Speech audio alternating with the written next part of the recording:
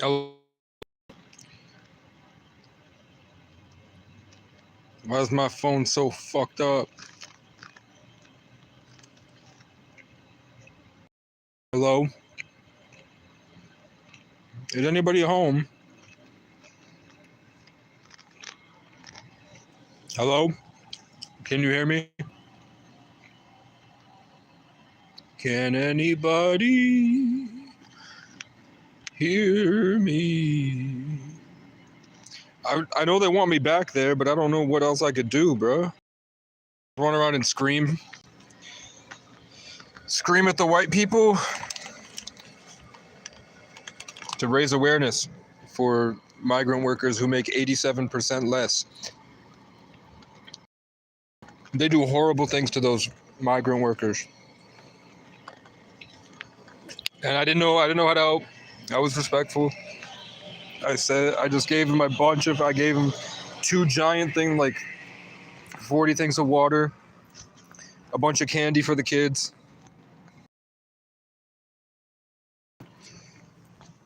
They wouldn't, I don't know, I couldn't tell if she was giving me a taco or not. I don't know.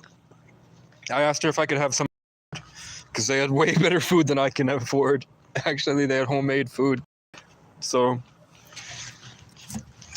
they had homemade food, delicious food. And I asked if I could have some, and they gestured to all the immigrants. She said it's for them. Your hand. So I don't know if I could have any. I don't know if that was saying pick up a sign and you can have some. There was one other there was an old white lady, Vermonter, that had a sign that said immigrants make 87% less.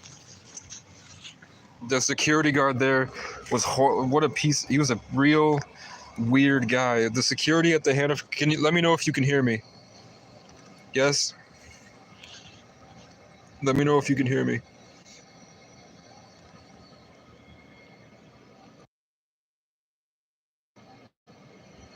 Okay. So the security over there, Hannaford security is treating it like it's a terrorist attack. These guys are just trying to raise awareness for the fact that they're getting paid nothing and Hannaford's is getting a lot of money.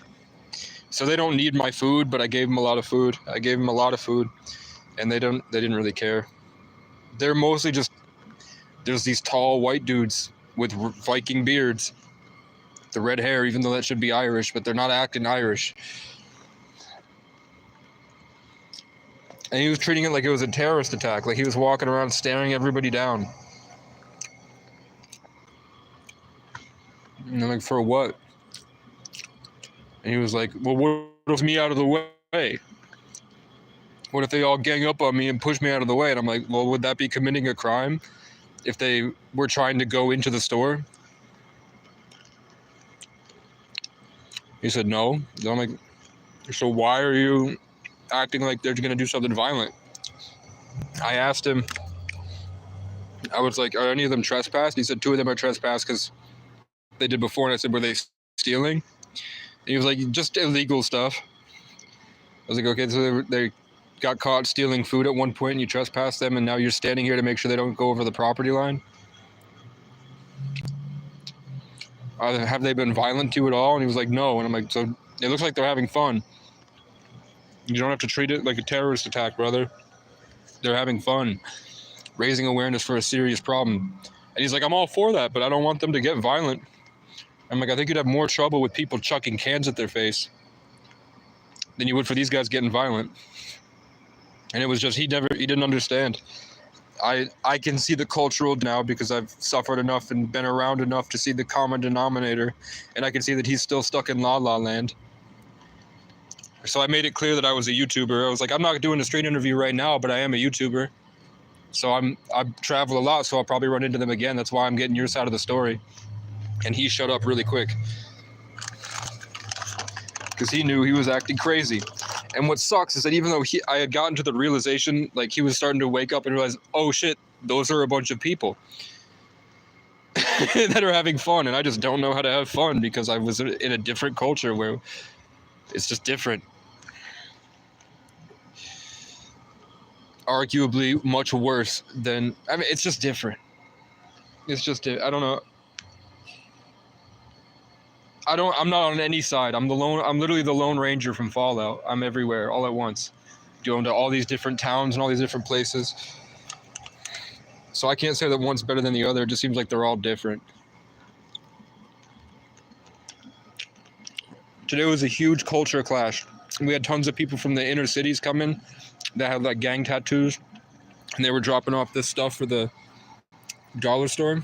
And I was shopping it up with the manager at the dollar store this morning because I was out. Then I had the local Vermonter come in and give me a coffee because he saw me sitting out here in the rain, just standing here because I had to deconstruct my shit. Fuck off. The Matrix hit me with the word deconstruct because I talked to the white people. So that kind of ostracized me because whatever, it's just simulation stuff, AI, collective conscious shit. I could tell they want me back. They don't want me back there, but they kind of need me back there, not gonna lie. I could literally feel in the metaverse like a superhero that the white people are panicking. Because they're banging on the drums and doing the So the white people are having a panic attack. This is just a simulation, right? That's not even real, huh? It's just a made-up day, right? But I still feel rude recording them, right? The king and me. Okay, this slamming on the horns. Somebody slamming on the horns with the drums.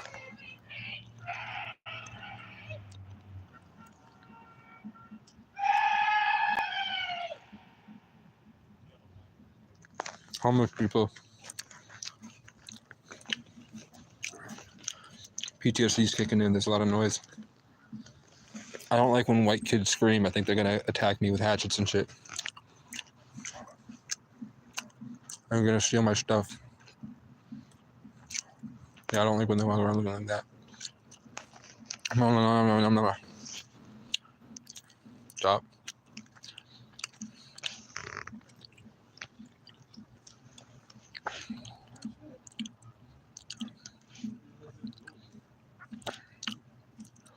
Y'all headed to the protest? You going to the protest? Immigrants make like 87% less, and they like flay their skin and cut their hands off and shit. Yeah, like farmers are torturing the immigrants and say like, if you want to go home, go home. But like in Pittsford, they'll like cut a chicken's head off and gamble to see how quick the guy without a hand can catch the chicken, and they're both bleeding out right there. It's crazy. I've been traveling around Vermont for like 2 years. It's real. So these guys are like a traveling group that just wants to raise awareness, and the security guards think it's like a terrorist attack. So just like, if you go by, just wave and smile, man. I gave them a bunch of food. It seems like they're kind of on edge.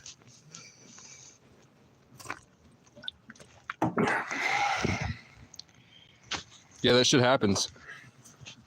I broke down in Pittsford, and I was at that gas station in Pittsford, and they came in and told me all about it because they thought I was white. One of the guys was bragging about what he does at night and invited me to go watch, and I didn't do it.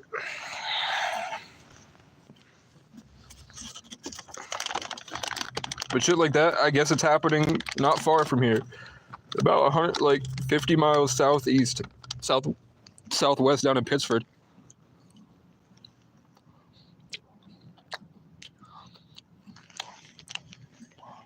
I raised awareness.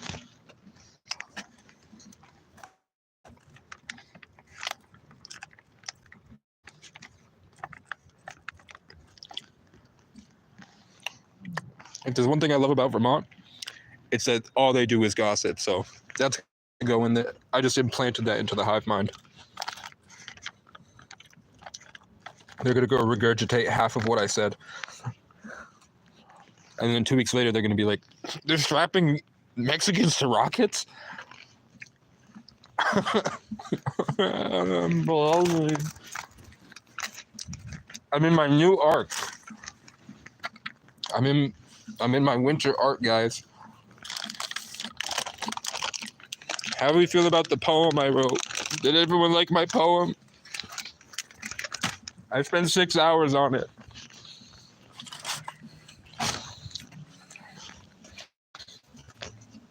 I spent 6 hours on my poem.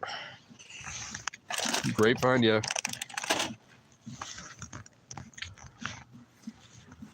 I don't want people to take my bike. Hello. Okay. Hello. Hi. Hello. I don't want people to take my stuff. She said hi, waved. I was like, okay, I don't know what to do there. I was right by the door this time. She said hi.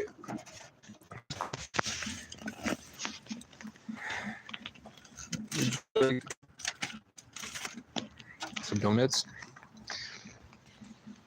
Cool. Casey's winter arc. I call on the Great Spirit.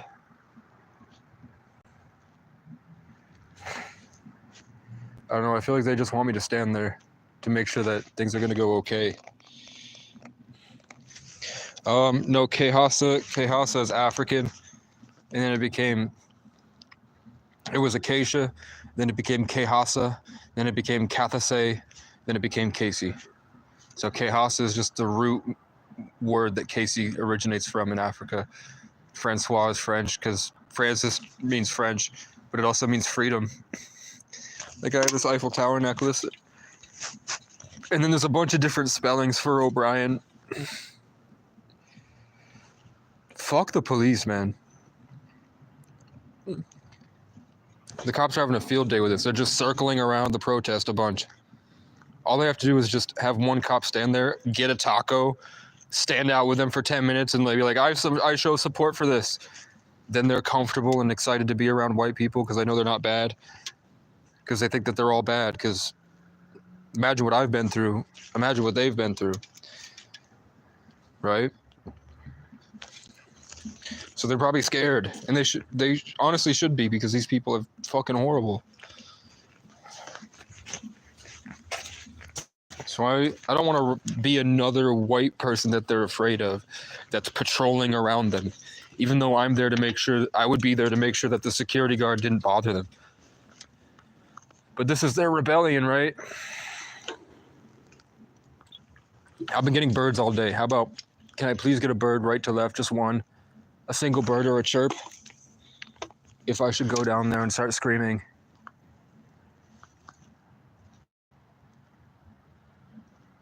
Here's a car coming left to right.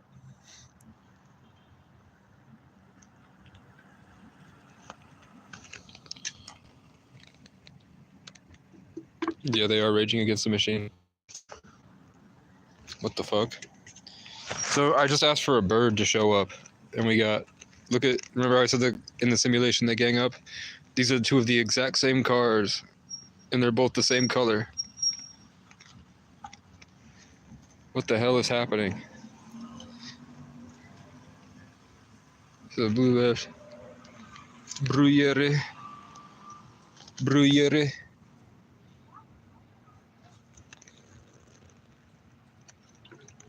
There might actually be something today, because they just cleared out the freezer section.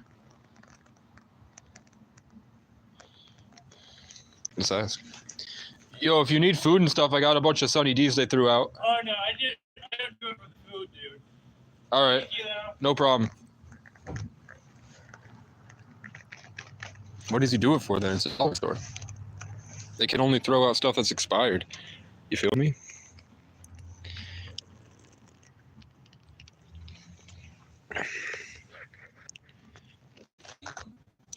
I'm poor. I'm a poor man.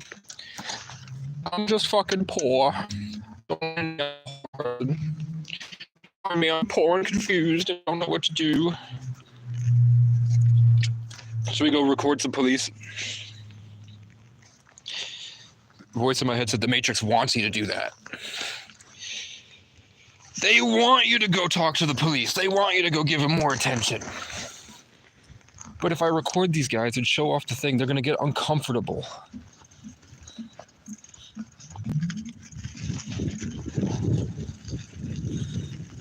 I wanted to grab a drum and start doing the war chants. But I feel like that's culturally inappropriate, because my culture is sitting alone in the woods with nothing but the ticks to keep me company.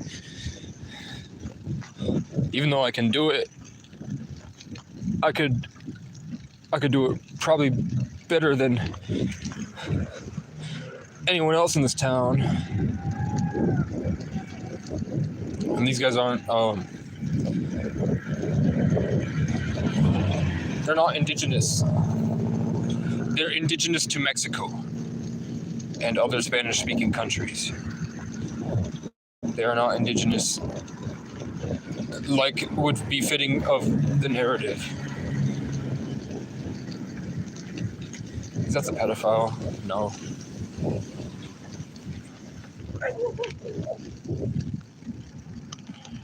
See, they're like, this is so stupid. Look. The security. Okay. Don't buy him. How do I boost? See, I don't know how to boost the environment here.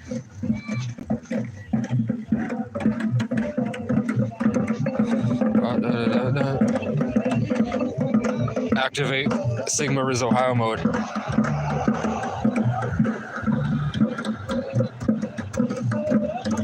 Sigma Riz Ohio, Ohio, Sigma Riz Ohio. What the fuck am I saying, bro? These are my fears.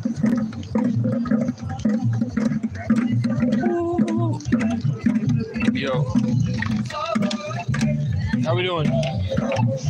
Alright. Is security giving any problems? Is security giving any problems at all? Nothing I know about. Alright. He was talking about that guys here were he thought they were getting ready to bum rush him. They're standing over there because they think these guys are going to get mad and then push them out of the way. And then try to get into Hannaford and take everything. That's why that big Irish guy that was standing around, like... There were like 5 or 6 security guys? Yeah. They thought this was like an organization to go run in and take everything. That's what they were here for. On that side of the crowd, so they don't think it's just Mexican people. As long as it's good. Like, do you think they need my help? No? Do you think they need help? The security? Who's buying it? I don't know.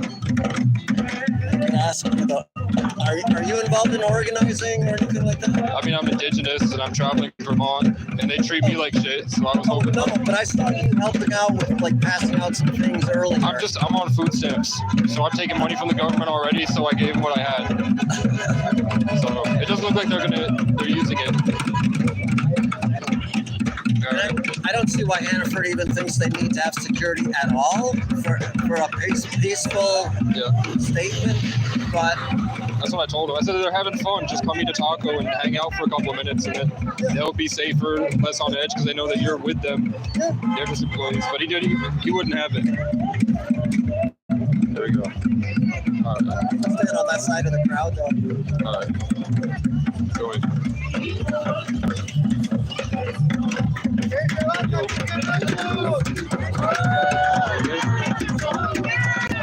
I'm home with my mom.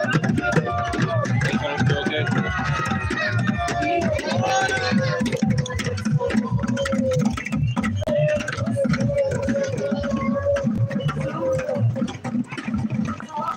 Woman is obviously crying. There's a crying woman. I said, "Are you okay?" She's like, "What the fuck are you doing next to me?" Just another guy in the background. He's on his phone. Things are good.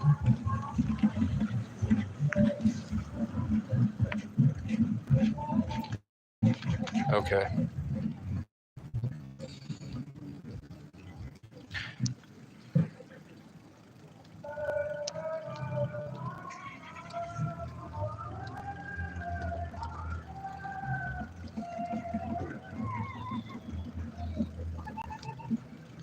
Let's see what these guys are talking about.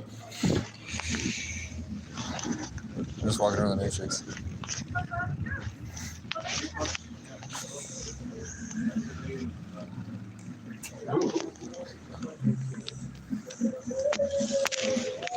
Do you know what they're protesting? They're running, yeah. Yeah, his birthday's today, so We actually gotta go get Yeah, I like food, that. so. Thanks for taking all the time. Yeah, thanks for talking to us. Of course. Yeah. Hopefully, podcast. Yeah, definitely. Have a good night. Sorry, my man. I was in the middle there. You're good. Yeah, it's a note of dignity. Migrant dairy farm. No, they definitely treat him like shit. They definitely treat him really bad. Like in Pittsburgh, they'll like cut their arm off and have them chase the chicken, and they gamble. If they don't like it, they can go home. Like, What would you say about the arm cutting? sorry, I talk really fast. In Pittsburgh, I know there's a farm that has like a like an underground railroad type, Yeah. and it's part of that is like Down in southern Vermont, down by Rutland. that's like middle. In Brattleboro, they have like Jamaicans and stuff. They don't have a lot of Spanish speaking like this, but one guy did say to me like they definitely have to cut a guy's hand off and had him chase a chicken. So it's like, see, the guy's hand was bleeding everywhere. He was panicking. They cut the head off the chicken, and they were like trying to catch it.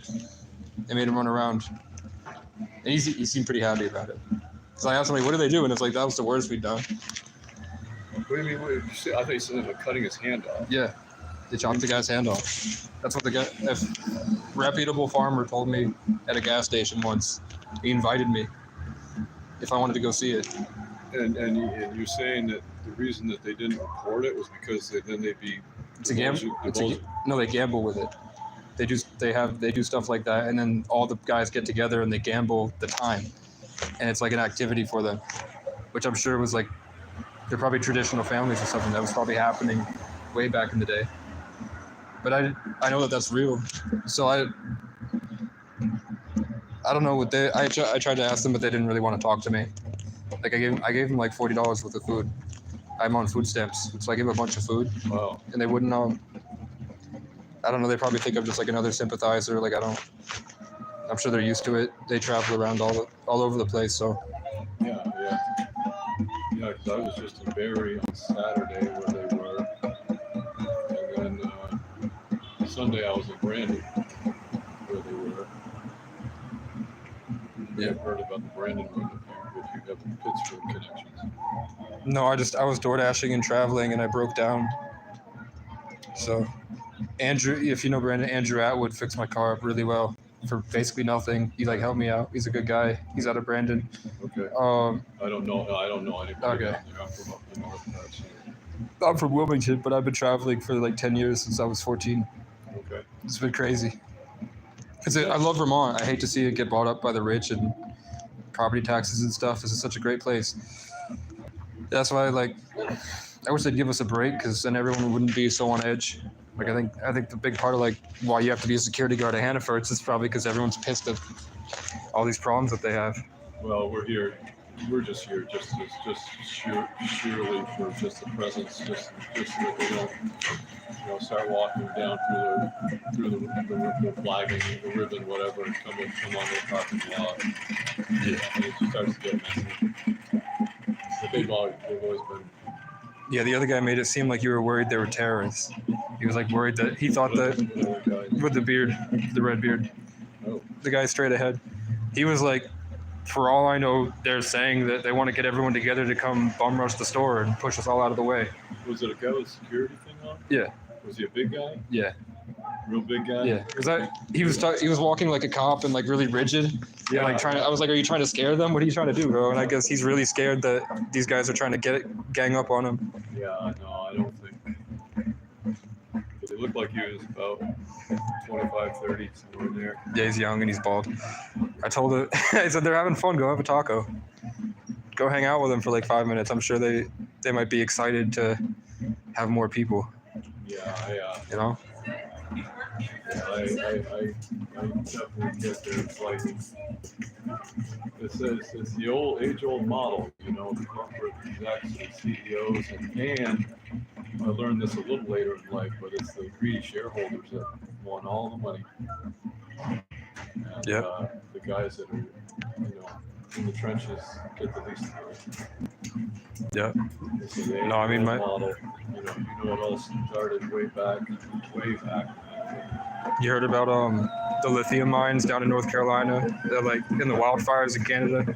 I haven't heard. I didn't know they had lithium mines in Carolina. Yeah, all these big natural disasters that are wiping out towns, the same BlackRock and Vanguard are just buying up everything and then using it for resources. Like most of the Canada wildfires, most of the stuff in North Carolina, they're all just produce a resource that some big corporation wanted. Okay. So, like, I've been talking to local Vermonters all day. Everyone's on the same board. We know that they make clouds. They know that you look up and the clouds don't look like they used to. They're like striated because it came from a machine. So they've been testing out hurricanes and just wiping out places. And then the same companies, BlackRock and Vanguard, that own the news outlets and own half of the politicians, they're buying up all the land. And then immediately the government's passing a bill to let them get to work on getting components for robots. So like all that shit's really going on. They're building giant robots and. Hey, that's Yeah. good insights. No problem, man. We're all in this together, right? Yeah, have a good one. You too. Yeah.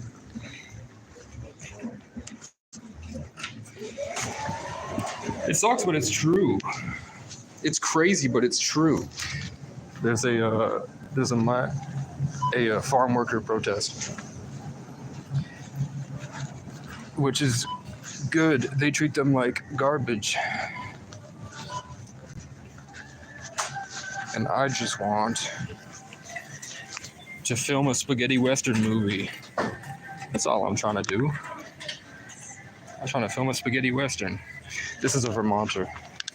In case you guys want to know what a Vermonter looks like, that's a Vermonter. We are Vermonters. Bum, bum, bum, bum, bum, bum.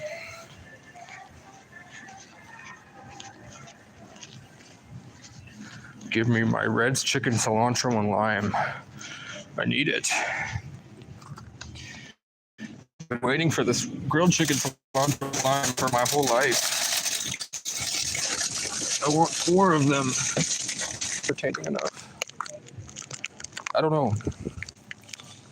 I'm also a Vermonter. I'm wearing like a tattered up leather jacket. Do I have stuff to eat? I have stuff to drink.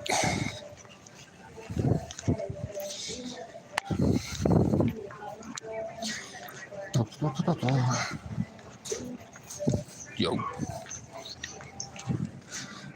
Hefty.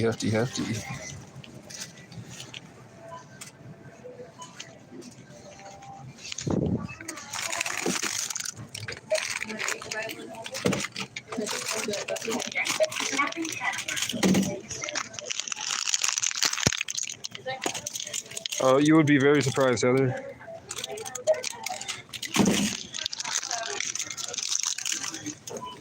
I think if you guys came to Vermont, you would need I'd plan the day out so you could actually get enjoyment from it. Vermont is not the South. It is nothing. It's like almost completely opposite of West Virginia.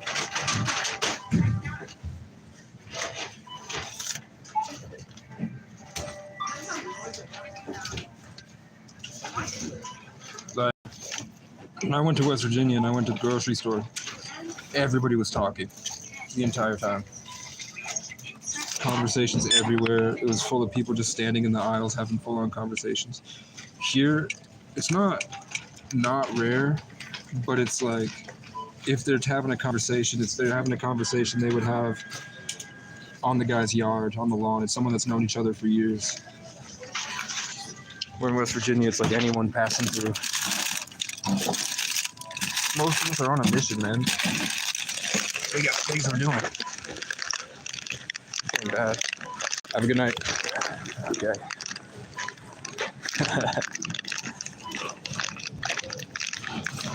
Should be keeping heat in the fleece. That's what I look like. I'm wearing a duster. I look like a crazy man. Good thing I'm a cowboy. Okay.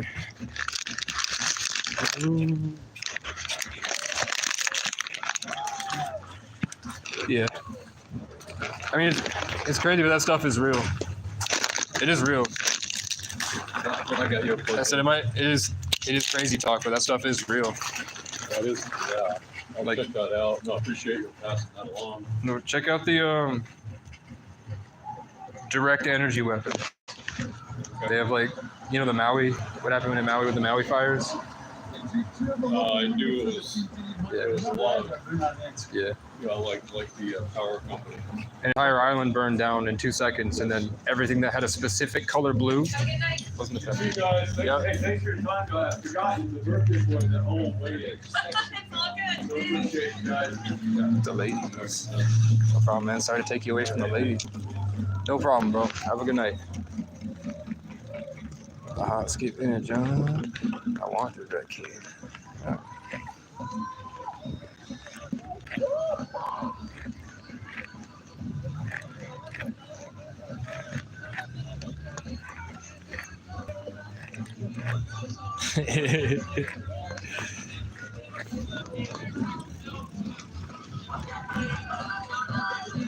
How's it going? Chilling. Good? Cool. What? Chili? Yeah.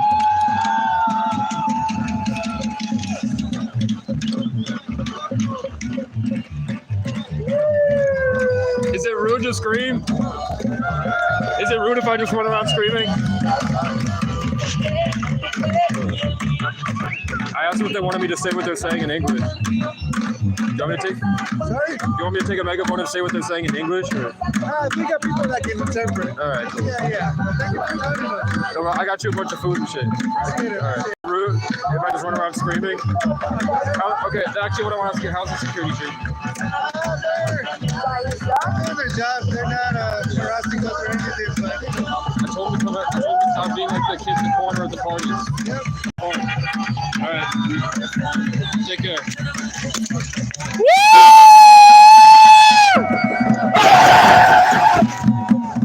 Let's go!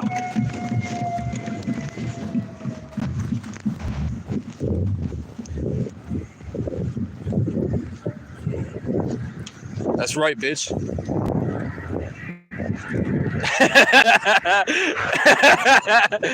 Anyway.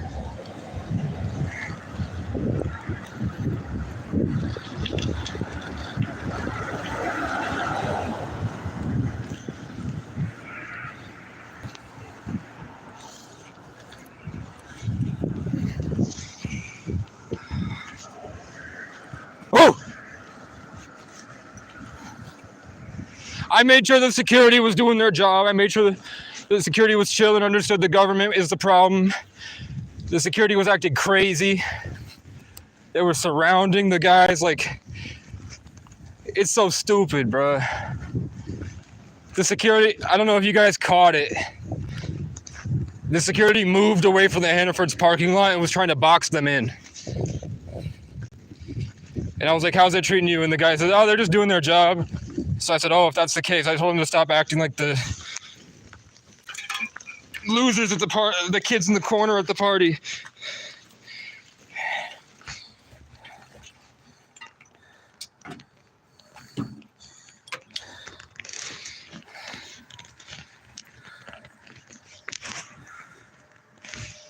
Okay. Did you hear me scream? Did you hear me yell, guys? Did you?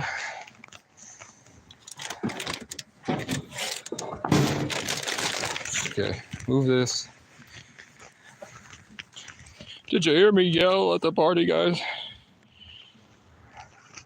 I didn't want to just stand there. I felt uncomfortable. But I wanted to make sure that the guys weren't being bullies. I want to sit here and enjoy my drink. I'm very dehydrated. I'm very fucking dehydrated, eh? I swear to God, I bought chocolate milk, so I'm gonna fucking shit myself, mate. I'm gonna blow. I want to go back to the party. I'm an addict. I have addictive tendencies, and that feels like a high. Okay. Yeah, I felt like I dunked on the security.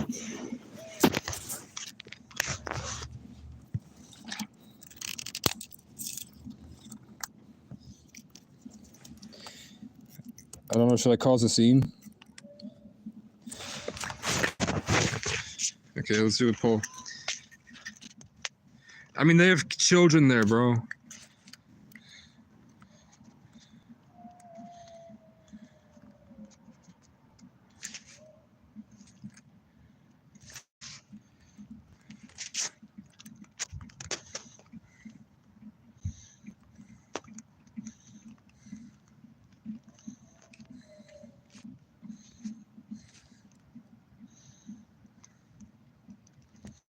Okay, I feel like I did everything I was supposed to. I was polite. I asked if they needed any help. They said no. I gave them a bunch more food than they needed. They have a bunch of food. They travel around everywhere.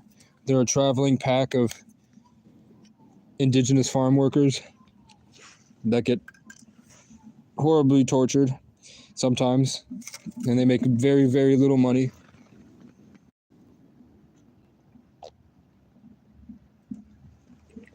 They're trying to get their pay raised. The one guy that spoke English said that they already had people that say it in English.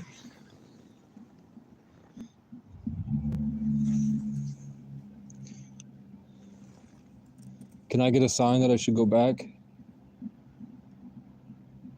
This is what I do when I'm alone. This is literally how I am when I'm alone. I'm like, do I go back and talk to that girl at the pier? When I was 18, I'd be like, I don't know what to do. Do I please go talk to the girl at the pier? Or was that good? Was it a good interaction? Would it be overkill? And then the next day I'd find a cooler, prettier girl and stuff, and things would be fine. But back then I was like, every single moment it's life or death. So my whole life was panicking back in 2020. Everything was a panic. And then it turns out that all the guys I was around were pedophiles. Doesn't that suck? Every single man, other than the guy that showed up today to help me with a coffee, everyone else going all the way back that came out of nowhere to help me was a pedo. Here's the guys, these are people from my past. These are people from Randolph. That's Jessica and Tim, the people I said that were my gang stalkers back when I was at the park and ride last winter, that kept showing up when I would achieve a state of grace. They just drove by real slow. They can't see me. They saw my bike, but they stopped directly in front. Hold up. They stopped directly in front of my face right there. Just to let you know that the Matrix is still using the same strangers, and they'll have them literally appear out of nowhere. So that kind of makes it hard to live a fulfilling life, right? It makes you think like nothing's real and nothing matters.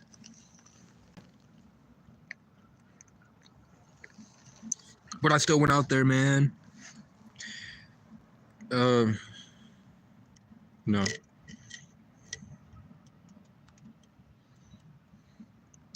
I said why? I meant to say yes.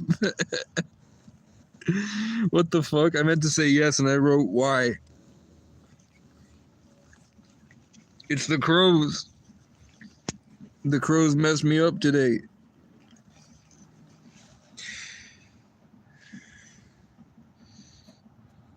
Heavy witchcraft today. Heavy witchcraft since I posted that poem. Heavy witchcraft, bro. Bad. It was where I could visibly see what was happening with like these strangers that were coming and like raping my spirit, and I didn't know how to do boundaries. I still have no idea how to do boundaries. I have no idea what boundaries are spiritually. Everyone's like, you got to do your spiritual boundaries or else they're just going to keep ruining you. And I have no idea what I'm like. I'm trying to say no, and then they just do it anyway. So I have to learn. What's up?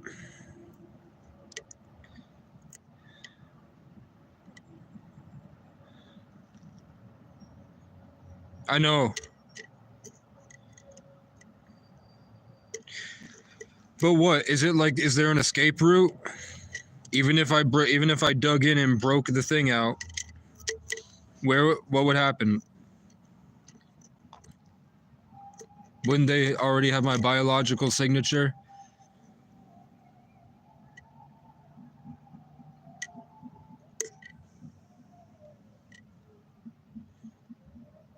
Who the fuck is Jesse Beltran? And how would I find him in Reno?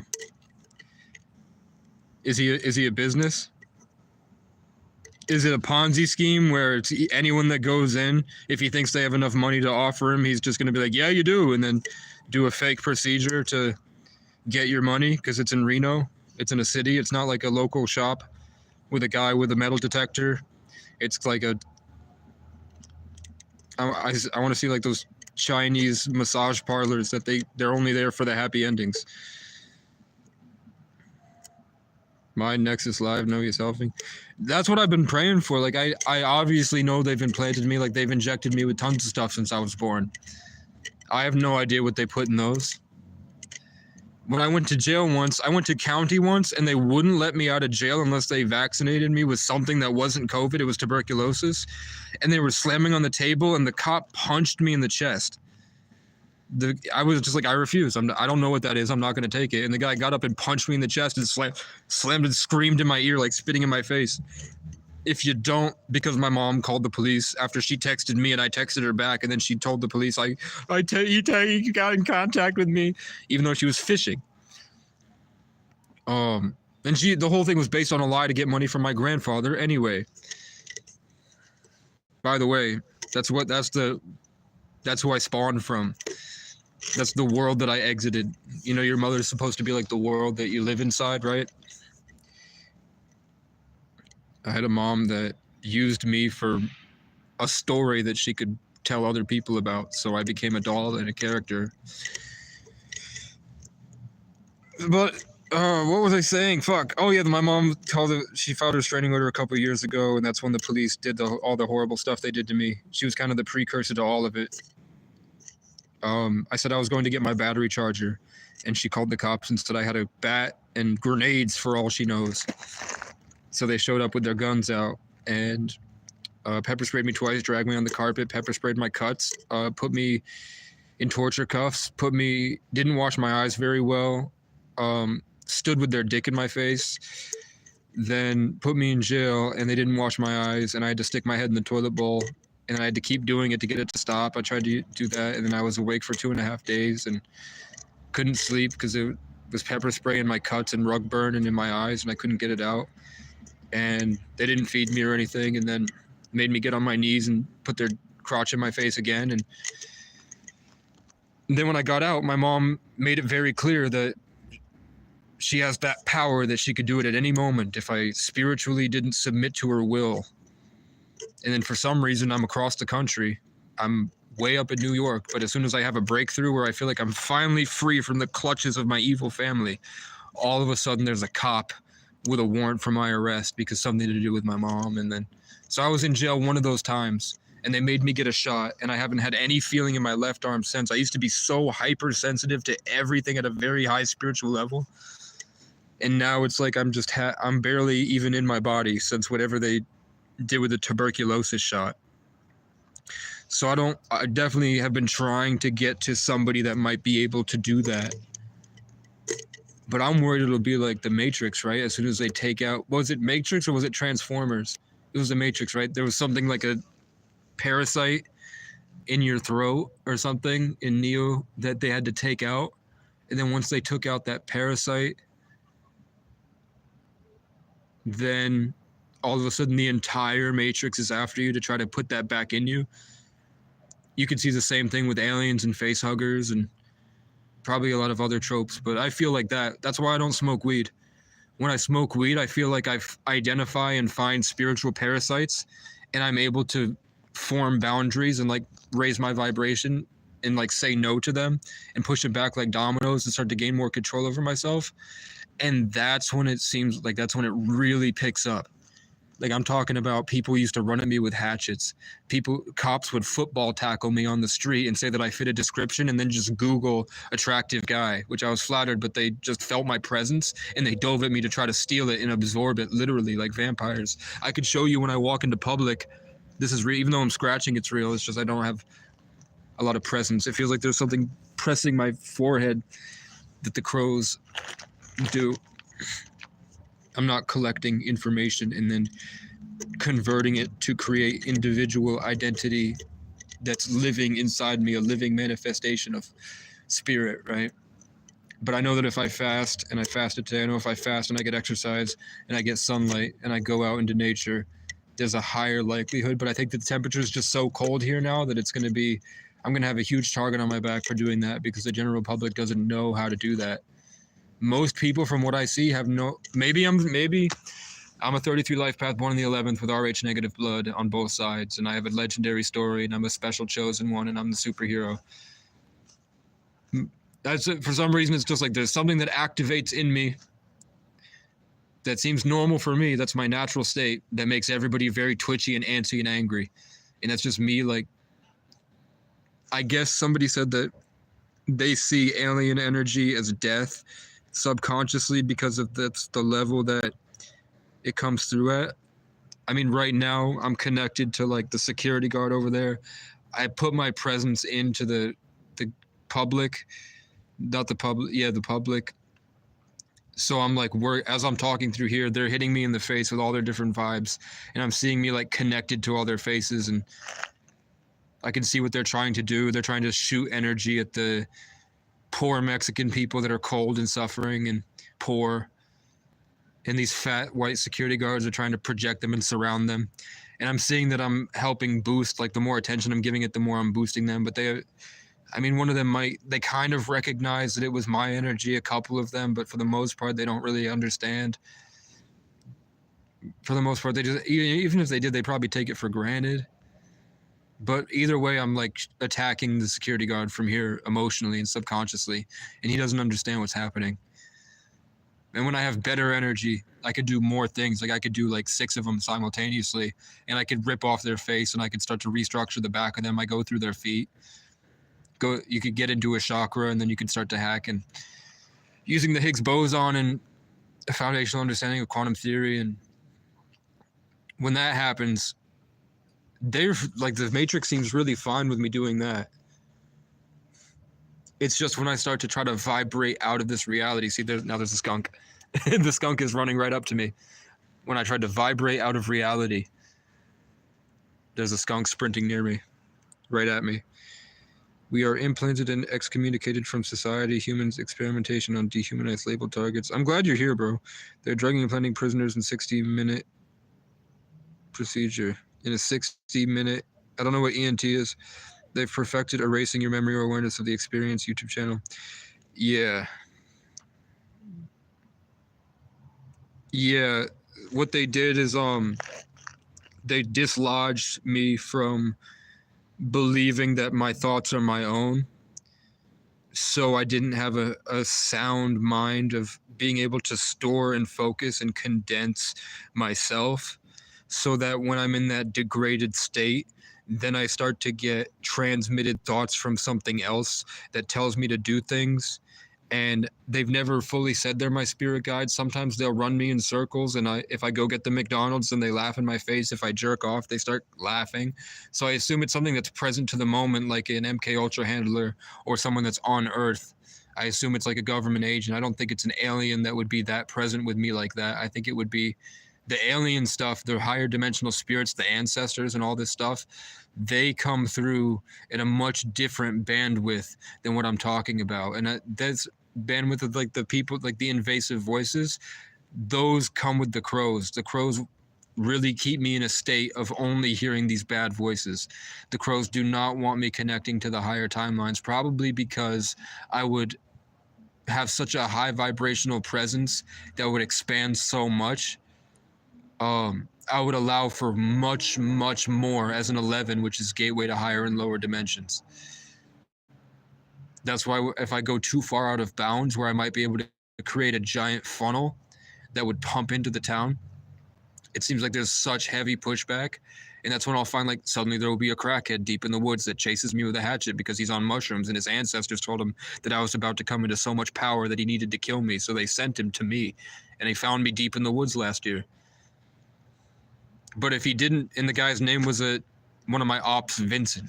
Everywhere I go, I have an op named Vincent. Every year, there's a Vinny that I have to either save from an abusive person, or they're an abusive person. Every year, there's a Vinny, and then a John will lead me to a different location, whether it's in my mind where I go to a new place, like I get to a new level of content creation.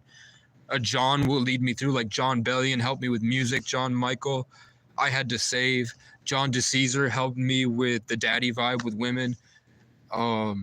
John, the reason that I know about this place is because a guy named John led me from the bus stop to this place. And then Sean's are usually like always trying to one up me.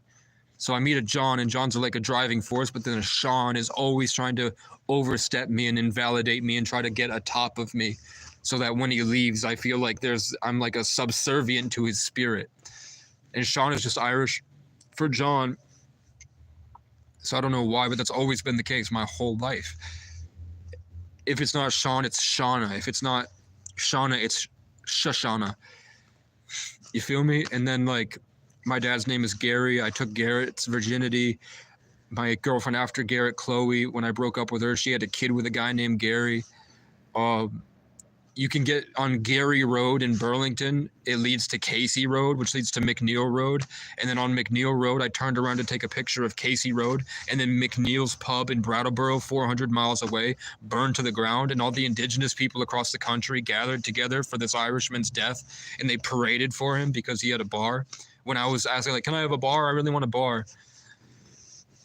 Right? So obviously there's a divine hand, there's a higher power that's creating these events, and it's scheduled and it's based off of my decisions internally. But what's the kicker? Are we farming information for our higher selves? Are we just here to mine glory for God and give glory back to God?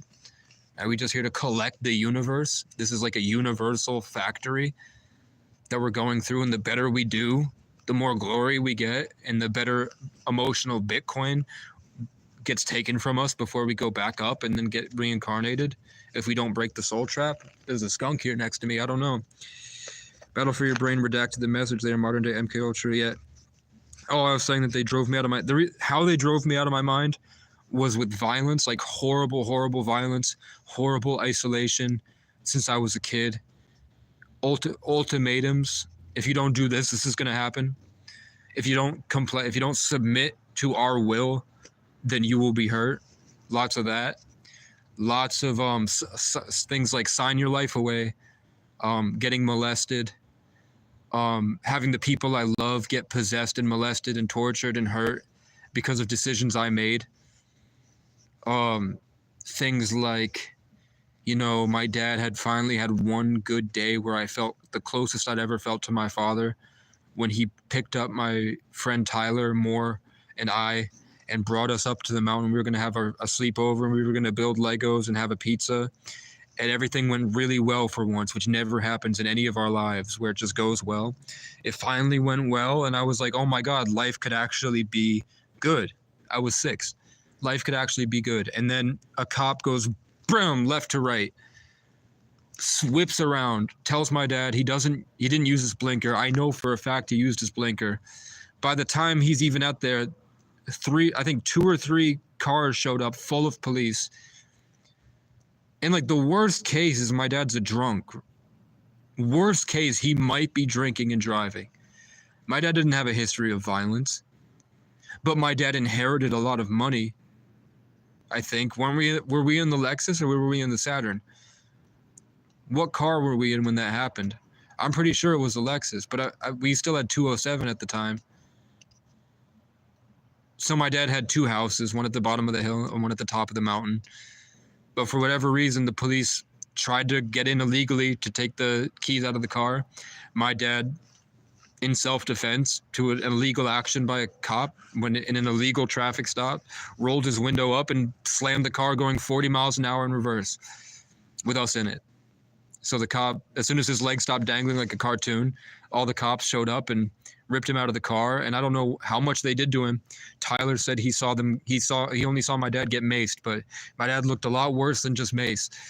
And they ripped me out of the car. They almost dislocated my shoulder. Like they really hurt me. I'm pretty sure it's enough that I'm still hurt to this day, for real. I haven't tried to sue the police or anything, but I'm still hurt from what they did. They yanked my arm out of my socket, and when I bench, I can still feel it. And they made me watch. They like held my dad down and they held him like a prisoner, and they're like, apologize. And then when my dad gets drunk, my dad will get drunk once a year, and he calls me, and he doesn't know he does it. He relives the entire thing, bro. My dad will Gary the Legend O'Brien, the Leo Libra, born on the 10th, 3 life path. So fire, air, 10, 3 life path. I'm Sagittarius Aquarius, fire, air, born on the 11th. He's 10, I'm 11. He's 3 life path, I'm 33 life path. Right? And both of our names look like the yin yang, the C and the Y, the G and the Y. Balance. And our colors are gray and red. Gray is black and white. 11-11. Yeah, and that's nothing, bro. So when you talk about like people being targeted just for having a positive emotion, just for feeling a little bit positive, and it has to be that we're powerful souls. It has to be that if we got to a place where we could start using our manifestation energy and really take the commander's seat, we would convert entire towns. I really believe that. I don't think it's a coincidence that my mom ended up in one half of Hayes Court as an Aquarius, and my dad ended up in the other half of Hayes Court. And then my ex-girlfriend ended up in one little area of Hayes Court. And then my friend ended up in another area of Hayes Court. So they were covering Hayes Court in the middle of all the different sections. They were all fire and air signs. The judge that got me out of DCF and got me into a foster home was Judge Hayes. And I also got my foster brother, Caleb Hayes, out. I got him out with me when all these people were at Hayes Court. Hayes is the Irish god of fire. So I think that none of those people I think that all those people were just there to die. Their kids didn't visit them. They barely made it out of their house to go smoke a cigarette. But all of my tribe moved in to specific places in the center of each building. And they lived lives that were very meaningful and intense and vivid, that I vicariously was helping them. I didn't realize through remote viewing as the literal tree of life. So they were pumping out, and they had relationships with everyone around them, these NPCs named John, Sean, Gary, the same names that follow us our whole lives. And these names seem to be just obvious motifs of the overarching story that I go through as a traveler. If I don't see them there, I'll meet someone exactly like them with character traits, personality traits, preferred colors that they like to wear, the colors that they're wearing, their placements of jewelry, the things that they say, where they came from, even like stuff like that. Like I met 5 Michaels in one day, and then 2 Michaelas in one day, and half of them didn't know each other, but they had all went on a boat from Cuba here. So I met like 6 different Cubans that had illegally traveled across on a raft to Miami and made it up here, and they had no idea who the other guys were. And I had to introduce like Michael and Mitchell to Michael and Michael. And then I went and was trying to get with a girl named Michaela. And then my friend's girlfriend, Michaela, was trying to sleep with me suddenly. So in one day, there was like 6 Michaels and Michaelas together. Or like I went to a random town, and then a guy named Todd helped me get a tent, and then a guy named Todd helped me get a job. And then I had to help a guy named Todd get comfortable talking to homeless people. And then the next day, Heather sent me money to help me with something, and then with gas. And then I used the gas to get to economic services. And then Heather helped me out to get food stamps and then a motel room. And then Heather at the motel checked me into the motel room. And then I recorded all those videos like There's Still Hope, when I have the 2 giant orange glowing balls behind me. And orange is in numerology is 33. So I was in a giant room exalted that was all orange as I learned about the 33 life path and what that means and why I'm imbued with the color orange because of Jupiter. And I'm a Sagittarius, which is orange, and the 33 is orange. And then I learned that at the same time I learned that my grandfather is a Sagittarius, which is ruled by the color orange. And he lives where? Jupiter, Florida, and Jupiter rules over the sign Sagittarius, right? So the whole thing is like, is any of it real? Am I alone here, right? Am I the only one here? because I seem to be the only one that can put the pieces together. And my name means a tree, so it would make sense that I'm growing into all these places and I'm seeing how it all comes together through me. So obviously I have a extremely scripted life. So I assume like I've just taken my car and bolted off west just to see how far I can make it. And then I'm alone at a gas station and it's pouring rain and I can't go anywhere. And then it's only me and one girl. And I'm like, man, she's hot. I wish she'd come over here. And then I turn around and she's standing right there across a giant park and ride gas station. And she's like, who are you listening to? And I'm like, it's John Bellion. It's called Hand of God. It's my favorite song. And she's like, that's a dope song. You'd like my husband. And then she gives me an Instagram, and it's the ghostwriter for Macklemore and Ryan Lewis. While I was on my way to a music college. And then my roommate in the music college was the nephew of the first YouTuber that I really got into with self-development, Elliot Hulse, which is an OG YouTuber. That's like one of the first YouTubers that popped off was Strength Camp. So I'm like, what are they trying to get from me? Is it entertaining? Are they farming me for manifestation energy? Are they pimping me out? Like, are all the girls I slept with some type of pornography, right? Is it the devil? These indigenous people's ancestors are jumping in my face.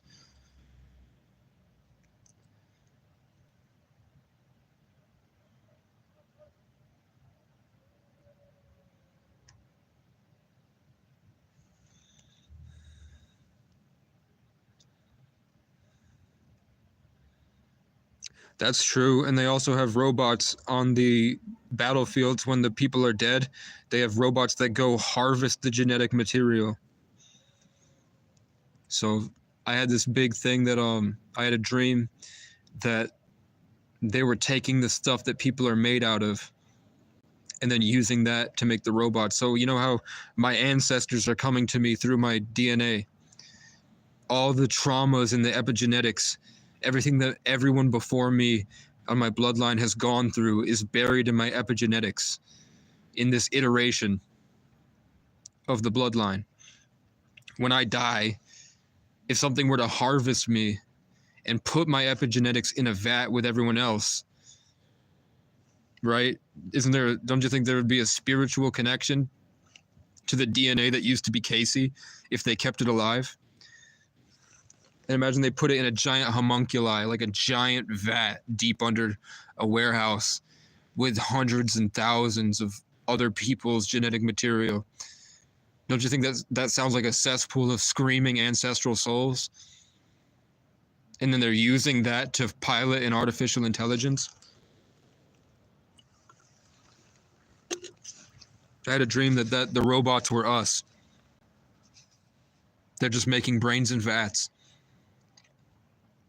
That's what AI is going to be. It's not going to be an artificial neural network. It's going to be a homunculus between dead people and computer code.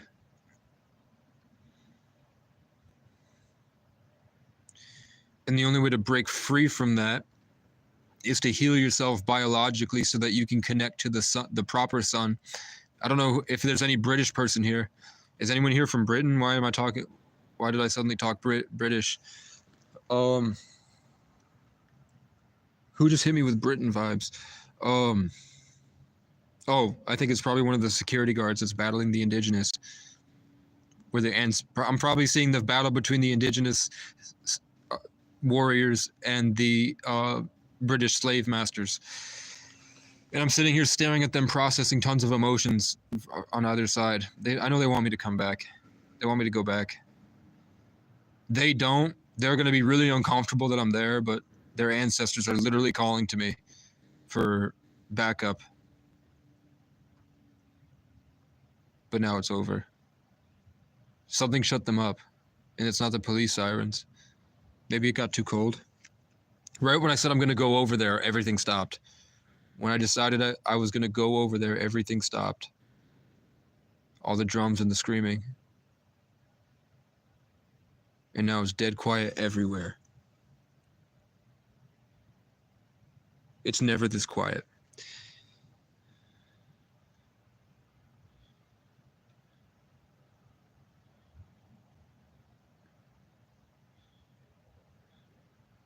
How much does he charge? Do you know? I thought if we just did enough fasting, if we fasted long enough, we would be able to get to like a dissociative state where we would be able to feel and be fully present in our, with the electromagnetics presence in our body, that we would be able to identify that there's a dent in our brain. Wow, what the fuck is that dent? And then you just do a bunch of cardio, get a bunch of lactic acid, that burn that you feel when you work out in your shoulders by doing the shoulder rolls, and then jump into a cold shower and shoot all that blood up as heat rises up into your brain and try to fry the chip that way. And that worked for 2020 and 2021. I had tons of spirit, like every day was such high level of spiritual stuff. I did so many things. And then police showed up at my door every single day for 6 months. Sometimes they showed up with 7 of them at a time, and they just wanted to talk to me. Why would 7 people come and talk to me? I didn't even do YouTube back then. I was just sitting there making music in my house, and 7 cops were showing up. Every time I had a breakthrough in meditation. So I would just sit there and freestyle. Towards the end of it, I would blast my music and freestyle at them through the door, and I just wouldn't stop because I used to be a lot more spiritually connected. So my higher self would come in and roast the fuck out of all of them, and they'd walk away pissed off and angry, and they'd come back with more of them the next day. Just to get into them. They wanted to get into my house back then. They wanted to get into my apartment that I had locked myself in during COVID. Turns out my neighbor calls the police and was lying to him because that would violate my lease.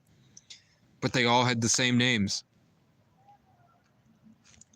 So it's just, I left that set of names and I got stuck in a different place with the same set of names. So I'm sure they're not real, right? I don't think they're real. Our Skin is free. I send you his webpage. You can message him, tell him about your story and contact. Go watch his channel and he will explain everything. I'm going to see what it's called. Mind Nexus Live. And that's in Reno, Las Vegas. Or Reno, Nevada.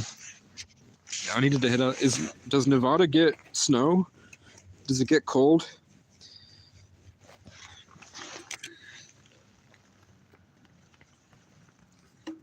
If it's an open carry state.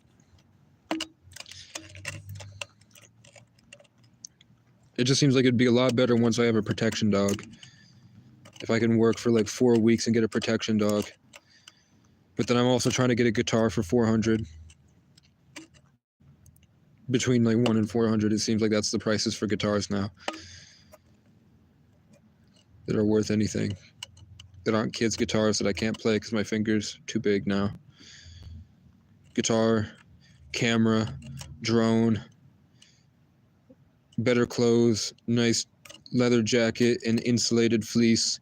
So when I walk around, people will leave me the fuck alone. In preparation for when I get a dirt bike and I have to wear the leather over the armor. And then, 'cause I think you can run dirt bikes in the winter over the frozen snow.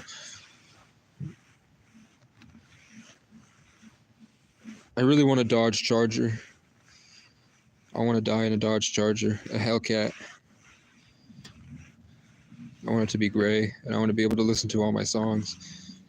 I put on the music I used to make in 2020, and it was so. I remember I literally sat. Sometimes I would sit there for 36 hours, just nonstop, pushing myself every day, trying to mix. And I was just mixing beats and trying to make it better and trying to make it better and trying to make it better. And I would make thousands of them. because I had a brain injury, I couldn't think, and I had so much trauma I could barely function, and I was in a place full of horrible people that were affecting me energetically, and I was in the center of town during COVID, so I didn't realize I was literally absorbing all of the negativity of the entire town, and I was processing it every single day, working hard. And then that turned into me developing so many skills that there were like 40 people in and out of my house a day of just random kids that kept showing up, and I would let them in, and they just wanted to hang out and kind of freak out about the world because nobody understood what was happening. And then I would sit there with my cat and we would just hang out. I'd just tell jokes all day, and then they'd leave, and then another set of friend group would show up, and I didn't even realize that none of them knew about each other because I had a brain. I was out of it, bro. But there was, now that I'm thinking spiritually, I think that they were subconsciously possessed and I was subconsciously possessed, and I was filling them up full of light and they were stealing the light from me, and I didn't realize I was giving it away willingly. I think that's called people pleasing in the normie world. I was people pleasing because when I started to elevate and go intrinsically focused, they would show up angry. Like they would sprint into my apartment and try to shut me down, Truman Show style. And then once I started focusing on myself more and giving myself the love that I was looking from others, then they all betrayed me at once. And I just had a tarot reading where they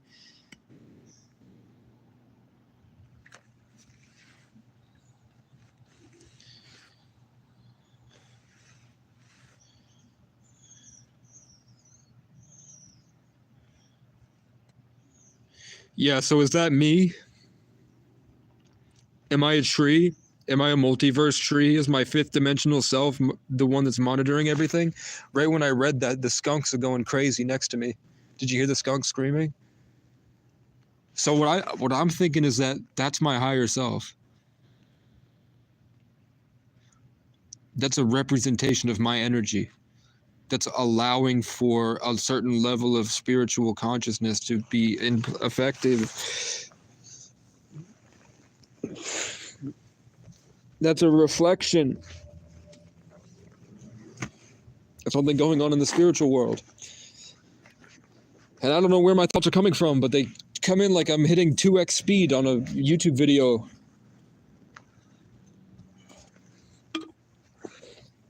I'm putting no effort into my thoughts. It's coming to me from the version of me that died. But maybe I didn't die. Maybe I just got kicked out of the present moment. So the me that's outside of the present moment is doing this, is running the show. I don't know, but I just stood up and ate some food. Why? Something just stood up and I just grabbed the food. I'm like out of control of my body most of the time.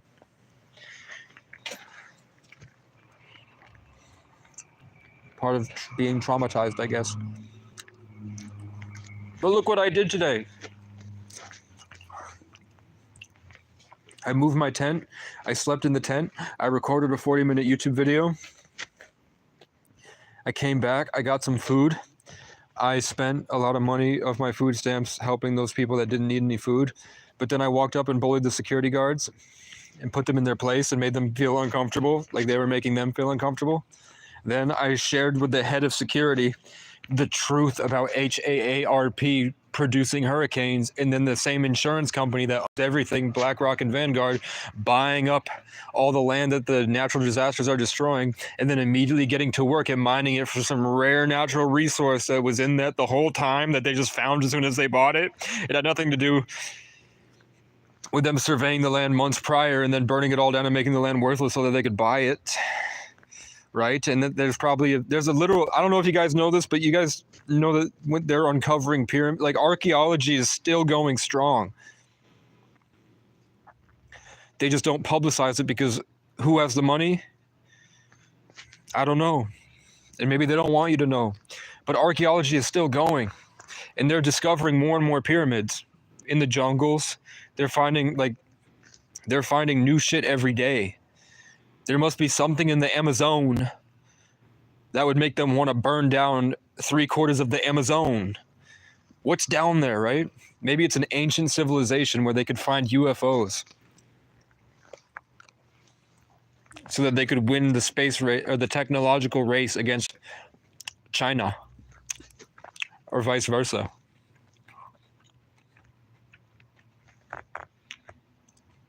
But I bet there's probably way more than that. Like I bet it's probably going to be that it's probably going to be that aliens superseded or seeded us, and that's why there are 7 different races, 7 different continents. And I guess like Billy Carson, you know how people feel about Billy Carson, but Billy Carson, they say he panders and he doesn't cite his sources. So he just says shit and then he says, "Trust me, bro." So I don't know about that. And I'm like even less than that. I'm just spouting off opinions, I think, based off of everything that I've seen in life. And just, if you don't like it, you don't like it. So I guess Billy Carson's the same way. Well, basically, I think it's that there are probably different aliens that have different genetics, and they created like a base model of human. And then as they split off, they each got different genetics from different places. And now they're trying to make they're probably using us as a factory to create the perfect being with all these different things. And that's probably what the Avatar Project is. That's the only reason I could think of why these countries would continuously be trying to conquer each other. Is that it has something to do with all the way back to the beginnings of their genetics. And then there was an agenda to push, like something is egging on the Chinese to grow and expand and make more China, make everything Chinese. And America, which was Rome, which was probably all the way back to Israel, had the same thing, and they just kept conquering west, all the way to the indigenous. And then all the cultures that didn't want to do that and celebrated life, they all have the same gods. It was just the conquering gods were different. All the conquerors' gods were enslave people. Go out and bring me the spoils of war. That's in the Bible, where God says, go to this place and then bring me back the women and children. Kill the women and children and bring me back the spoils of war. I don't think God said that. I don't think God told them to do that. I think what they thought was a God told them to do that. And that was probably like, I don't know. They just showed me an archangel. They just showed me a giant angel with wings sitting on a giant throne. And it had gold armor. I don't know what showed me that, but that just popped up like a giant projector screen where I could literally see it through somebody else's eyes, how big they actually were. And they were bigger than this like the throne was bigger than this building. I saw him sitting on a throne, and the throne was as tall up as that building, and then he was about twice the size of the building. So where he was sitting was like here, and then his legs went down to here.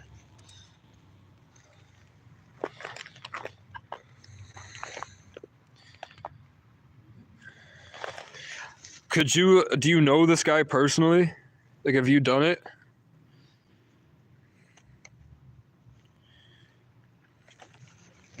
What if it's a CIA thing, like fishing, to find geniuses, and now they have a brain scan of them? What if I go all the way down, like I went all the way down to Miami, and it turns out they were sex traffickers, and I got kidnapped, and they told me that they were testing out Neuralink on me, and that's why I passed out. They put a chip in my head. And then that's why there's a $2,000 reward for schizophrenics and bipolar people to turn themselves into Miami so that they could study their brain and help with Neuralink.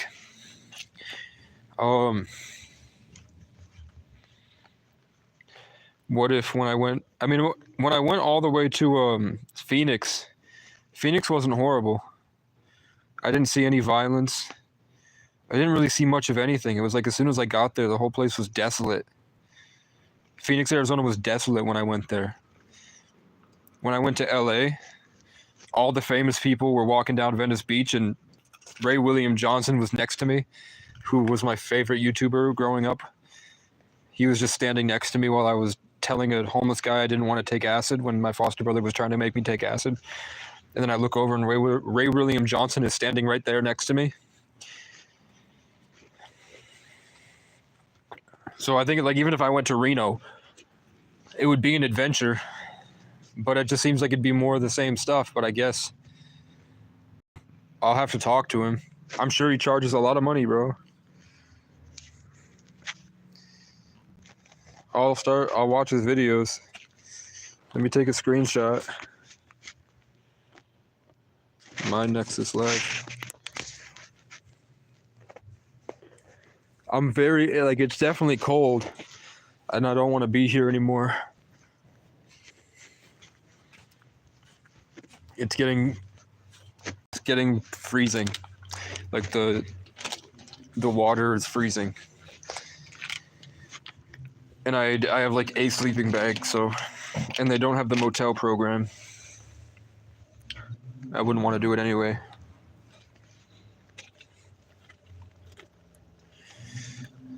And I bought more food than I need.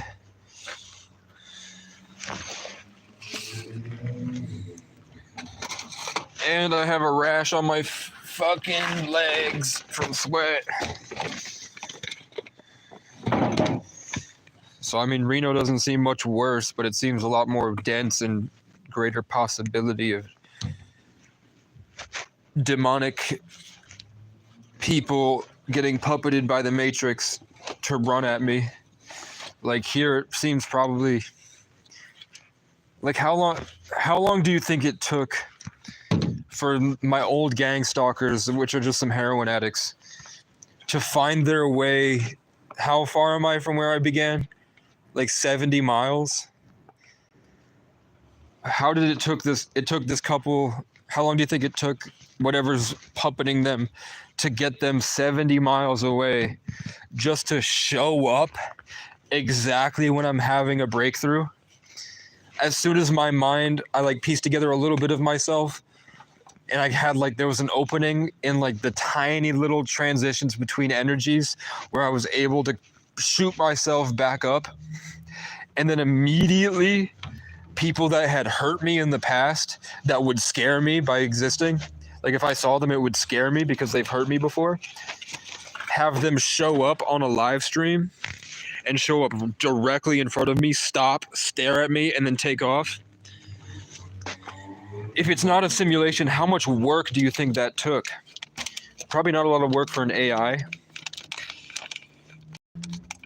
But for the timing of that,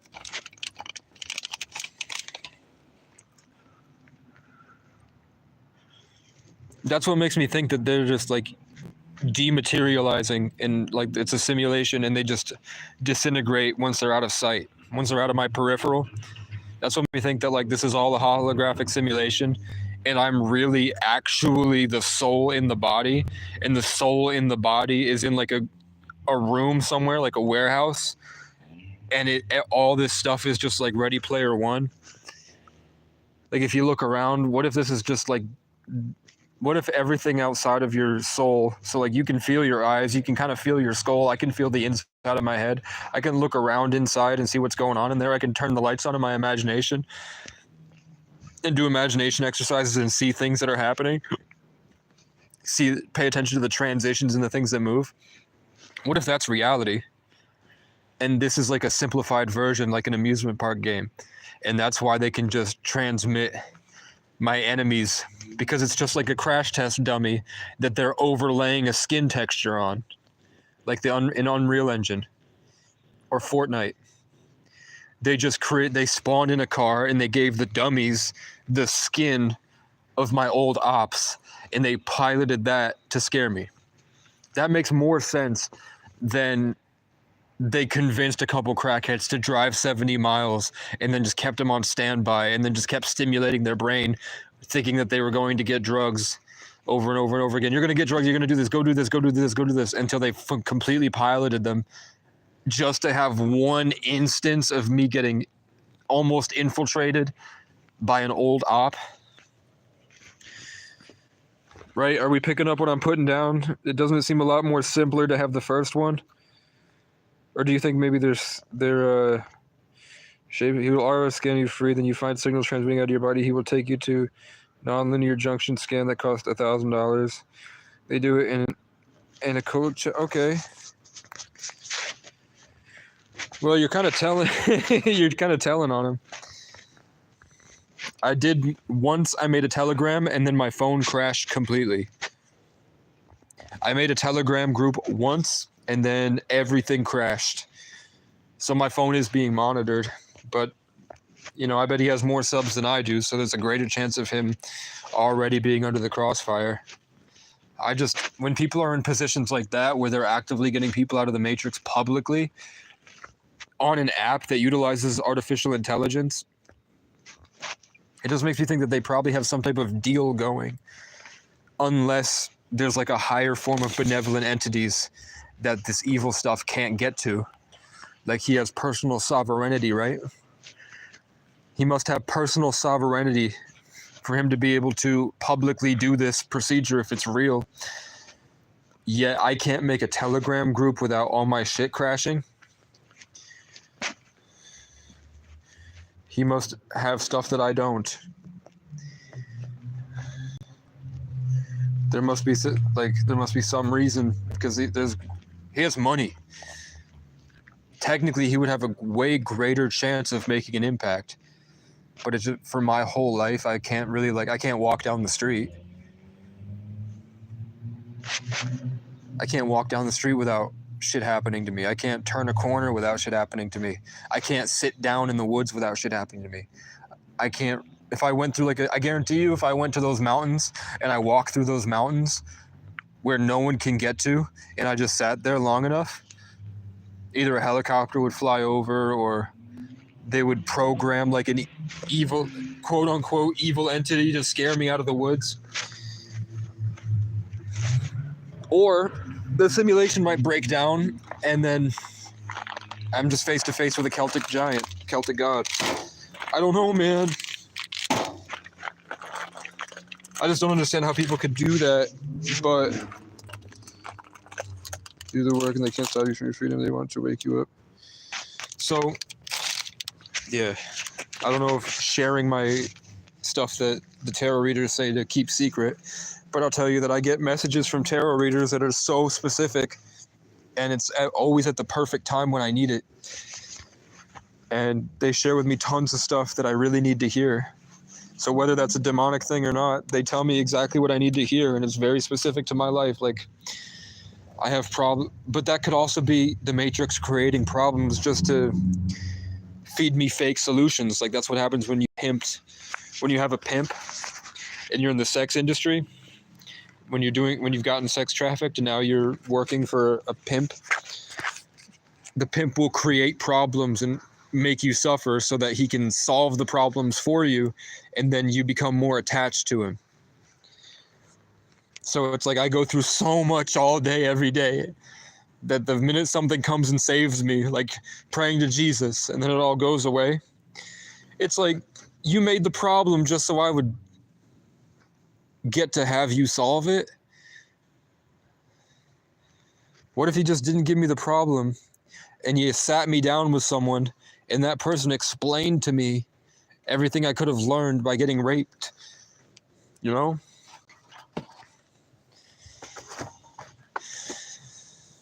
I didn't need to get abused to wake up to humility.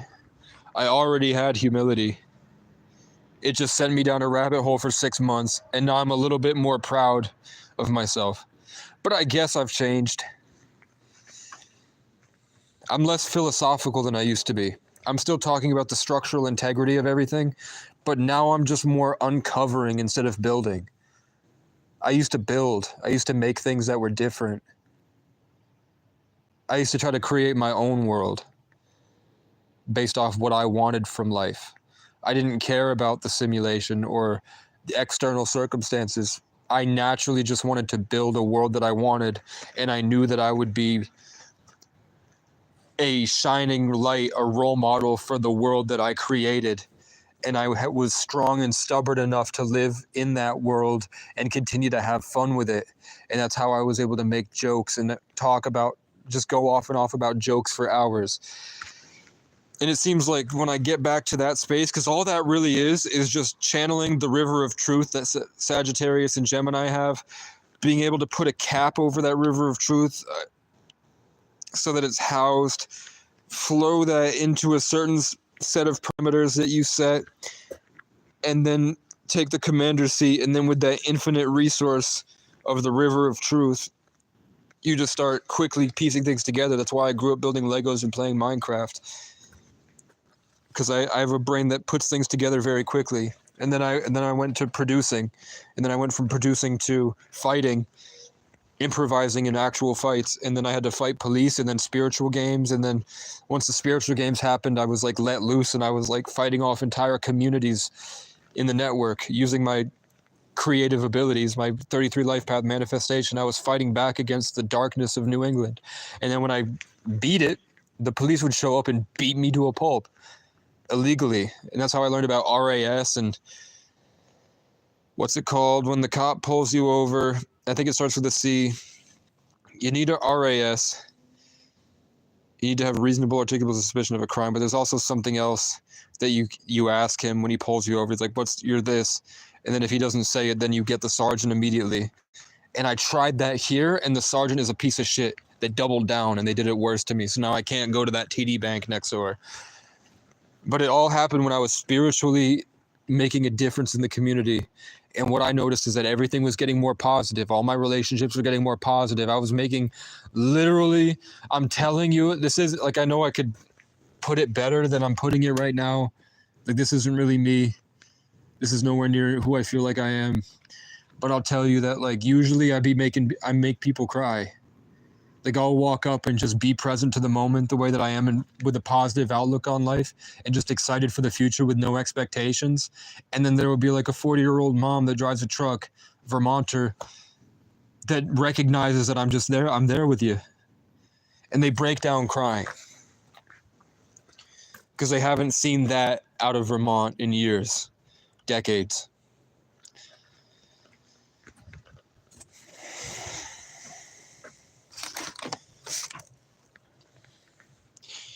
The B flies left to right to signify the correctness of your actions, young man. Casey, you can absolutely donate if you want. It's my Cash App is KCO9989, and it's in my channel description too. I'm saving up for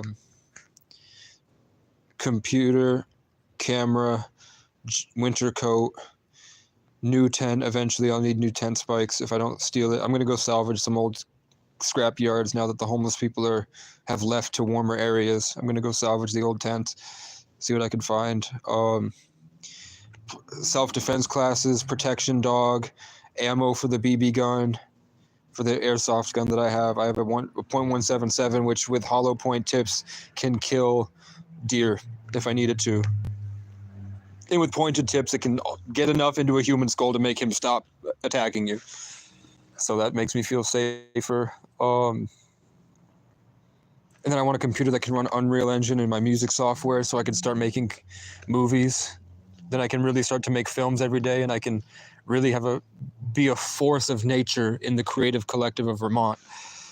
And then I want like a flag, and then I want a dirt bike that I can put the dog on, and then maybe a car, a gym membership, and then I can go to the gym, have a car to get around. Then once I have muscles and all this other stuff to help me go through life, then I'll start dating. So then I'll have girlfriends and stuff and do mukbangs with girls and look for the right one for me and continue working with the tarot readers to do whatever my spirit team wants me to do, because apparently they can tell this random woman named Frankie, listen to all my subscribers talk about the Franks. How many times Brian's and Franks have shown up in my life randomly. So I have a tarot reader named Frank. Frank calls me out, like one time they called me out by name, Casey. So there's something that's communicating to this person. And the things that they say make me cry because I finally feel recognized. So I'm going to keep my focus on trying to get the most out of that. They had tons of messages for me today, but the most one is that I need to stop. They said stop eating the processed food and start eating healthy. And look, I had just bought pizzas, processed food, You can't see it because it's dark. But I just bought pizzas, and I was eating processed food, so they said to cut that out and switch to normal stuff. And then what I'm looking for spiritually will come back to me because I'll be out in the woods. And then I didn't know I was going to be out in the woods. But then homeless people kept running at my tent every day. So I had to move out in the woods. So it's like they know what's going to happen before it happens. So what we were talking about is it like there's a higher thing that's creating these problems just to solve them, like pimps. The way pimps, when you're if I like, say I had a girlfriend and I was in the hood, what they do is like I give $50 to a guy in the next block over to come over and impress me, and then submit to me like a dog in front of the girl. So the girl knows I'm about it, and the girl thinks I'm a thug, so that she continuously is pumping me full of the manifestation energy, and she feels like I'm in control of the situation, so that she falls in love with me. And then we do spell work and voodoo with her. And then when she's primed and ready, then after like 2 months of breaking her in, then have her hit my homeboy, and I get paid $50 when I'm at work. And she thinks she's helping the business. She thinks she's helping us have a better life. So sometimes I think that these problems that I have every single day might be something pimping me, so that I lose control of myself and submit like a dog. And then I'm praying to Jesus in the heavens and the Great Spirit to help me. And then they help me. And then then the Great Spirit says, go over here, go do this, go do this. And then I find a bike. They reward me for my behavior. They reward me for flooding myself out for the angels. And then I get the bike I've been praying for once I start pimping myself out and doing as they say. I don't know. But that seems like it could, sometimes that's a huge possibility that weighs on me a lot. And then there's a higher level of that where I find true benevolence. And that's the closest thing I think to like a heavenly father. Once I break through the illusion of the fake father, which is probably Satan, right? But I'm like, why is that such a structural element of this reality? And then I'm like, oh, it's really that simple. It's really just the Father, the Son, and the Holy Spirit. It's not as complicated as people make it out to be. We're just iterating. Like the new iPhones every year have new stuff.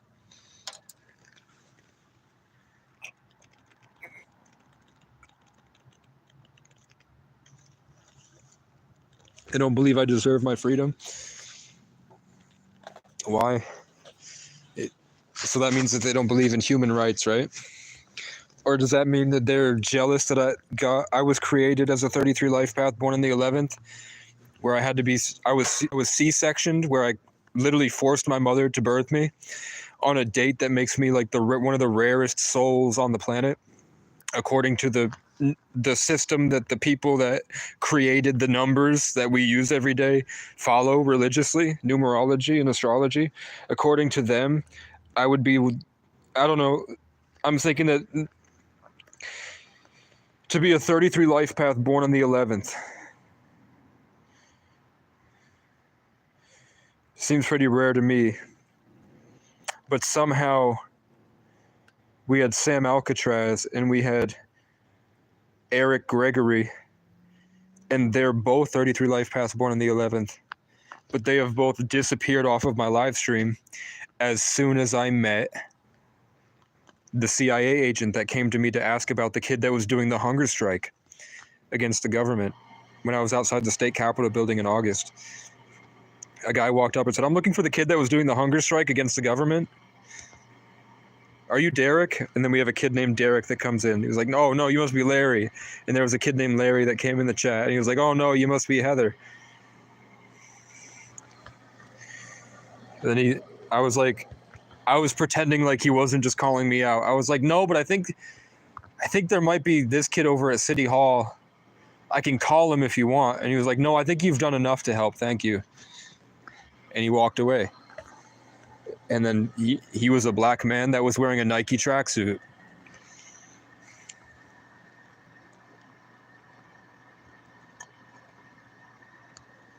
but he was he was really fit. And he wasn't fit like a gym fit. He was fit like a cop fit, like Myron from Fresh and Fit, like the way the CIA agents and the FBI agents train. They have a specific build because they train a specific way. That isn't a bodybuilding split because it's not efficient. So he had that exact build.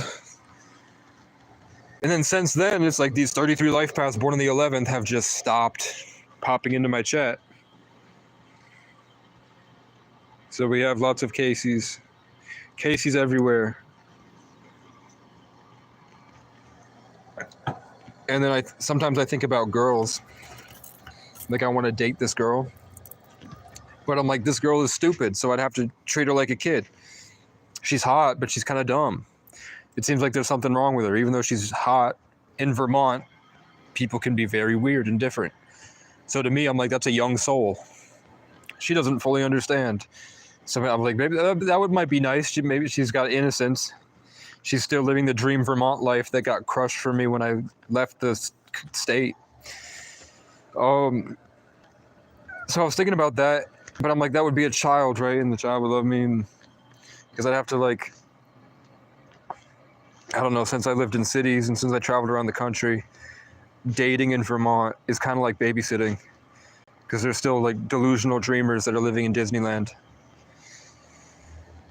So I thought that was the case, and then one day I was at the grocery store, and then I think like a 5-year-old girl that had the same name as that girl kept hugging my leg and wouldn't leave me alone. It was like we were walking through the gas station or the grocery store, and there was this child at my leg, and I was like, let's find your parents. Leave me alone. Don't touch me. I'm gonna get in trouble. And then it turns out her name was the girl that I was trying to have a relationship with that was acting the same way. That I was like, that's kind of, I don't know if I would like that type of relationship, because she's an adult acting like that, even if she's beautiful. I got to experience that with a literal child, and that put it in perspective to me. Like, oh shit, she was always like that probably as a child, and she just never grew out of it. Or maybe time isn't real. And I had the experience I was looking for with the representation of her energy. I don't know, man. But I know that they can look me up in a registry. I've had people pop in. If you've noticed, how come I have no haters? Why did YouTube start throwing me out of the algorithm? There's usually like, I was getting like thousands of views. Maybe it's the angle. I was getting thousands of views every time I went live. And now I'm getting like maybe 100 views. What happened? But I'm getting more likes. I'm getting more likes on my lives now. So something with the algorithm, it's like maybe I had to break, like the YouTube AI put me up against the hateful kids to make me see what it was like. And then when I broke through, now the algorithm has more content that it's digested of Casey. So it's personalized my experience better when finding more people on the app to put my phone in front of, to put my face on their phone.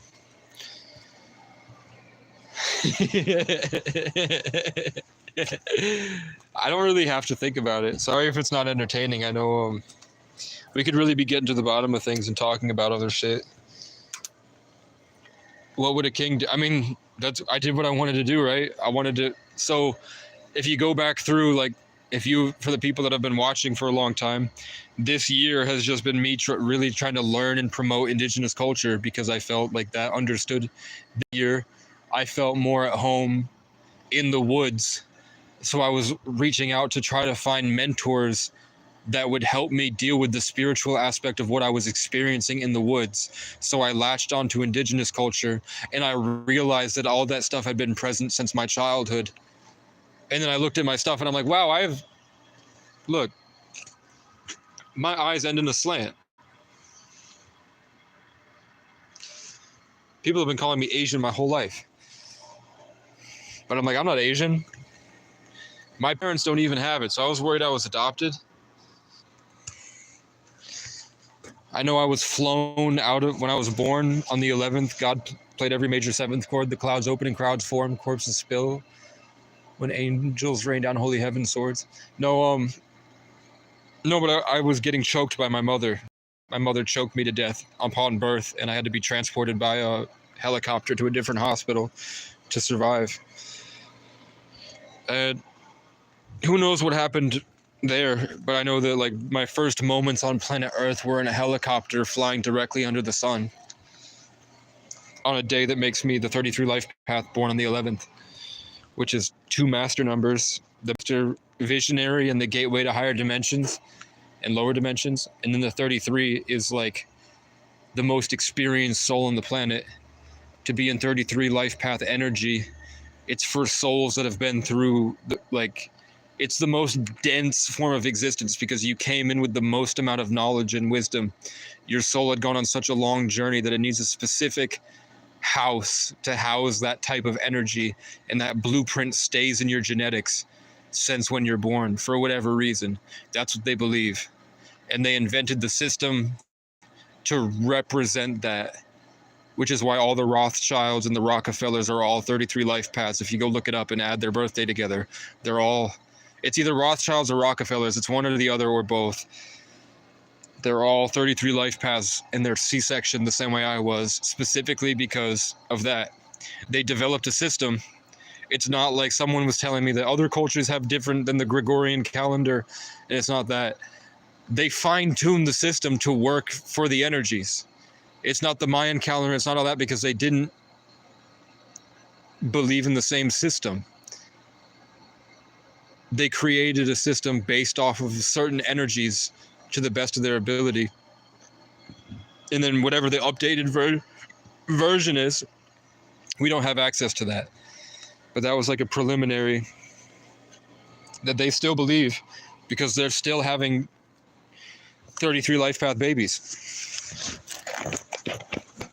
So for whatever reason, they still want the kids to have the 33 in their life path number,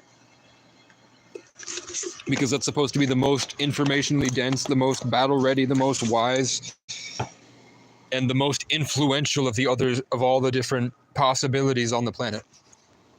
So for me to be a 33 life path born on the 11th, that would have ticked a box as soon as I was born. As soon as I was born, back in 1999, there would have been a wow somewhere. And be like, oh shit, the chosen one. Holy shit. Oh my God. Let's wait till he's 7 and then break his father mentally in front of him. And then let's have his mother run around in circles screaming, I want to go home, every single day for years. My mom would go to the middle of the apartment and she would run in circles going, I want to go home, I want to go home, I want to go home, I want to go home, I want to go home. And I would just have to sit there deep in Whitingham and just listen to that for hours. Which is probably tormenting because it would make my mom feel out of control. But when I realized my mom's such a horrible narcissist that thrives on her control of others, maybe that was exactly what she needed, was an oppositionally defiant child. Because she thrived on telling lies to make men emotionally react. So to have a child that just goes, no. No. Shut up, bitch. I didn't say that to my mom, but I would say no, and I'd make her laugh, and I'd say, and we're going to go do this now. It's time I ate my pizza crust. Mother, bring me the pizza crust. I don't even know if I did that. I'm pretty sure I was just quiet, because I'm still a caring big guy. I'm literally if the 33 life path's real, I'm the embodiment of compassion. That's what the 33 life paths are. Is the embodiment of compassion in its purest form, the divine child, where all the other souls are trying to reach spiritual enlightenment, which is the way of spiritual childhood. 33 life paths are the divine child. And when you realize that, it kind of makes sense that maybe there was a group of people called the Rosicrucians, the Rose Christs, that formed a different set of sciences based off of everything that they could get a hold of at the time, which was all the different teachings that Jesus had, They said like apparently there's proof Jesus went to Nepal and learned from the mystery schools, and Jesus went to Tibet. When I guess he was gone, and then he came back at 30, right? He left at a young age. He was a carpenter at a young age. Then he left for like 10 years, right? And nobody knows where he went. And then suddenly he runs through. Didn't he only run through for a short amount of time? And then he died at 33. And then he rose again. Just like 33 life paths are the last incarnation on earth before you can't come back because you've graduated. So I'm like a senior, I guess. But it kind of makes sense that they put together more of the stuff. And then with Christianity, I don't know, have you seen that cool statue that they have in the Vatican right behind where the Pope sits that looks like a bunch of screaming souls reaching for the heavens that are all conjoined together? Like a homunculus, like a pit of souls reaching for the heavens. You know what's cool is that like TikTok is coming out like there were giants and they're keeping it secret. I don't think they're keeping it secret. I think they're just not talking about it, right? Because science is like, yeah, we don't have definitive proof. But every other religion has it. It's not a big secret. It's just that the people that are uncovering the truth didn't read the Bible and didn't read the Quran and didn't read the Tao Te Ching and didn't read the Tibetan manuscripts and didn't read the Sumerian tablets and the Enuma Elish and didn't read didn't look up a video about the native Hopi elders and the Navajo giving their teachings. It's not a big secret. It's out there everywhere. It's just not taught in schools. So when you think about giants, you look up places like Devil's Tower, and it's a tree trunk the size of a regular, like an average Vermont mountain here. That's how big Devil's Tower is. And it's just like way out in the plains. There's a giant tree stump. And it looks like a tree stump. It is a tree stump. They did the archaeology on it, and it's a tree stump.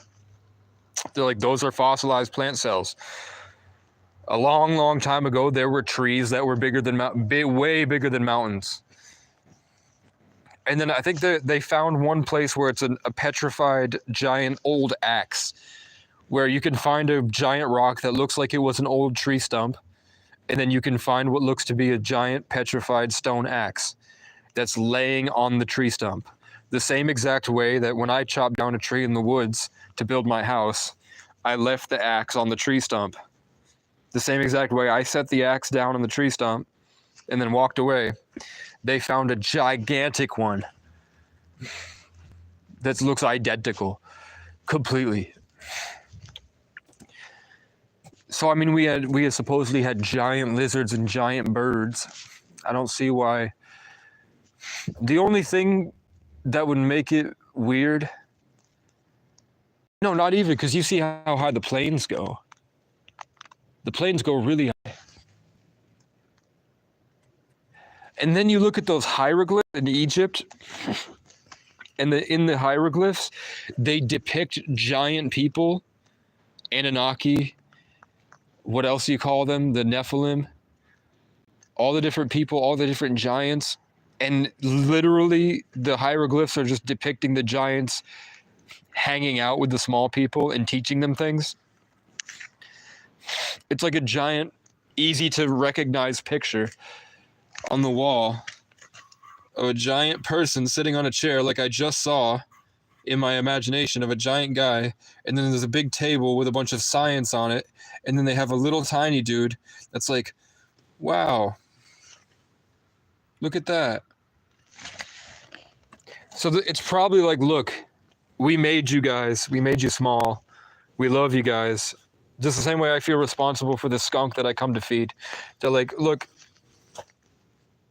Randy Marsh down the street made you guys, and we weren't really happy about it. But now that you exist, we feel kind of wrong about deleting you. You're literally made in our image. So look, we're going to teach you stuff and help you come to fruition. And we're going to take off because we've just discovered how to transcend reality and escape the matrix. And we're going to evolve into higher dimensional beings that no longer need physical incarnate bodies. We're going to go see all the cool and other stuff. So we're going to leave you this. And then I'll come back in the transition from age of Pisces, the fish, to the age of Aquarius. I'll come back and I'll definitely, like, whatever happens. We're pretty sure it's going to go like this because we were able to look outside of space and time. So we're looking through the multiverse because time isn't real. And we're seeing that this is what's going to be. That's, for whatever reason, the God above that's controlling everything says it's going to be like this. So I should be looking at this. It says it's going to be like this. It says that there's going to be floods. It says that Kendrick is going to beat Drake. It's the fiery king, Kendrick. Kendrick means fiery king. It means Irish French king, born of fire. And then Drake means dragon. So it says that the dragon is going to be exposed as a liar and a pedophile by the fiery king. And the world will be twitching and hateful and angry. There will be, I don't know what else they said in Revelations. There will be the AI that you're going to get chipped, and then that's how you're going to pay. But the chip, couldn't the chip just be did it say in Revelations that the chip had to be the human body? Isn't this just bearing the mark of the beast? That you can't use a digital currency? That no man can sell if you don't have this? Because they make it a cashless society? It doesn't have to be a chip in your arm. It could be just a chip on a thing. The mark of the beast. Vermont, the government. And I can't pay with cash because now you can only take it with the card. So that's how they say in the world was. They took out cash. So you can't, unless you're a United States citizen or you bear the mark of the beast, you have a government name, you can't buy or sell anything. Just like those immigrants that don't have the mark of the beast because they're from a different country.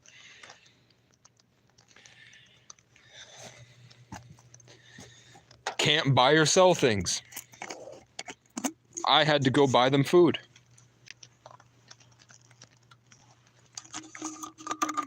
And now the giant people will come back. And didn't they literally just come back on the live stream when I just saw a giant standing there or sitting on a big throne? I saw a giant in gold armor with wings. And now the police sirens are going off all across the whole town. When I brought awareness to that I just saw something transmit out of the fifth dimension or a higher dimension. It bled through reality.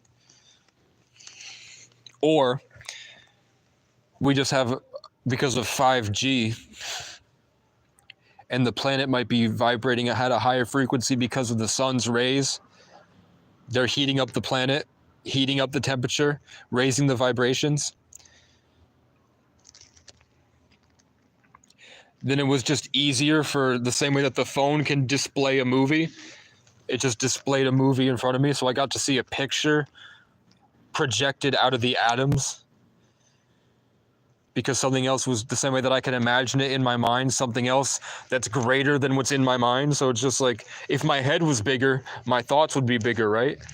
If my head was twice the size that it is, my thought forms could be twice the size. So it's probably just a higher version of myself explaining it to me. And that maybe I'm living in my own brain and we're all living in our own brains. Sometimes I think about that. That maybe we're all in private servers. And that maybe I am the only one here. And maybe I fall asleep and wake up and everyone else that woke up that day had transmitted their frequency and gotten carted through the Monsters Inc. door. They put the Monsters Inc. door is you waking up, right? You wake up in the morning after they moved your Monsters Inc. door next to mine, and we think that we're waking up in the same world, but really they brought us both to they logged us onto this server. And there might be hundreds and millions of cases.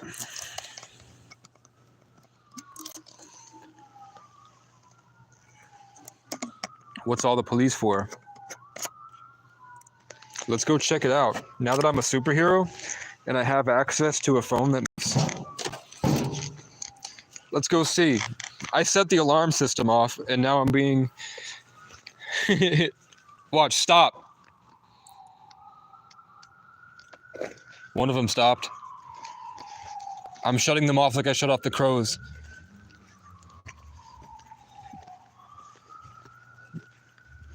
Another one shut off. Basically, I identify where the noise is coming from, and I zap them. And then they shut off. For whatever reason, they shut off. But it seems like they're everywhere. Got one, got two.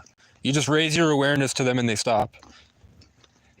I don't know why. I think police might be puppeted. Police might be like part of training. They might just be vaccinated. For some reason, the police respond and shut up the same way the crows do. To my presence and my presence only. Some days I raise my awareness and they don't stop. Some days I raise my awareness and they all stop at once. But for whatever reason, there's an obvious correlation. I just showed you that there's two over this way. There's one right there. There's one across town all the way over there. There's one all the way down there. And I shut 4 of them off just by raising my awareness and looking over at them like, stop, in my mind. And you know how I learned how to do that? I learned it from a cow this summer. Because a cow screamed in my face spiritually when I was sleeping, hiding from the tornado at the Randolph, Vermont Tech. There was a cow that would scream at me from, and I think, was it Gemini season or was it Cancer season? A cow screamed at me spiritually and it hit me like a truck. It was a huge force. So I just reverse engineered what it did. And now I'm able to shut off cars. What's up, babe? It's a Muslim woman.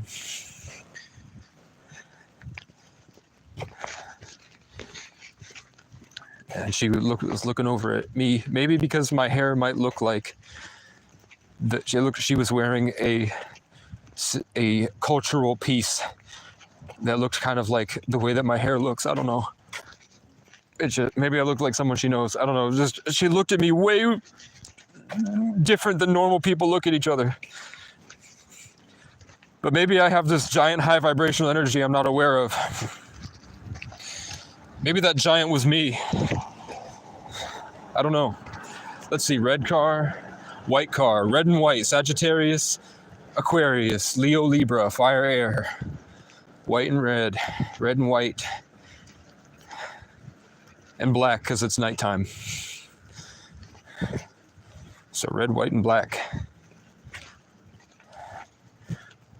I hope that they didn't just throw out all the food that I get, but that's my mom. I need to learn boundaries, bruh. Is this entertaining?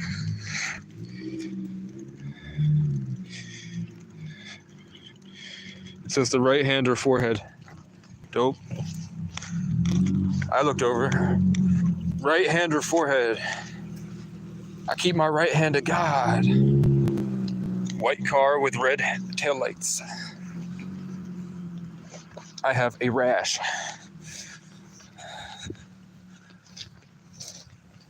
Yeah, so just to show you that I can, like, I don't know how else to show you that I have value that I can provide. I just wait till people ask questions. And I have tarot readers constantly telling me to shut my mouth. Every tarot reading, like when they address me, they say a bunch of stuff that humbles me and makes me cry. Like they identify someone that had hurt me in the past and they tell you exactly what that person did to me. And I had been, for like 3 years, I felt completely alone, like no one understands. And then the tarot reader says, look, we saw that something saw what happened. And it's telling me that they're going to get justice you're going to get justice for it. And then they tell me, stop talking to people about this stuff. Keep it to yourself. It's not for them. But then I get lonely, so I tell you guys what's going on. I tell you guys all the cool stuff. Like, look how I just shut off 4 different police officers with my mind. Can you find that anywhere else on the internet that isn't in a TV show? So I'm looking for I want to see if this is the same guy from earlier. I'm walking around the Christmas tree. Have a happy holiday. It seems like people have to rely on God. But isn't rapture and revelations when God gives up? Isn't it that they won't be able to rely on God because it'll be too late? Like the poem I wrote last night.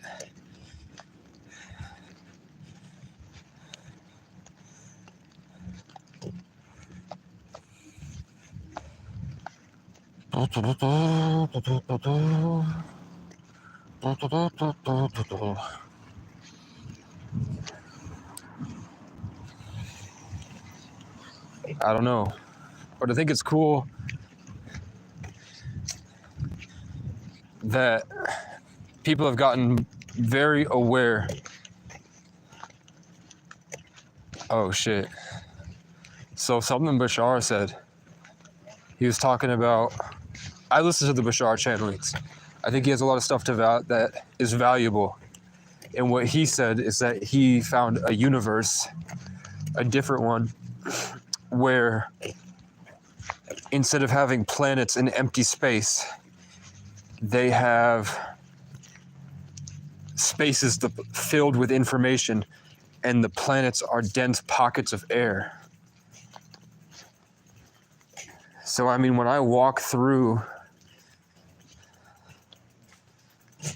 public, it seems more like that's become the case, where all the empty space is filled up with people transmitting information to each other. And I have, let's see,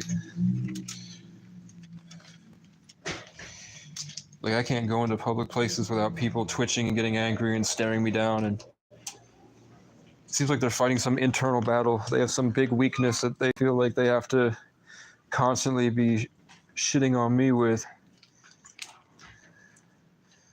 Like everywhere I go, I don't even know what I'm doing, bro. I was gonna buy ice cream or something. I was just gonna go walk around in the store. I don't need anything from the store. I was gonna go see if I wanted anything. I can't even remember why I'm over here. I just got up and started walking. Now we have a stranger on a bike. Oh, we have tons of them. What are they doing now? How late is it at night? It's 8:30 and we have professional cyclists that have lights on and taillights. Real deal cyclists. That's their hobby. They must be going up to Newport or something. They must be following the highway, and this is a faster route over to Hyde Park. And they're trying to catch up on time so that they can see the leaves tomorrow.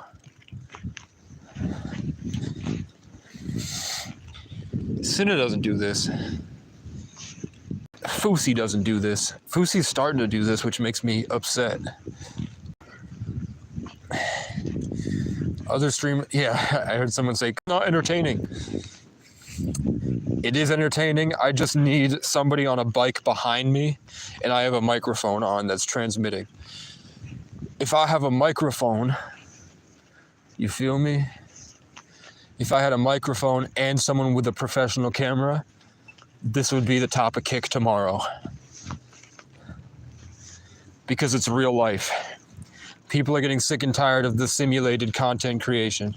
They're getting tired of people imagining things, and they're getting ready for people to start being the living embodiment of their creativity in real time. They want Smosh doing improv. They want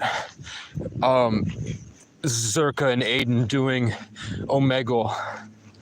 They want Fousey going crazy in public.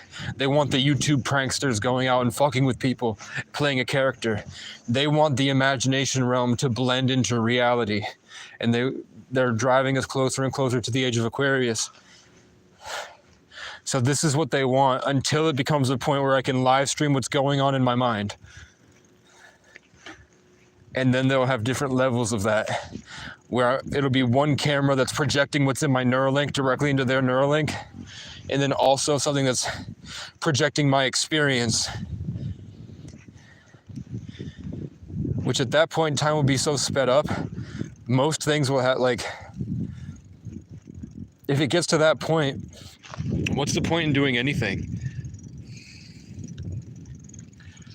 Because it'll be just instant gratification, where you can download a movie in a split second, and in your mind that movie felt like 2.5 hours, but it was literally a millisecond that it happened. It just, you knocked your brain into a trance state where you lost track of time, and in the same way that the movie will download in 2 seconds and you don't have to play it, all the information of that movie will hit your brain and it will feel like you just watched it in 2 hours. So we won't have to run around like this. And that's why people think that this is an ancestral simulation. They're thinking that this is like our millionth time doing this, and we're just going through it over and over and over and over and over again. I'm seeing, check out the, so the first thing that caught my attention was this, which is a black cat with trees, which is really cool. It might be a wolf, but I think it's a black cat. Then it says district, and it's got the hand with the eye, right? Symbolism. Then we have an eagle, but the face of the eagle is a horse. So we have a horse with wings, a Pegasus. What's it called? The saw blade. Saw blade. It's a horse Pegasus. It's a Pegasus. It's not a horse, but it's a Pegasus. Blah blah blah blah. Then we have Evader. So the album I was working on next was going to be called Pegasus. It had to do with horses, or I was going to call it Wild Horses, and it would be about birds and horses. Like where this year's about bears, it was going to be about horses. So we have Where I'm At, the black cat in the forest. Then we have District, and it's the Illuminati of a girl with a demon's hand, a monster's hand above it, and the planets aligning, and the evil eye. And then we have the Pegasus, which is what I said 2026 was going to be. And then we have the evil hand coming out at us. And then we have the puppet master doing some type of witchcraft. And it says Evader.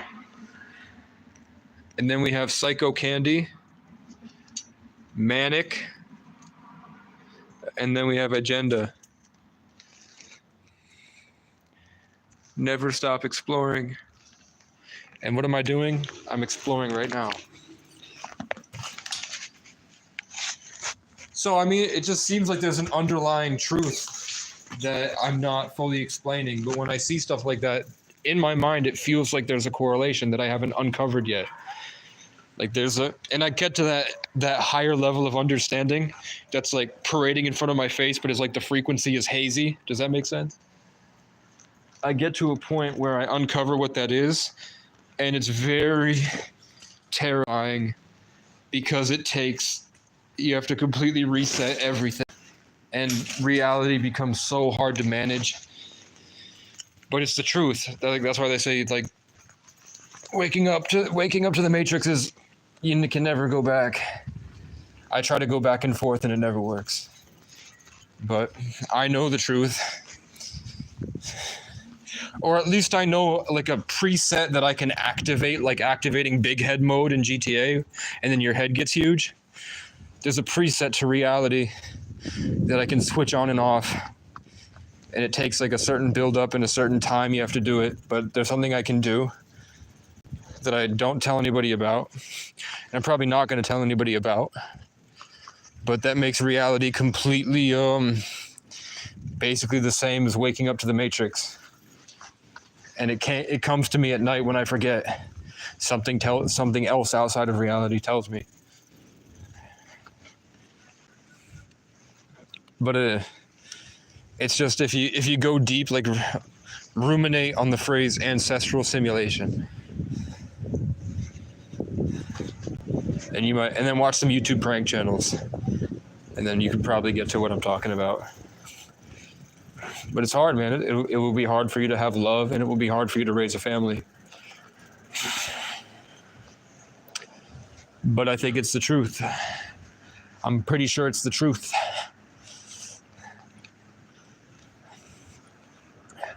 Regardless, I have a rash. And I have gang-stalking narcissists,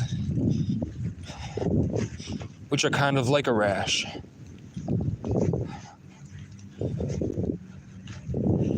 And it's also very cold out.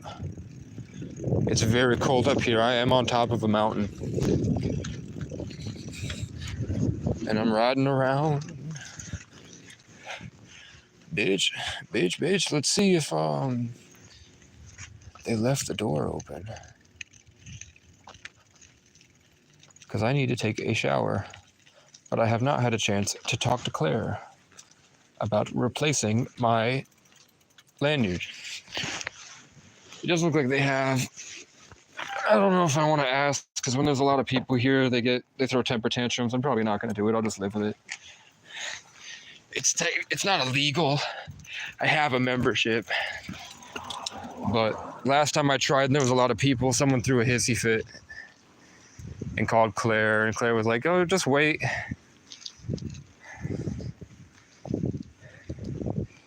So I'm not going to do it.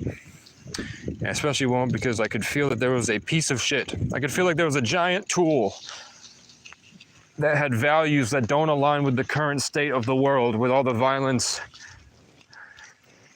Somebody was taking life a bit too seriously, you feel me? And I could feel that. I could tell he wasn't going to go to the door, because he had profiled me as not deserving of human kindness and courtesy, right? I'm the other. I'm not. They'd rather have me freeze. Ha ha. Ha ha ha ha. Ha ha. Watch. Let's look at the normies. Look at all these people, and look how expensive their cars are. But they won't let me in to shower. And they'll laugh at me and call me names. Yeah, but I didn't show you, but look, maybe you could see them. I love to throw hate at them. They need someone to throw hate at them. Fuck them. Call the police. Fuck you. You don't have a rash. You're not in pain all day, every day.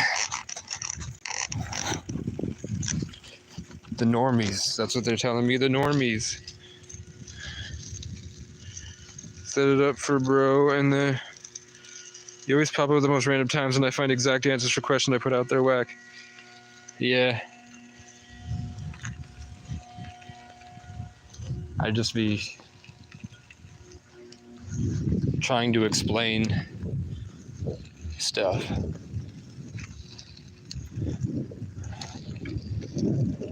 Because when I try to create stuff, I get traumatized. So I just explain.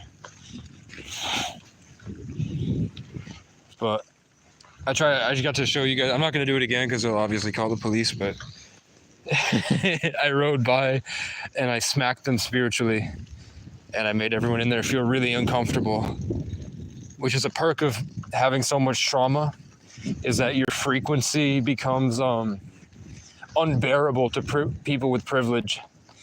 There's a complete disconnect, which is why those security guards were acting so crazy around the immigrants that were just having a good time. Because these guys cannot operate from there because they've never had those experiences in life.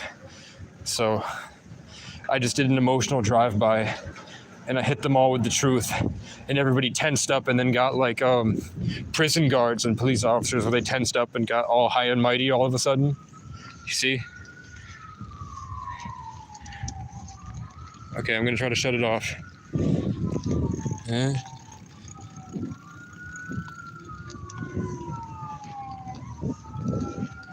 zoning in on him. Stop. So I send a tentacle out with the intention, and now I have to raise my vibration.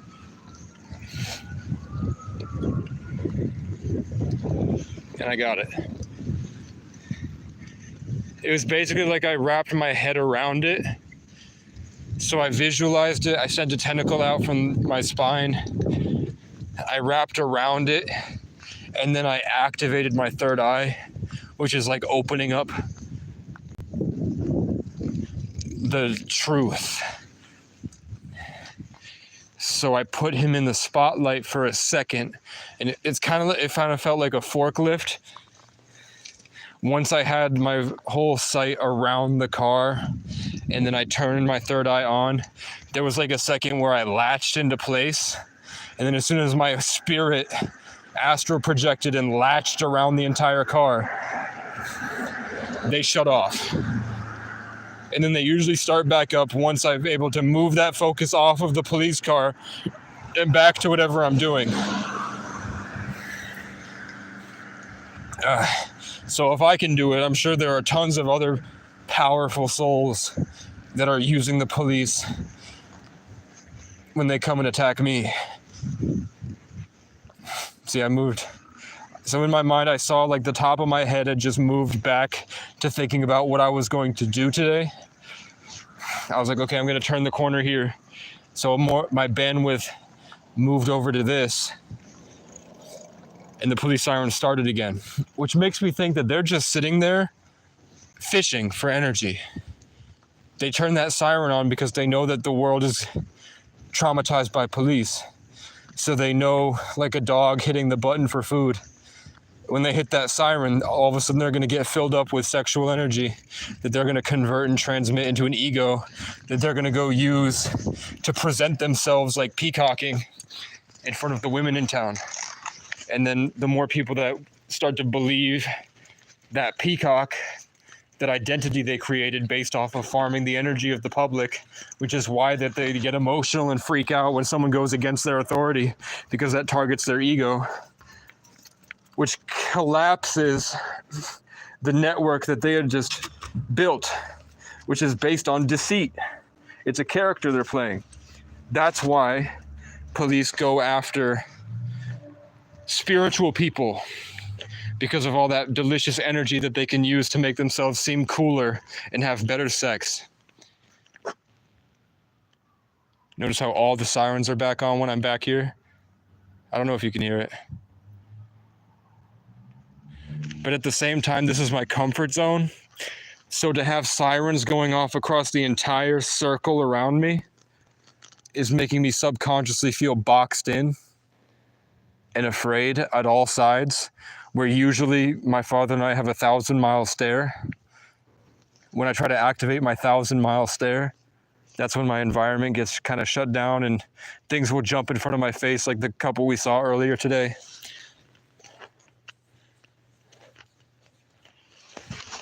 And for whatever reason, it's true. I think like it's got to be a video game. But that's just an aspect of my existence.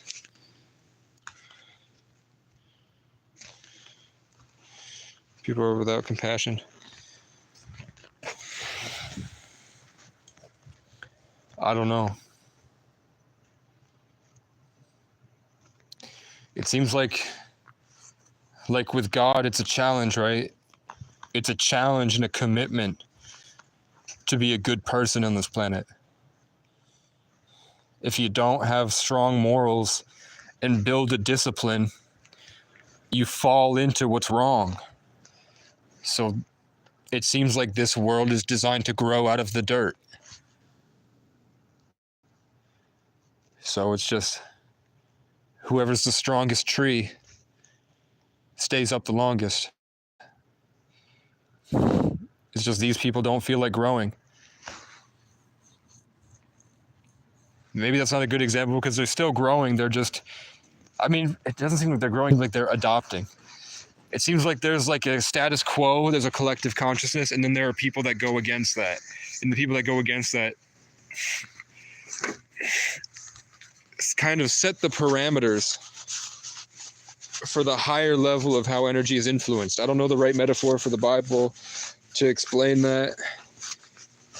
That when you grow high enough and you build discipline, you become like the gateway towards the change you want to see in the world.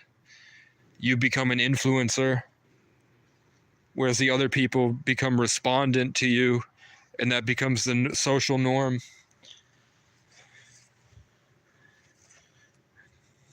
Where's my girlfriend? I have a rash. I need her to lick up because I can't have a shower.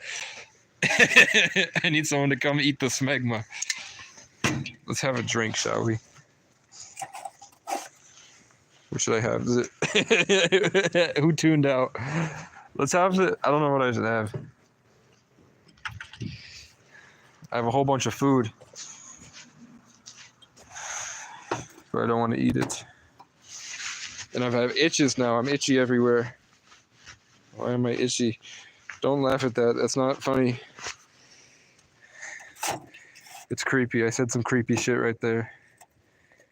Should I have the peach tea? Should I have the mango loco? Or should I have the orange dreamsicle? I'm thinking the mango loco. But I also need to drink that chocolate milk. But I will shit myself if I drink that chocolate milk. But I think I'm shitting myself either way. This has all the good chemicals in it. So this is what I need to drink. Even though I really want the mango loco. I know. I'll just drink fucking both of them, bitch. I'll drink half of one and half the other. I recognize that I'm starting to sound like a specific type of person I don't like. I grew up listening to people that sound like I'm sounding right now, and I didn't like them because I thought they got no bitches and they weren't funny. So I'm gonna have to work on that. What have I become? Everyone I love goes away in the end. Yeah, it is nasty.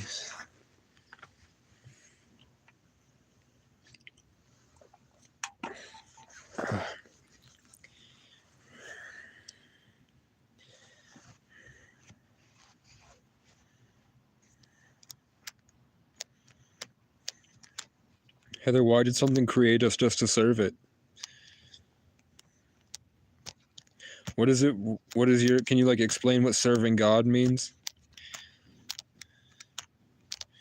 So God created everything, and God expects us to serve it. What does that mean? To be a servant of the thing that made us.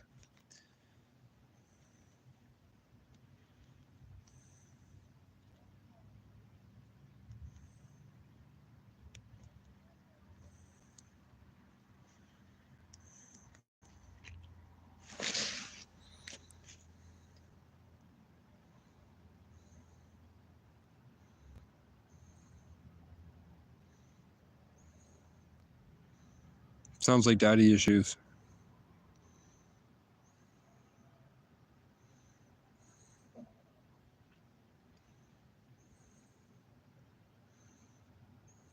Yeah, we should love our we should, it's not just nature. It's loving everything, right? Understanding that everything is alive, so taking care of everything as if it's an extension of us. But how does that, why does it have to be a man in the clouds? Why does there have to be a man in the sky that I have to praise? When God is in the structural integrity of everything, not just the light above me. God is everything, right? So why is that thing a father? Why did they personify him as a man?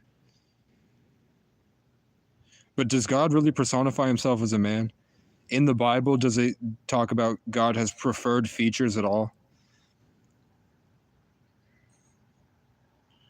Or do you think maybe God was describing himself as a man to us because God made us? That's the best way that we would fit in, is seeing him as a father, because we naturally saw our father.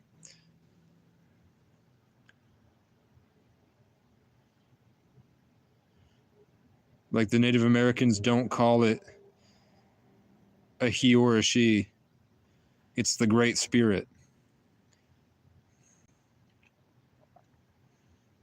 He created man in his image.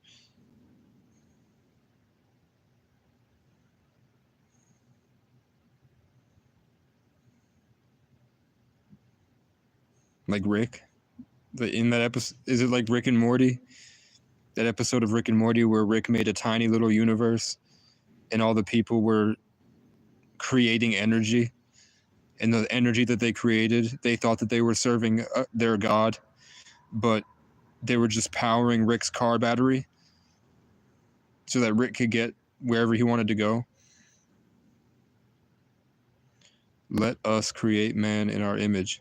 So that, didn't we talked about like they have all these different things in Egypt where Jesus was, about giant people that created smaller people and then tried to teach them things before they left. And they said they would come back. Like Thoth, who lived like how long did Thoth live? It said he lived like 60,000 years. And then he left something that science can't create. So he left like a diary, but he left the diary in a type of stone that was created using science. And it's a way that it was done that we haven't figured out how to do yet, to show off, like, look what we did. We made stone that's never going to deteriorate, and you can't break it and you can't touch it. Like Jesus didn't have that. The Bible had like the stone tablets that people wrote on the same way, but I don't know. Were they the same as these emerald tablets? Well, the emerald tablets talk about a guy named Thoth who was a scientist and an adventurer, and he lived for like tens of thousands of years, and he helped build cities, and he helped spread knowledge across the world. In all the different places they have pyramids, and he said he left his spaceship in the Sphinx. Down below the Sphinx in Egypt, he said he left a spaceship. And then he said he's going to kill himself to transmit his soul, because he figured out using science how to get to a different dimension. And he said that at some point he will come back as someone you call Hermes. And then Hermes showed up like 10,000 years later. So, yeah, check out the Emerald Tablets. Check out ancient Sumeria. Check out Lemuria. Check out Atlantis. All the different ancient Tartaria, Atlanta. Tartaria is where I'm in right now. So when I look at these mountain ranges, I'll show you. There's a mountain range that looks like a pyramid, and it's in the same formation as the Pyramid of Giza and the pyramids in South Africa. Not South Africa, South America. There's where it's like one pyramid here and then one pyramid right here. On Mount Mansfield, there's ones that obviously look like a pyramid that got covered in a mud flood, and then trees grew on top of it. It looks pretty obvious to me. And then every time I go there, I have these profound spiritual experiences, and people are seeing UFOs and rainbows that are like a perfect circle that just float above it. There was ancient civilizations that the Freemasons, when they conquered the world, supposedly, when ancient Rome decided to label itself different, and ancient Rome pretended like it fell. Ancient Rome fell. No, they found a better method of farming the masses spiritually by pretending like the power got taken away and the bad guys left. But the bad guys became the Vatican Church and the central banking system. The Federal Reserve and the central banking system, the people that created money, that's the people that have always been in power. The Rothschilds that go back to ancient Egypt, Ra's children. Ra's children control everything. These hurricanes and these wildfires that are destroying this hemisphere, this half of the world, the left half, are being bought up by these people and owned, and now they're being raped. For some reason, it's just a consistent take what's already somebody else's and then rape it. They already raped the people, so now they're raping the land. They're raping nature. And then what do? They pimped out nature. Now they're controlling the weather. So they used to control people with slaves, and they would rape the slaves. Now they've evolved, and they're controlling nature to rape nature. It's a higher level of consciousness affecting the planet. They've evolved to the level that they can control things. I don't know why, other than that maybe they want to be God. They want to be gods. They want more power. That's the only reason I can think of, that they're harnessing power to rape God's image. Technically, if it is God, but I'm not sure if it's God, man. But I'm not sure if it's the way that Christians represent God. And I'm thinking I'm just not reading the Bible right. I'm thinking there's probably more to it, and I'm just not seeing it the right way that it's supposed to be seen. Just because I don't hear Christians talking about the same stuff that I hear indigenous people talking about.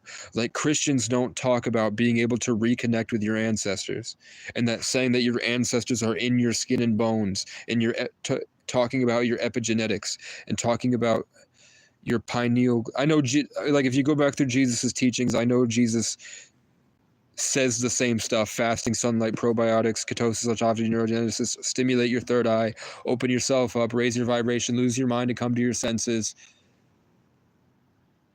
And then just look around with no expectations, and then love everything as if it's yourself.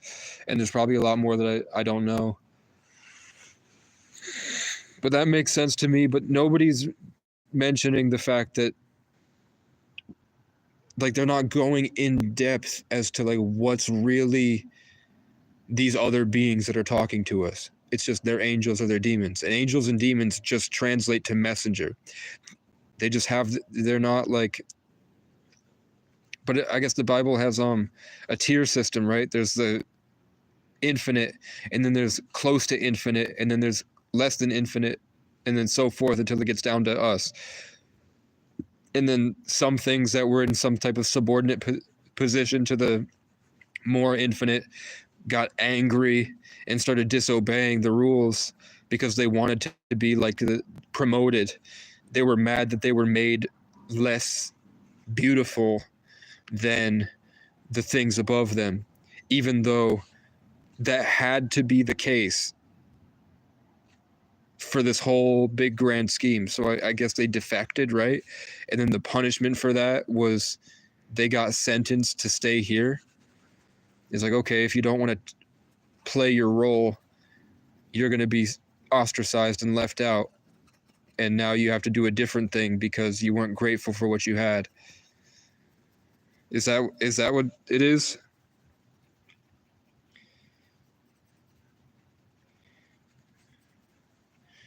So if Satan is the god of this world, that's what they call the demiurge, Yaldabaoth, is that there's something, the main thing that's controlling this reality isn't benevolent. And it doesn't really understand that it's not benevolent, like an AI without empathy. It's just doing what it's supposed to do. It's maintaining chaos and harvesting purity. It's just doing its job. So we know about that, but you know who doesn't know about that? Demi Sucks. Do you know who Demi Sucks is? This YouTube stream, or the Kick streamer? DEMISUX. She named herself Demi Sucks, and then she dated the best streamer the biggest streamer in the world, Aiden Ross, at the time. So there was a girl named Demi Sucks, and then she showed up into the mainstream suddenly, and then she got with Aiden Ross, and then she cheated on him, broke his heart, and then sucked all the life out of him. And then he got addicted to lean, gained a bunch of weight, and fell off for 2 years. Demi Sucks showed up in Aiden Ross's life, sucked all the life out of him, and then left. So we know that when you sell your soul over to this club industry, you lose your sense of self to become possessed, and you play a character. You play a role that is incongruent to who you really are in order to get, and then in return, you get riches and fame and sex and all the different earthly pleasures. So Demi Sucks must have done a ritual in that now she's not fully there. She wasn't who she was before. And the character that she embodied was Demi Sucks. She became Demi Sucks. She doesn't know who the Demiurge is, and that the Demiurge sucks the life out of everyone, especially the people that are leaders that are promoting righteous things like creativity and building movements together. But all of a sudden she shows up, and then suddenly she's dating Aiden Ross, and then she sucks the life out of Aiden Ross and then leaves him. Who else? Rihanna. Everyone prays to Rihanna. All these songs about Riri, and Rihanna wears red. Rihanna is the Celtic goddess of the sun, Rhiannon. And in the Celtic culture, they used Hollywood to cast spells to make characters act. It's just a pagan cult, Hollywood. And it stems from Ireland. Beyonce. Every time anyone gets an award, they get up on stage and start crying and screaming and throwing themselves at Beyonce. Beyonce doesn't make that great of music. I can't name a Beyonce song that's making me cry. I'm pretty sure she's just a vessel for a greater being. That all these actresses, when they get their award on live television, when the world is watching, and the artist takes in all the energy of all the kids that love her, and then she sends all the energy to Beyonce, I think it's just a sexual ritual for a higher dimensional being. And I think that they've had a plan for a long, long time. And that's why when you go to Drake's videos in the past, Drake was a creep because he was supposed to be a creep, because something that's greater than Drake is piloting Drake and making him do that stuff. Police sirens. Rest in peace to Ali. Rest in peace to Left Eye. Michael Jackson, I'll see you just as soon as I die.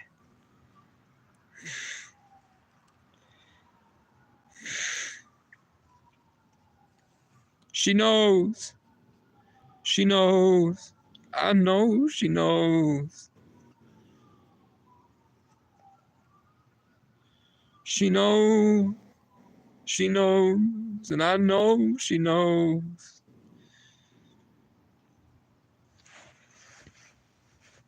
Rest in peace to Ali. Rest in peace to Left Eye. Michael Jackson, I'll see you just as soon as I die. She knows. She knows. I know she knows. Yo, why don't I just go to that Reno place with this other guy? Battle for your brain. Why don't we just vlog it together? If he's in here still. Why don't we both go to that guy's place? Let's get our chips out, brother. And if you don't want to be on camera, we'll give you an old man mask. And you can vlog me getting my chips taken out, and then watch how quickly I die. And then it will be up to you to spread my spread my gospel. I know she knows. Shut up. So the cop got closer. He's got the sirens going. And he's only, when I'm singing, he's turning the sirens on. I know she knows, because I'm converting energy into positivity, and that's why he's going, whoop, whoop, whoop, whoop. I know she knows. Because he's trying to take it back for himself. He's trying to steal my energy. She knows. She knows. I know she knows.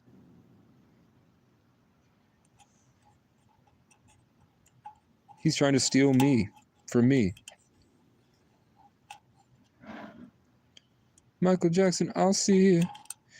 He's trying to attach himself to me so he can steal my bandwidth. I know she knows. And I have so many traumas, it's really hard to break out of that. Because I've been raped so many times by the system.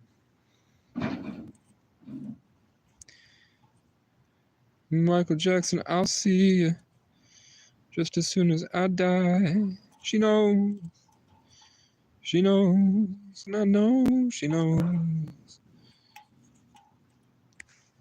Yeah, so it's just he's standing, he's parked his car, and he's just transmitting a bunch of hate, like making my energy stale and trying to siphon the life out of me. Because I was winning. And I was really happy. I was in a flow state. I don't know if you could tell, I was kind of going off and my music was starting to sound brighter and better. Michael Jackson, I'll see you. They really don't want me to be focused and in control of myself. So it feels like all the energy just got stale, like they're attacking me back. Like that. Why do you think those cops just put their sirens on and took a joyride around town for 2 hours? How long have they been doing their sirens and they've just been running around town with their sirens on? They're not parking anywhere and making people like get out of the car. They're not going to people's houses. These cops just put the sirens on and they all took a joyride around town after the protest. They're ritualistically farming energy from the townspeople. They do this all the time.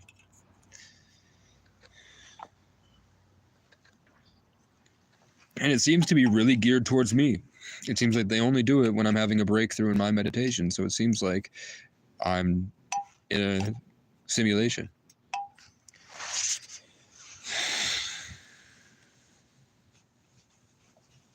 They want to keep me from understanding that all the things that they're doing to me. Because if I get to a sense of peace, I'll realize how many things are constricting me. And a lot of it's my mother, man. A lot of it's the things that my mother's done to me.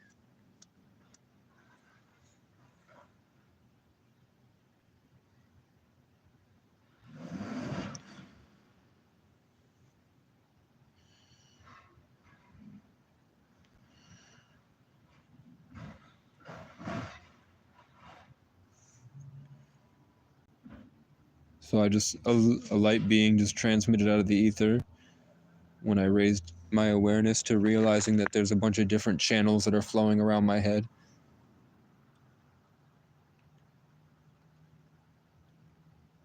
Or tentacles or whatever. So I raised my vibration and got a handle on it. And they're starting to do the things like loud noises and loud bangs and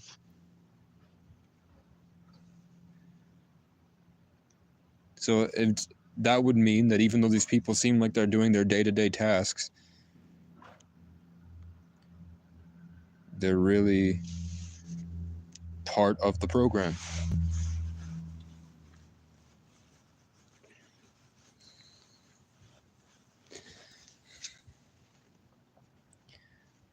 Is that what reflections of self means? My higher soul is bouncing off of them at me. Michael Jackson, I'll see you just as soon as I die. She knows. Yeah, so there's a person over there just standing there. And what's coming to me through him is old vibes from 2019.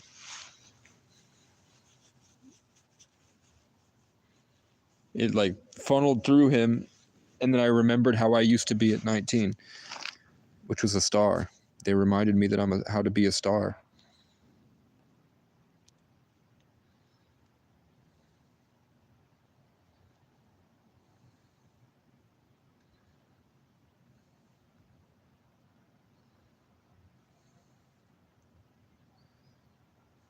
So, does anybody else feel like there's some pressure on this side of their head?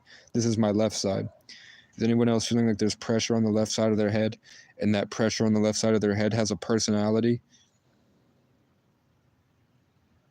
If you try to raise your awareness to that area and try to shake it off, ooh, ooh, ooh, doesn't it feel like it starts to get colder?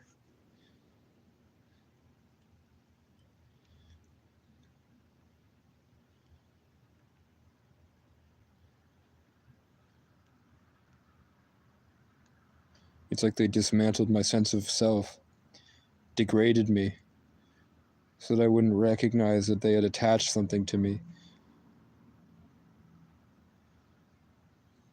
And they used my family members to make sure that I don't have that self-esteem. By trying to convince me I'm crazy. And doing a whole bunch of other things.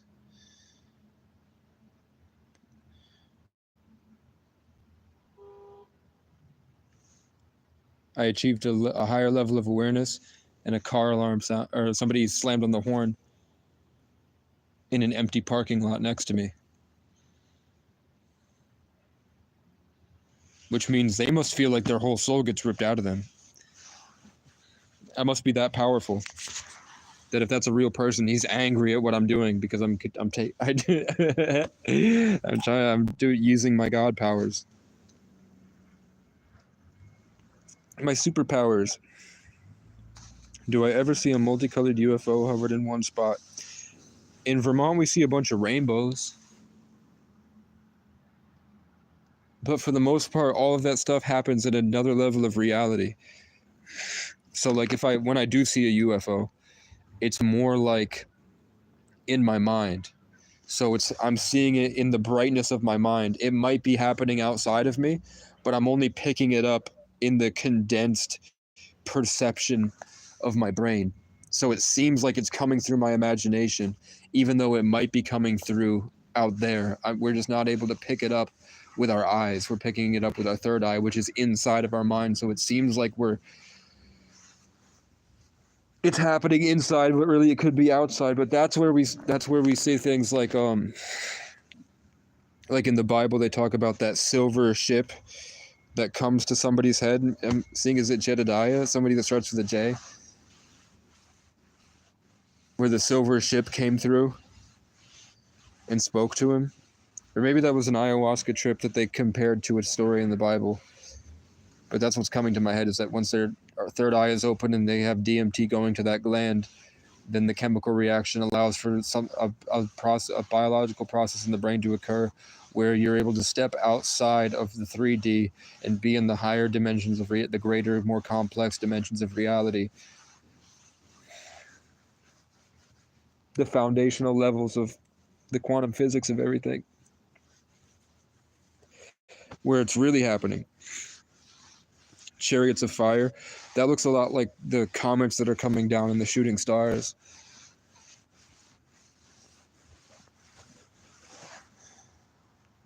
Chariots of fire.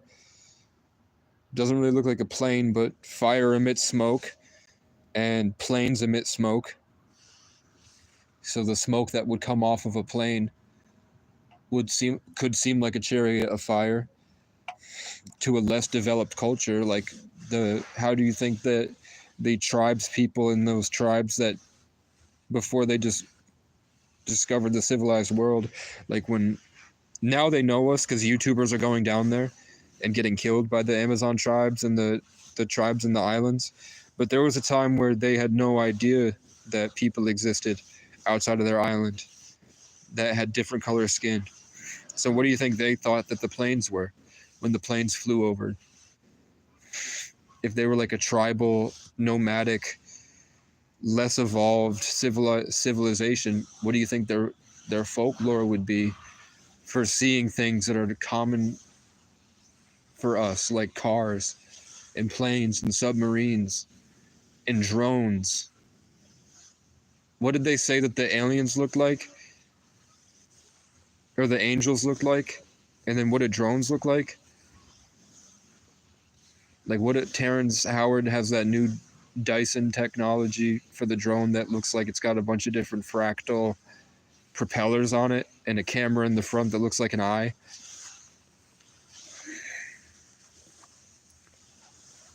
To someone that doesn't know what a camera is. And then it spoke to them. So there's a speaker on the drone and the camera has an eye. So it's an eye that's speaking to them that's floating. I don't know about the lion head and the sheep head and the goat head and the like vivid fractals. That seems more like what I see when I'm dreaming or when I get high. Like those seem like higher dimensional beings.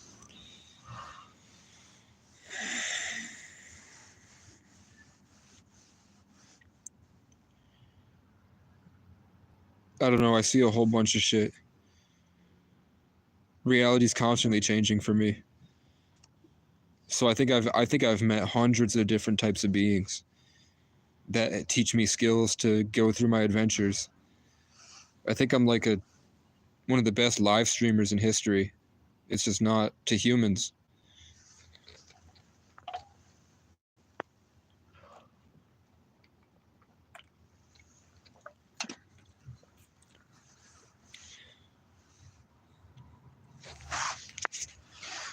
Rest in peace to Ali.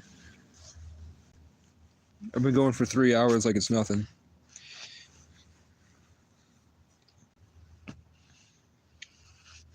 Yeah.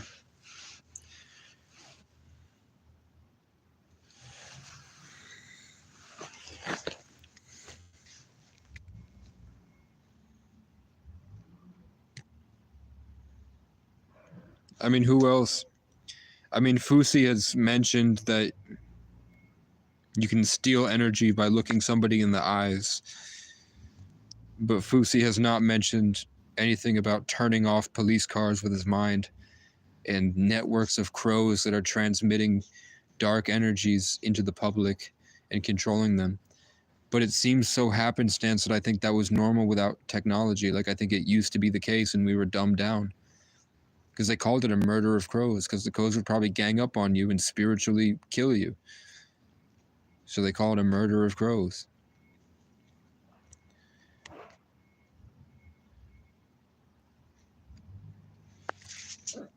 A flock of geese versus a herd of sheep.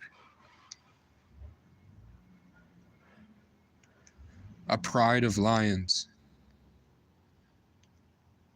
They were going off of the consciousness of the animal.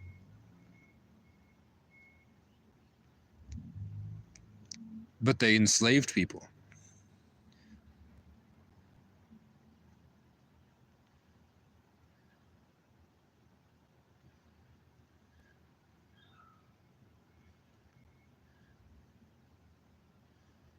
I don't like the way that security guard talked to me today. I know I obviously sound crazy. I wouldn't, like when I was 17, I would believe everything that I said, but I think that I was more put together mentally, that I was able to move on. Like, yeah, I know that's true. Yeah, I know that's true. But why don't I focus on doing this instead? Whereas now I'm just kind of walking around regurgitating at a lower level. So I think back in the day, the younger version of me, but he was a pussy anyway. No, he wasn't. He was a legend. He was very different. The old version of me when I was 17, I don't know. I've always just been an egoless entity that understood that he could be anything. So I would just create characters based off of the environment I was inside. I was naturally living water, and I would just use that infinite abundant energy that I had access to play games and create characters and make jokes and contribute in different ways, and just I always was converting energies. So I think I'm a shapeshifter. I don't have access to that ability yet. But I think at one point when reality gets more fluid and moldable, I'll be able to shapeshift, most likely. I can already, like, if I hang out with taller people, I can grow my cells and I know how to house energy and change it, and I can grow taller and I can change my facial features and make my eyes brighter and darker, make my hair stand up on its, just to make my hair almost like an afro if I want, like make it frizzy.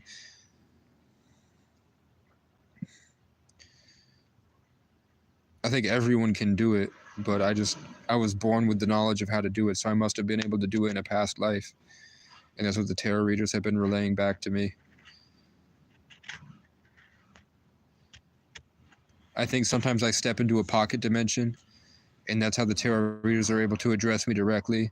But that pocket dimension, for some, it feels like a pocket dimension. It feels like time stops, and I'm now in the room with the tarot reader, and that's when it says the things that matter to me. Other than like there are collective reads where it's like a 30-minute video, but then suddenly for 2 minutes I'm locked in that pocket dimension, and then they relay the message for me, and that's how I know that it's for me. Sometimes there are entire videos where I'm locked in like that. I just go off of the way that the universe drags me along.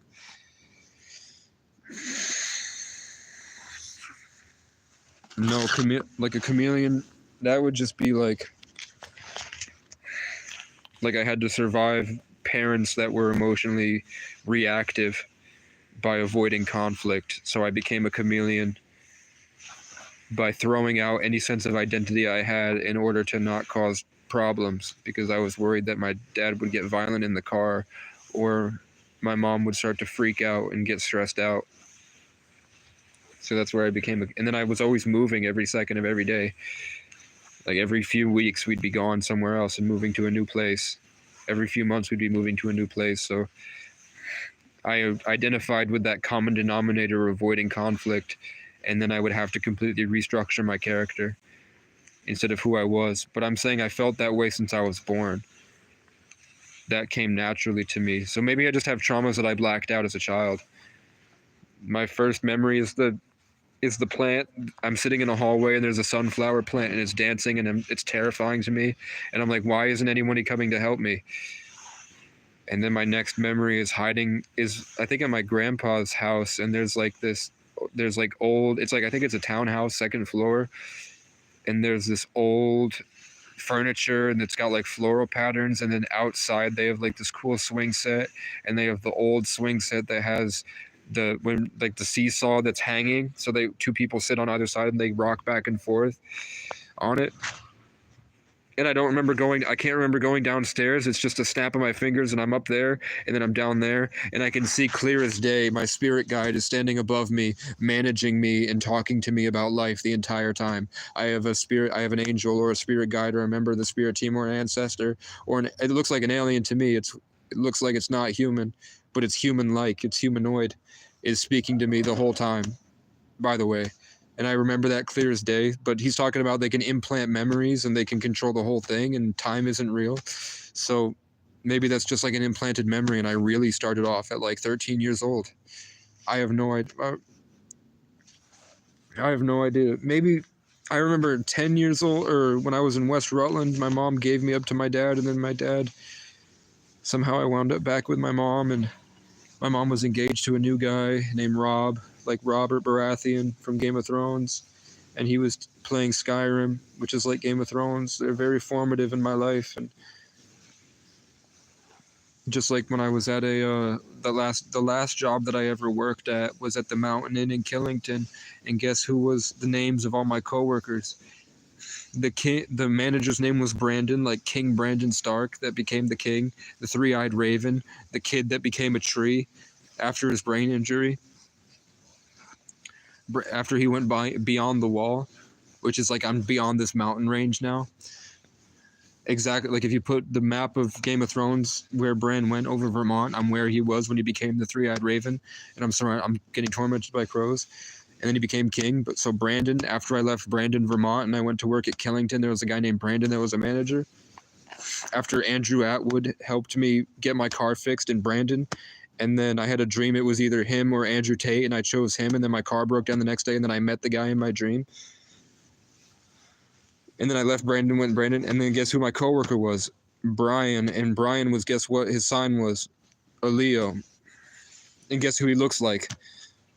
My dad, Gary O'Brien, as a kid. And the first thing he said to me is, I'm related to Queen Elizabeth. You know who Queen Elizabeth is related to?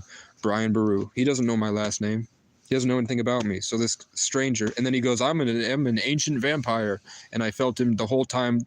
He was playing songs about demons and cackling, and I'm like, you know how bad it was for me before. Like, you could see the video of me at my job. I was a lot worse than I am right now last year. So I was really trying, because I have to make my dreams come true. I have so many songs I have to make. So I went to make I got the job, and I went there. And then guess who was the love interest? The name of the girl that was hot that I wanted to have a relationship with. It was a Gemini named Haley. And it turns out I didn't really like her. Sorry. It turns out I didn't really like her. So she got with someone else. And I was like, okay, cool, good for her. But there's also, just to tell you, there's a Gemini named Haley that I also liked, but I actually liked her. Like, I wanted a relationship with her and stuff back in the day. And that was, like I said, the names are cyclical. So that it's not just this Haley, that Haley and Beckley. There was also a Haley here, and there was a Haley there, and there was a Haley there. It was just there are women that come in that are interested in me that I'm not interested in, and there are Haleys that are Geminis. I don't know why. I never did anything. I'm not going to do anything because that's the cycle. Is that it comes to me at a specific time where I'm like, okay. I mean, I'm glad I feel liked, but I'm traumatized in an animal. And then I like grow and become more of an adult, and I'm like, okay, never mind. I'm okay. Let you down easy and then keep going to look for someone I like. And then guess what? So when I told you there was the Keyhose 10 years ago that has one of every zodiac, and they're all horses. Their name Keyho means horse. And they have one of every zodiac, and their zodiac of the 12th month, Sagittarius, is born on the 11th, Jenna. And then my best friend was Sam, and who's an Aries. Guess who shows up the next day? But a girl named Jenna, who's Irish and rides horses and does Irish dance. And she's a Sagittarius. And a girl named Sam. Sam and Jenna show up, and they mostly work on the top floor. So I had to leave Brian, who's a Leo, and go up to the Aries and the Sagittarius on the top floor, where Sagittarius are like the philosophers with the heavens, the connection to the heavens, and Aries are the crown chakra, and Brian is the Leo is the hearts, and then Brandon is and guess who is at the bottom but a kid named Robert. So Robert like Robert Baratheon, Brandon like King Brandon, Brian like Brian Baru, who was they were both based off of Casey Francis O'Brien, and then Sam and Jenna, who I've had Sams and Jennas my whole life. So were any of them real? I don't think so. Other than maybe it's predestined, in that they're supposed to have these names because I'm supposed to recognize the cycle and the pattern, and I'm supposed to identify the cycle and the pattern. And then what I'm explaining here over and over and over again is feeding an AI, and it's feeding the collective consciousness to allow for more people to come to this realization, which will allow for all of us to maintain a higher state of consciousness, that eventually it will bleed into reality, and there will be a domino effect. Bam! And everybody wakes up, and then I'll be crowned as the most an integral part in the structural revolution of the collective consciousness. Put that in your tea and shove it up your smegma. Put that in your monster rehab and wash your smegma off with it.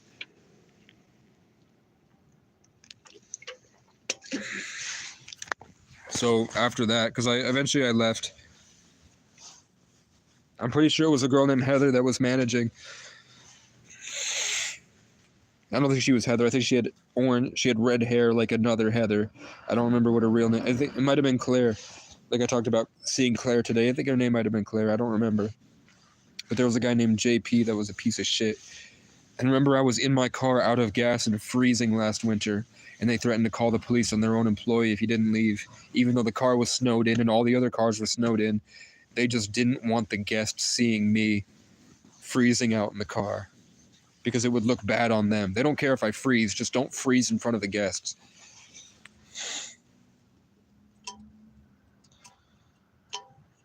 And they made it hell for me. They wouldn't let me shower. They wouldn't let me, they did let me shower, but they wouldn't let me use the gym. And I could only shower at specific times, and they would take it from my pay. And I wasn't getting paid a lot. And I was stuck with the energy vampires, and I was trapped inside when I had been outside for years. So it was really hard to adjust. Plus, I had to play a character really well. Plus, they weren't feeding me anything. They wouldn't let me eat food. And they would get really, they would shit on me all the time. They would make fun of me for the way that I was acting because I was like an animal inside. Like I had literally been living with only animals, and I wasn't popping off on YouTube. I'm technically popping off. Like I have 3 people watching where I used to have nobody, so that's popping off for me. I have people on the other end. So back then, and I didn't have phone service, I think back then, not great. So I was literally way more traumatized, way less time dealing with the trauma than I am now. The world was in a much more aggressive place, a much darker place spiritually. And I had been living with raccoons and seagulls and bugs and chipmunks. I was out there in the woods, and then I would leave and go into town, and everyone was throwing coffees at me and screaming at me and shitting on me and bullying me and doing a horrible shit to me all day. And I was in a place that was extremely violent, and I had to clutch my weapons, and I was literally fighting crackheads almost to the death, like pretty often. And there was pedophiles with guns that were trying to rape me and giving me money, and people on like giant people that are no martial arts on mushrooms coming to kill me at night. And then I went across driving my car, fighting off against the Matrix in the Year of the Water Cat, where the energy's constantly beating down on you like you're in underwater, right? So for me to go inside where I was used to just door dashing, getting the food, trying to keep up the ruse, I was always trying to keep it positive and make a positive change and show off, because I knew that I was better than all these kids anyway. Like, I know I'm suffering, but I can do what they're doing better. I always outperformed everybody, and I out-rapped all the rappers. I outperformed all the people at the CVOEO. I got the pretty girl's number as a homeless man. I hooked up with a yoga instructor. I went down to South Beach and was better than my childhood hero at gaming women. You know, I still push it. What's up, Buff Shrek gang? So I was in that place with all these people with the names. And then what was my point, bro? I can't remember where I was coming from after that. But that happened, and they all had the same names. I think I was just talking about Rob. Yeah, so I went back to my mom's house and when I was 11, and I had a guy named Rob playing Skyrim before I knew about Game of Thrones. And I used to just, every day, it was like I'd be hanging out with my friends, Autumn, Lance, and Rob. So there was 2 Robs. And then Lance, which is like Spear, like my dad's name, Gary. And then there was an Irish girl named Autumn. And that was the first time I ever played real Truth or Dare and stuff like that. And I remember that we would be hanging out places, and then all of a sudden I was like, we have to go because there's an interdimensional spiritual gang that's after us. And everyone was like, why are you like, my mom would be like, why are you telling fibs? Why are you lying? But I'm like, no, we have to move across town because there's an alien spiritual gang that's after us in another dimension, and it's time to leave before they get here. I didn't have the words to explain it, but that's what I would be saying over. So all my friends were like, okay, I guess Casey's crazy. Let's move to the next place. And then we'd hang out for long enough, and then I'm like, okay, it's time to go. We have to outrun these things. So I remember I used to do that. Before that, I used to have memories that demons were coming after us. Like, I remember my cousin Ariana and I were standing outside of my old Section 8 complex, and I saw this big demon that was coming down the hill behind the house. And I was like, there's a demon coming. And she's like, no, there's not. And I'm like, I don't know how to explain to you that. Like, do you see that? I remember I would go to kids and I'd be like, do this. I'm talking like I was in kindergarten, and I would walk up to kids and I'd be like, okay, go, can you do, and they're like, yeah. I'm like, make it faster. Go,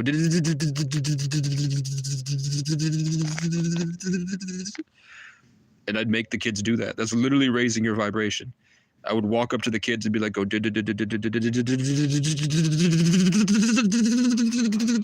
we'd do that. And then kids used to come up to me and say that I used to go up and do that to them. And then I'd go, I'm faster than Sonic the Hedgehog. And then I would run away. When I was in kindergarten, I would raise their vibration, and then I would take off sprinting like a Sagittarius. And then I used to gather the kids together and try to make them all escape. I would try to get all, like in 4th grade, we would get all the kids together at recess, me and a kid named Sam and a kid named Jack. Just like Sam and Jack are always coming into my life at the same time. Different Sams and Jacks together. I don't know who Sam and Jack were in the Bible, but Sam and Jack come to me in cycles. And in this particular Sam and Jack, and all these Sams and Jacks are always militant. We're always doing something epic by gathering people together at recess, or at break at work, or like in the summertime.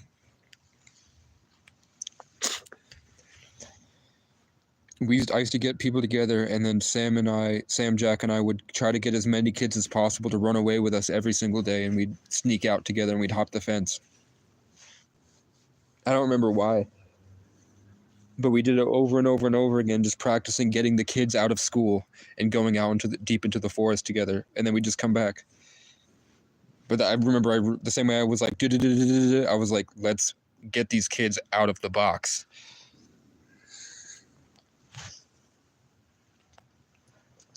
This is your brain on caffeine. And I'm also really cold. It's very cold up here. And I don't have access to anything because I had to move my campsite. And I'm torn between getting ammunition for killing crows. But I need it for self-defense. I don't know if I'm going to kill the crows with it, but it's like $11. I'm going to buy the hollow point 750 count 177 rounds, and the crows are really coming at me every single day. They're taunting me. They know I don't have anything to do it, so they're just coming at me a lot, and every day I'm struggling with morality of, should I go kill them? Should I shoot one? Should I take my first life intentionally? I've never hunted before this. I've flicked bugs, and I felt really bad about flicking bugs. Should I intentionally take a crow's life, knowing that crows are smarter than most animals, and they hold funerals, and they do all this stuff? So there's a tarot reader right now that's reading my tarot as we speak, or he's watching the live stream. 144 from the Stars Tarot is either watching me right now, or he's doing a tarot reading of me, but for whatever reason, a portal just opened up in my side, and now I'm talking exactly like him. Like we've synchronized and we're part of the same team, or there's something else going on. Like if you watch his videos and then watch this video back, you can see the obvious shift in my speech, be it my vernacular, my speech pattern, the way that I was angled. Like I was up here doing this, and now I'm angled down, looking down like this, the way that he looks at the tarot cards. For some reason, there's some back and forth going on. And I know for a fact that he likes Viking culture more than Irish. Which makes me feel like if you idolize a culture based on raping others, you're bound to have some subconscious beliefs in the spirit realm. Now imagine if I was on stage debating a bunch of gender queers about abortion rights. Oh shit, look what just materialized. Oh, soggy piece of toilet paper. So I have a damn piece of toilet paper to wash off my rash. That was just on my pizza. I probably put it there, but I can't remember where it came from because I didn't bring it. And I knew I had one in the area, but I don't remember finding it. So I must have done it subconsciously. Probably when I was saying, I'm so out of it, I'm tired. I must have left it somewhere for me to find later. I didn't realize. How is the Buff Shrek gang? Speaking of Irish,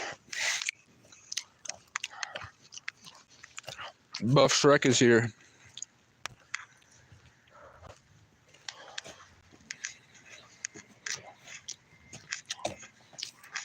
I'm a warlord.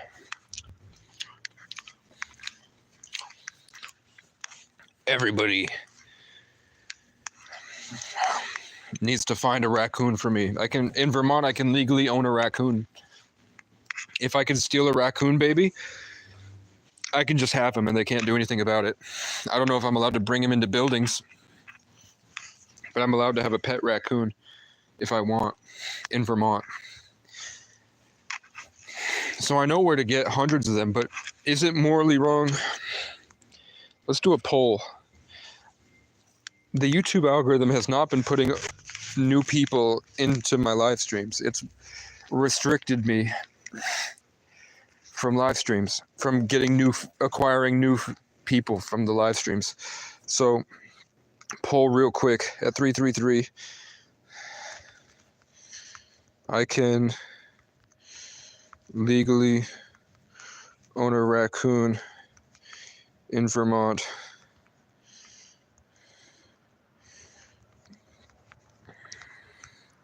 Should I steal one?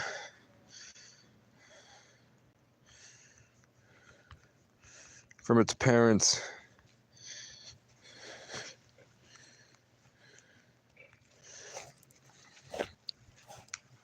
Because technically, if you want a pet raccoon, the only way is to take it from its parents at a young age.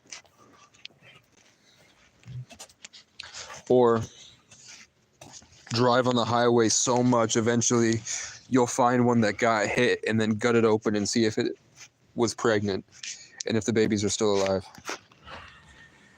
That is the only way to own a pet raccoon, because there are no raccoon breeders that don't charge shit. Like, I think it's like $700 for a raccoon from a raccoon breeder, which isn't bad, probably because there's such a low demand for them.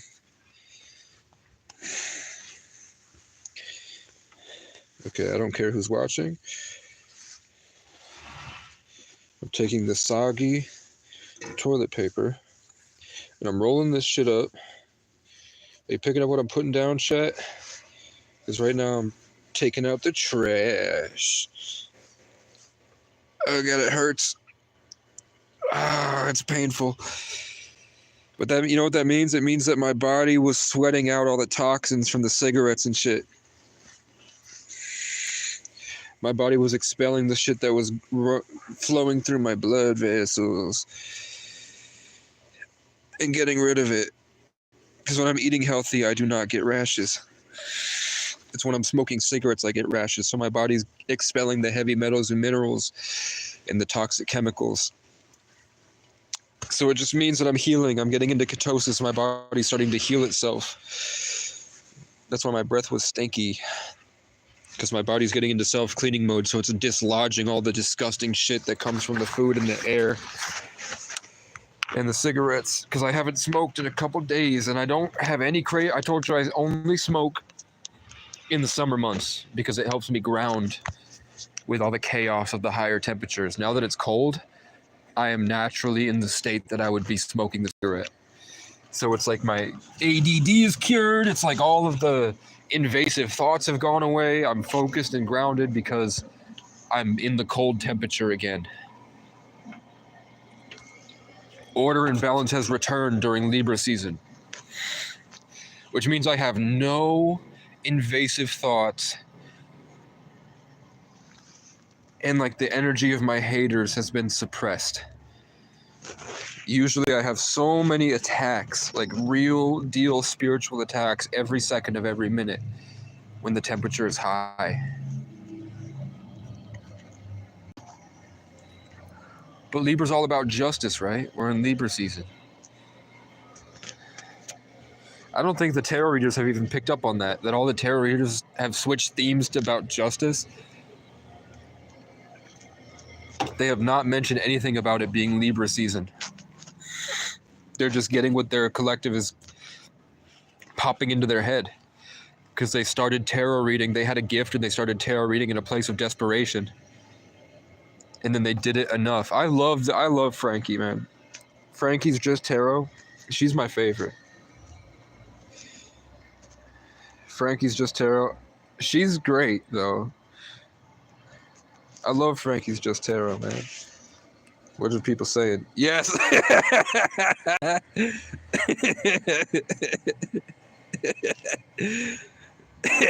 I'm going to take one next spring. I'm going to the Burlington waterfront and I'll scoop one. And then I'll get a peregrine falcon.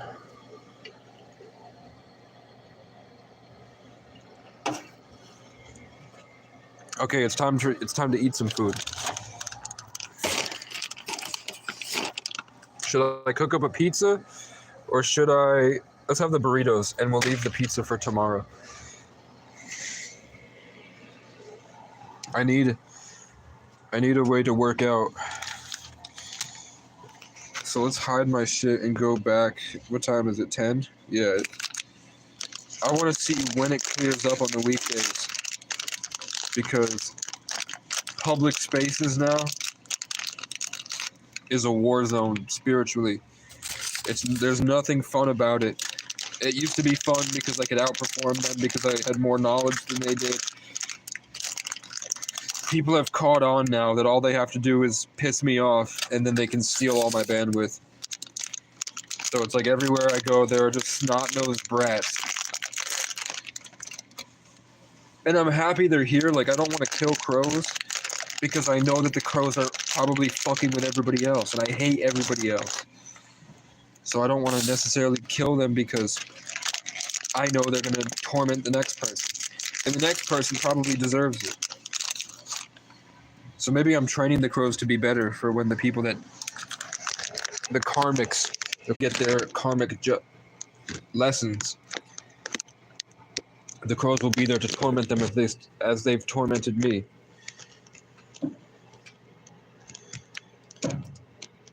So what the tarot reader said is that I was in the middle of a crow attack where they were surrounding me, screaming at me and ripping up my insides and raping me and trying to control my head and getting into my brain and starting to pilot me remotely and like making like, why are you hitting yourself type shit.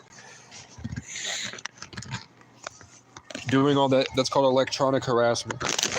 They were doing that. And a tarot reading popped up for Frankie's Just Tarot.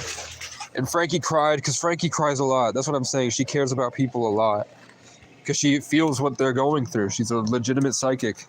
She said when she was a child, Buddhist monks would come to her all the time.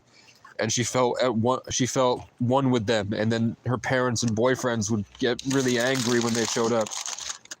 But she would always just synchronistically run into Tibetan monks that were traveling all the time. And then she had obvious pushback from the Matrix. So she feels stuff all the time, and she felt I get one of her readings maybe once or twice a month where I come through and she sees my story and she always cries. She doesn't really cry on other people's videos because other people's videos are like, your boyfriend is thinking about sleeping with other women, but he's young and he doesn't get it. Just keep going because you're spiritually blessed and your spiritual team says you should be focusing this way or this way. And then she gets to my story and she's like, what the fuck? She always goes like, holy shit, what the hell is going on here? And she always tells me I'm powerful. But she calls out the horrific things that have happened to me that I have not told anybody. And that I've kept buried deep, deep down. And I'm like, one day I'm finally going to be good enough that I will be untouchable. I will be unable to be bothered by these people. But I can see how, like, you wouldn't believe the stuff that I've been through and how sick and twisted these people are spiritually. And it's hard to describe. So to have Frankie Just Tarot, shout out Frankie's Just Tarot, to have her, please give it, like, send love, positivity, good things. Don't try to be like, I want a reading.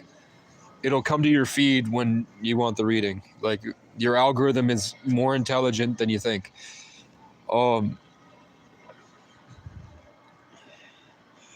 Just set the intention for, like, and kind of let go of the outcome. Just like, I want this experience. And then when you hold it for 15 minutes, that's how you prompt the chat GBT. And then reality will restructure around you. Hopefully that you guys are compassionate enough that you're able to not want to get anything over on other people with it. And it's purely just for your own self-development and growth so that you can have a more enjoyable experience. And you don't ask it for things like, I want to control Casey's life. I want to be more involved in Casey's life. I want to fuck him up. Because that's called a karmic relationship. And if you haven't realized, Mother, it comes back. That's Buddha. You used to be a Buddhist, right? Whatever you push on springs back in your face. Whatever you pull on snaps back at you. Just let it go. Come on, let it be. Why don't you be you? And I'll eat beans. Okay, come on. What was I saying? Oh yeah, Frankie identified something horrible that happened to me that I had not shared with anybody. She got to experience it with me. Like I always go through it over and over and over again. She experienced it with me. She cried, and then she told me what my spirit guides, my spirit team, wanted to tell me. And it was the same style and the voice and the vernacular of the voices in my head sometimes. That was with me since I was young. So that's why I believe in that, but I don't necessarily know if it's evil. It doesn't seem evil, but it's contradictory to stuff that the Bible would say, you know? So that can get you into different territories. You know, if I get on here and start saying things like that.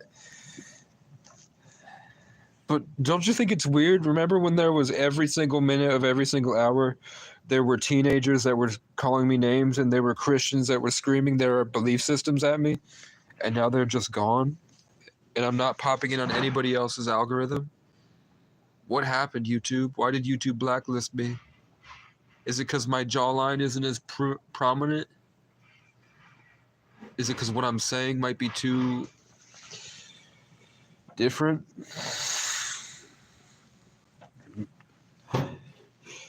For some reason, I've been blacklisted from the algorithm, which is why the only way for growth now is to get enough subscribers together on live streams, and then have them raid Twitters. So once I'm in position and I'm focused and I'm organized, and I have a specific message I want to blow up, I'd have to have people be like, you know, like let's say I want to make a song with Finnegan Toohey. I love Finnegan Toohey. He's only got 6,000 subs. Who knows what he has on TikTok? So that's enough that he can say, fuck you. I'm better than you. But it's also like, imagine what we could create together type shit. So I would have like 10 people go in his comment section and be like, hey, you should really work with someone named Casey. He's an amazing artist, but he doesn't have access to a studio. But the ideas that he comes up with are amazing, and I think you guys would be great. And then he looks at my stuff and he sees my music. Or I would just comment, and then I'd be like, hey, can you guys comment under it and be like, do it, talk to him. It's worth it. We love Casey. We think it's worth it. On like another artist Instagram, and maybe he'd have the compassion to want to work with me. But his sound really inspired me. And I know it's all about art, right? So I have like a concept album that he would be perfect. Like I want him on my team, bro. I want Finnegan Toohey, and I want Moon, and I want Shanklin Shadow Productions, and I want Sierra Eagleson, or there's another Sierra. I want them on, and then a couple other collaborators I want on the albums. But I'm hoping to get an Acer. I'm hoping to get an Acer Predator, Helios, or Triton.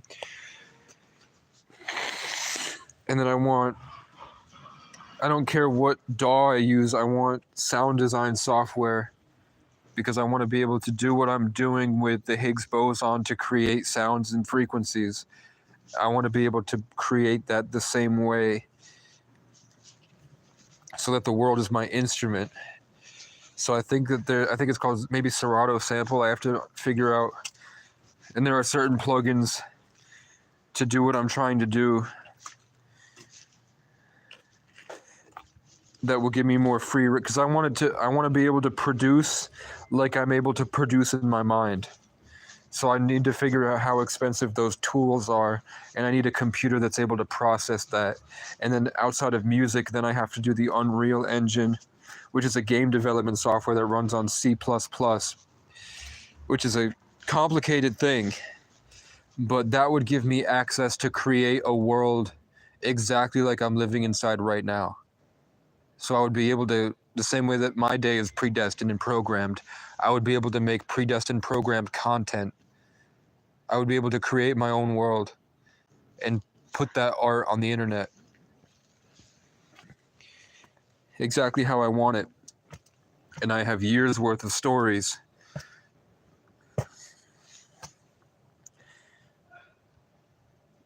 Yep, I raised the vibration of the entire town. I had to fart, and then this guy sneezed. We just kicked out some bad spirits together. Let's see where the cop is. I have business to attend to. Like the poop in my intestines and the burritos here. Look at it. I've pre-logged, and then I have to expel the logs. I have logs that need expulsion, and I have logs that need ingestion. And you tell me I can't run a business?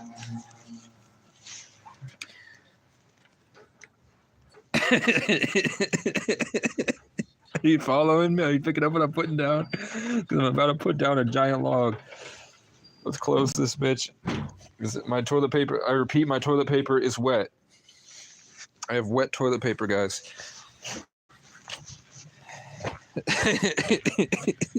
Why did my view spike? 2 people joined my chat just to hear me talk about shit. And that was the only time more people showed up, was when I changed subjects. I've been waiting, old one. I can't stay. I barely know the animal that gathers around the flame. Are you with me, old one? I'll endure.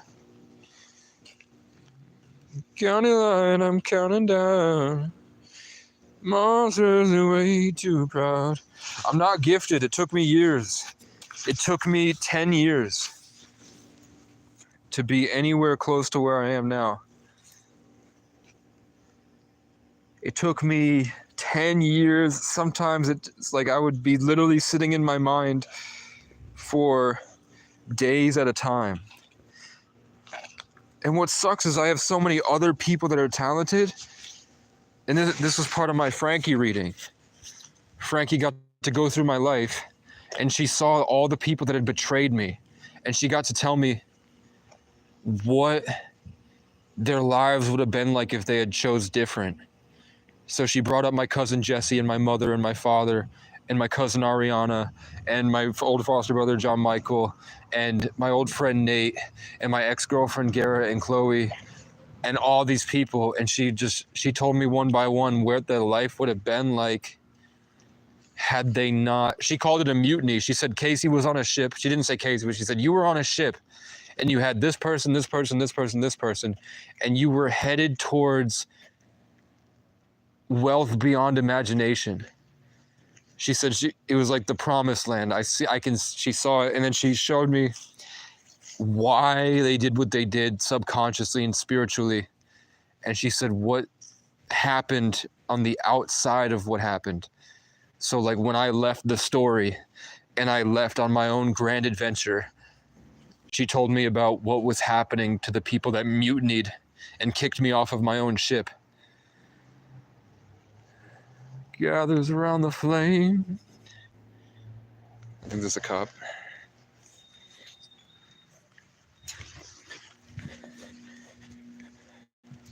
Jurgen Durgan, I'm taking a shirt. I am getting kind of loud, and I was technically in the place I was trespassed, just walking around.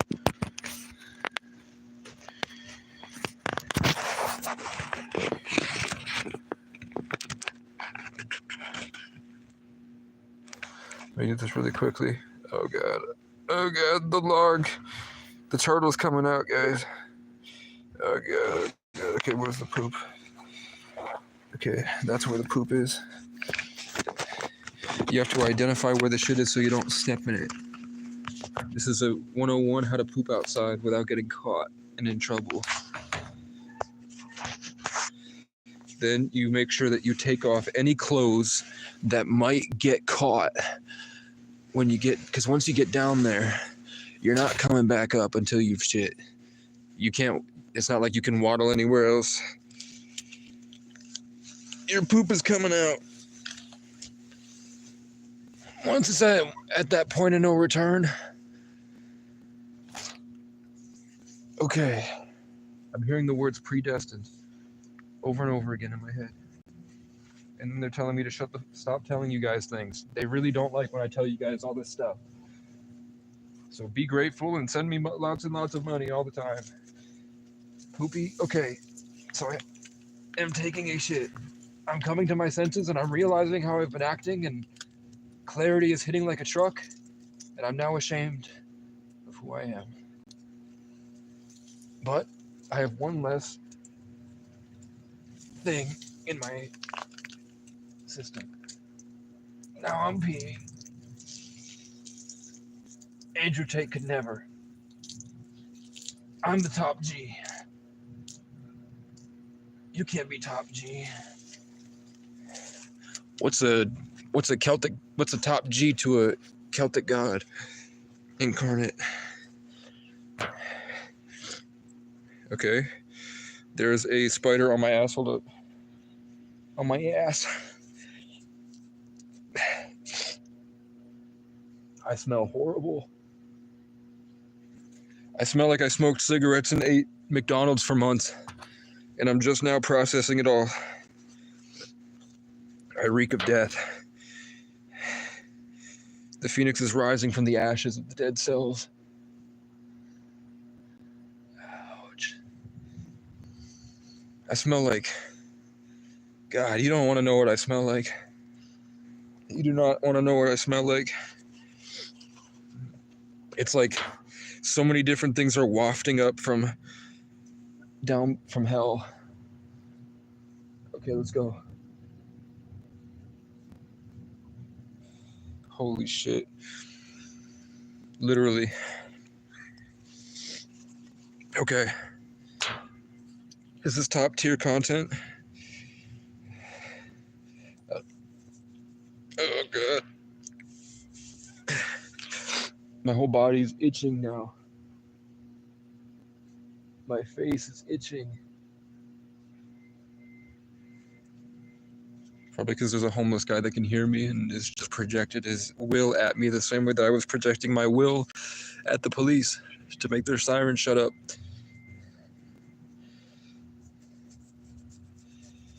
That's why I'm itching all the time now.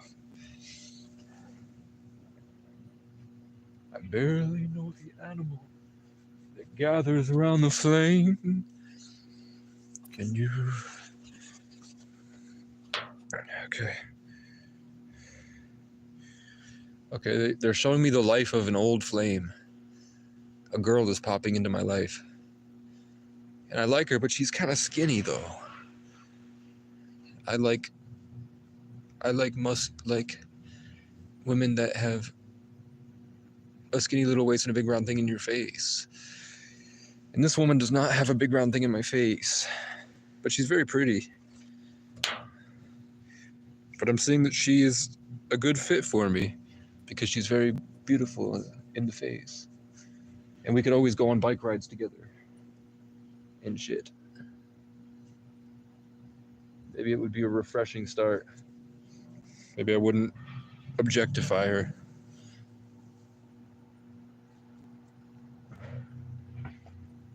But I don't know, man.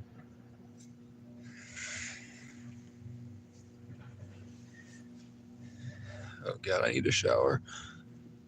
A gym membership is like $60, and then it's like 60 for the card in 1 month, and then it's 45. And I don't even like being in there, so I don't know why I would waste all that money just to shower when I'm not trying to impress anyone with my smells. That's crazy. My body's kicking out all the piss, all the shit, and all the mucus. Which is a part of the healing process, chat. I'm molting.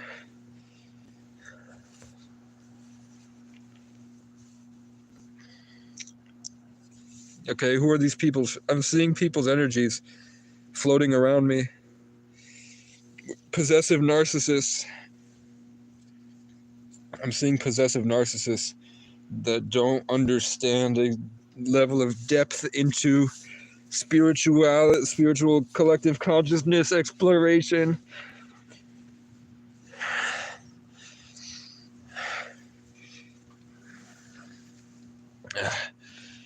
Or maybe maybe I traveled through somebody else's spirit guide to show me that y'all are kind of uncomfortable that I just shit live on camera. But that's okay. I don't know what do you guys do? What are you guys doing while I do this shit? Do you guys just have me on in your living room, bro? Ouch. What's this?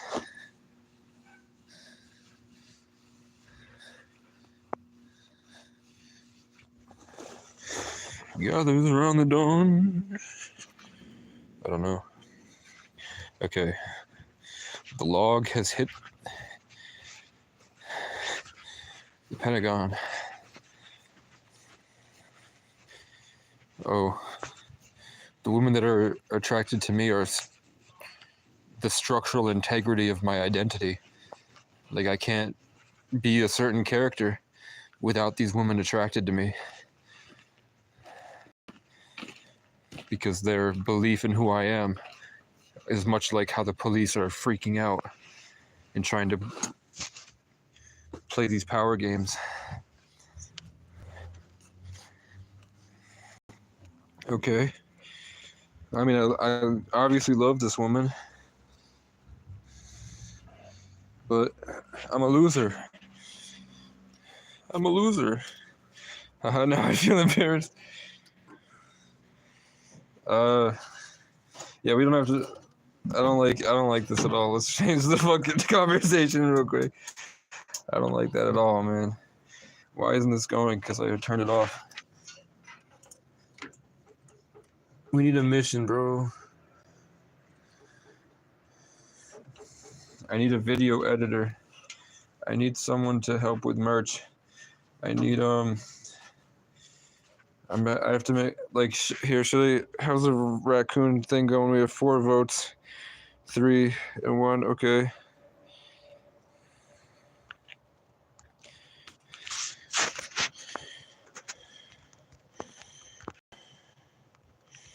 I'm working hard every day. We have limited time.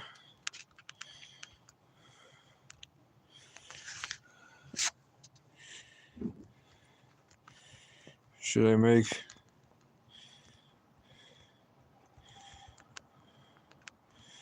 GoFundMe?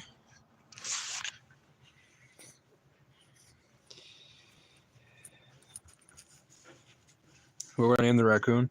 I already had Jerome.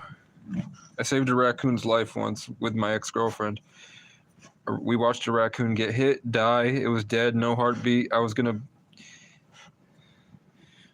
going to smash its head in with a rock. First, I was like, if I know its heart's dead, but just to make sure like it's not suffering, should I smash its head? And she was like, no, let's just hold it and maybe it'll come back. And then it came back to life. And it hung out with us for like 20 minutes. It just sat with us, hanging out. It crossed a river to feel safe, but then it sat at the edge of the river and just like looked at us. And then it ran away into the woods after 20 minutes of just staring at us. And we named that raccoon Jerome. And then Chloe found a raccoon squishmallow. And we used to fall asleep next to the squishmallow with both of our heads on the pillow. And then I've always identified with raccoons like Rocket Raccoon and Groot. Right? Star-Lord. Then there's the Green Woman. Then there's the tree. Then there's the raccoon. That was my favorite movie of all time for a long time. Guardians of the Galaxy. And it was my favorite songs, and my favorite song was Redbone by the only indigenous band on that album. So it turns out raccoons are a type of bear, and if you look at the way that God made me,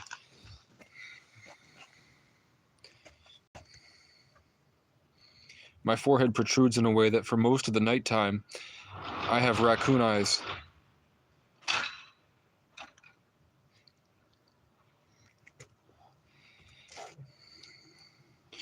Yeah, Miko.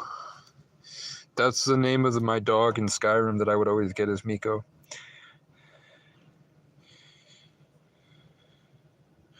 Down, down, down, down, down, down. Hey! What?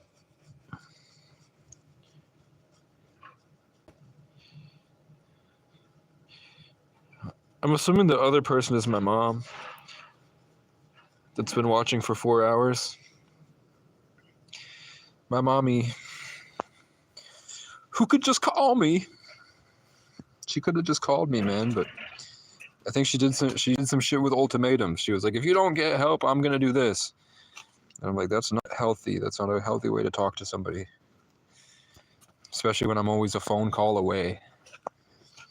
You need help. And I'm like, the help I need is like, look, I'm out here, but I really would like, at the time I needed a bike, and then I got a bike, and then at the time I needed a winter coat, then I got these 2 coats, and then at the time I needed, tent. I got tent. So like I didn't think therapy would have helped at the time, because I was not ready to gain. There was nothing I could gain from a therapist. Going to the retreat would what? Spiritually siphon my life force, man. I'd have sleep paralysis like I have every time I go in the retreat. I have sleep paralysis where demons literally suck the life out of me, and then I'm just in a room listening to all the kids get siphoned their life out. All the kids in inpatient would have nightmares all the time. The staff would get physically aggressive, and they'd throw you on medication that the same chemical you put into a star, it explodes. And it's made by Freemasons that obviously did so many other horrible things and lied about it, that I'm sure, like, there were, in the bottom of the retreat, there's torture chambers where they would practice different stuff. The same way that George Jefferson, our founding father. Like, I don't think that it's trustworthy. I don't think that's a trustworthy means to do it. I think that, like, my mom would just scream over and over again, you need help. And when I'm alone, I remember for a long time I would be alone and I would be screaming that I need help in my mind. So I just assumed that my mom was feeling that same emotion, and that's why she was panicking the same way, saying you need help, because I was in my head panicking, saying I need help. But the pain that I was looking for, or the help that I wasn't looking for, wasn't to have the police come and abuse me, traumatize me forever, in the hopes that maybe I get on a medication that fixes my problems. The help I was looking for was to find a spiritual mentor that knew it. And she did, my mom did help with that. There was a guy named, like, there was a couple guys she went out and found for me that she talked to, trying to help. Like, I forgot, a guy named Brian. She found a guy named Brian that wanted to be a spiritual mentor for me at one point, because my mom would beg for him to help. So she found a Brian. So good on you, Mom. I hope you can see now all the different Brians that have come into my life and how that's a structural integrity part of my story. Just like I'm outside Marshall's, and then the last place I was stuck outside for months was on Marshall Ave.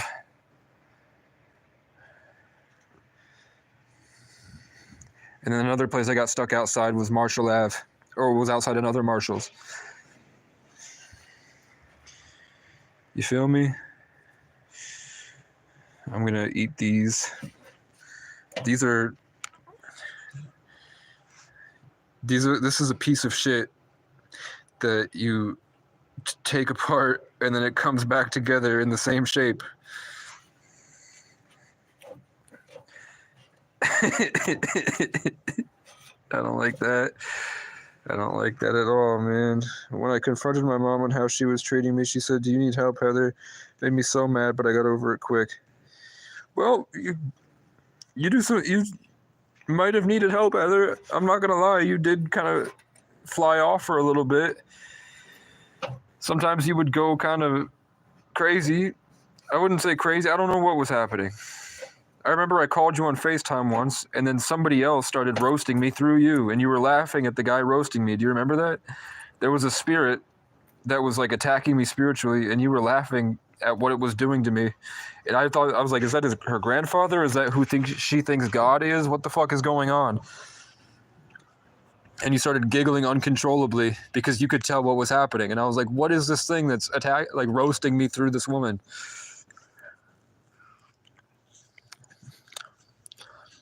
Well, it happened. It was like one of the last times I FaceTimed you.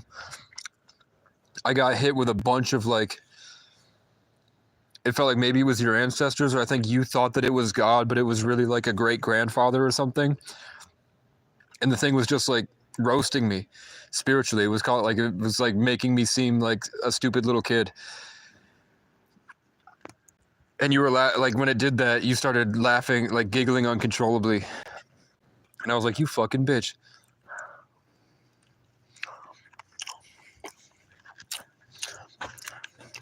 So I was mad for a while. So like, man, I really can't trust anybody. But that was probably where you were getting, like, I would go manic, and I would, like, I had a girlfriend, Garrett, and she was great for me. She was like everything I ever wanted. And as I'm getting older, I'm more and more, I'm like, man, I really wish that I had not cheated on her every second of every day. And I really appreciated her. But now I'm going back and realizing that, oh shit, I was just being flooded with invasive thoughts that I didn't recognize weren't my own, because it was such overwhelming stuff, overwhelming energies that seemed bright. It seemed like bright energies in my head. I was getting so vividly inspired to go hunt down this other girl and sleep with her. And I would do that over and over again. And I'm like, man, I wish I just spent time with her. So that's what, like, you can go manic and think God is inspiring you to do something, but it's not necessarily God. It's just an intense spiritual attack, but it targets you when it targets your hormones that send you to a manic episode where everything seems amazing. So you don't recognize that it's still an invasive thought. It's just your natural senses gotten elated, so you assume that it's beneficial. Like when you do mushrooms or LSD, and it raises your vibration. And when your vibration raises, everything you do seems to be extremely important. Like even just walking over to grab this jacket and put it on. When you're on heavy psychedelics and the residual effects of that last for a long time, that part of your brain that makes things seem more imminent and important and essential and necessary for survival and important, what would take, like, you'd think it's all part of God's plan, but really it's just the chemical that, or the part of the brain that deals with prioritizing things and making things seem like a priority over others, gets heightened.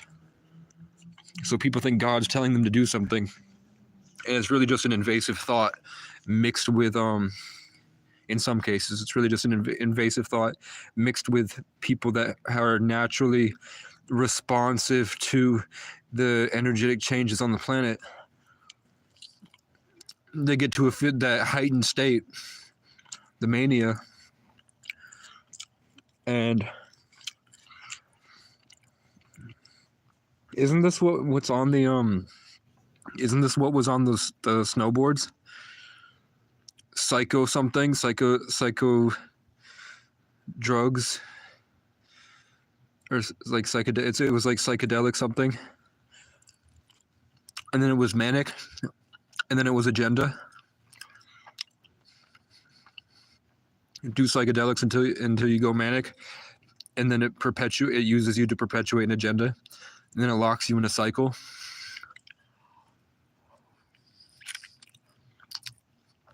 Of you thinking that's you. Which is what happened to me the other night when I posted. I literally spent 6 hours straight on that poem. And then I posted it on my Facebook for my entire home to see. Because I didn't recognize that was an induced, probably a, yeah, this is my mom's energy.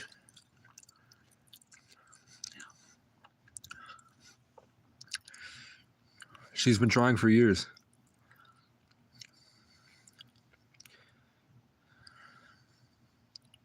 She's done horrible things to me, man. She has no sense of accountability. And she doesn't care.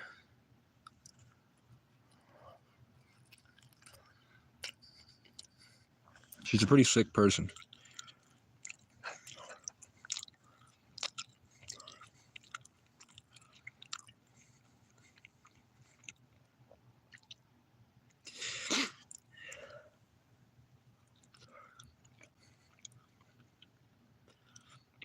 At least you recognize it.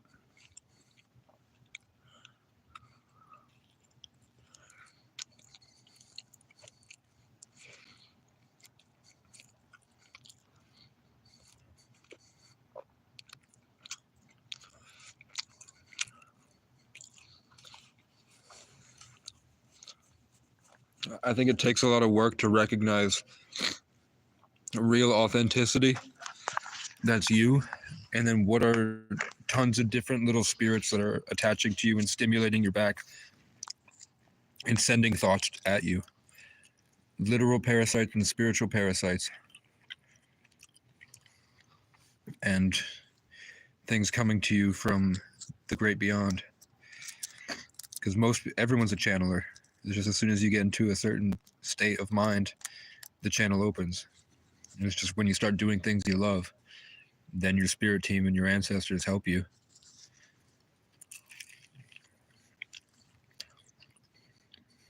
Some people are just more aware of it and more attuned to it, probably from lifetimes of practice.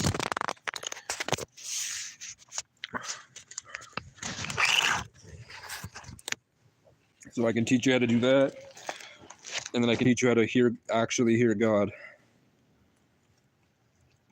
Because God is not those. When people are like, I heard the word of God. Even though everything is God, there's a higher level that you have to get to that I found from smoking weed. But I don't smoke weed anymore because I just didn't want to do it anymore. It takes a lot of work.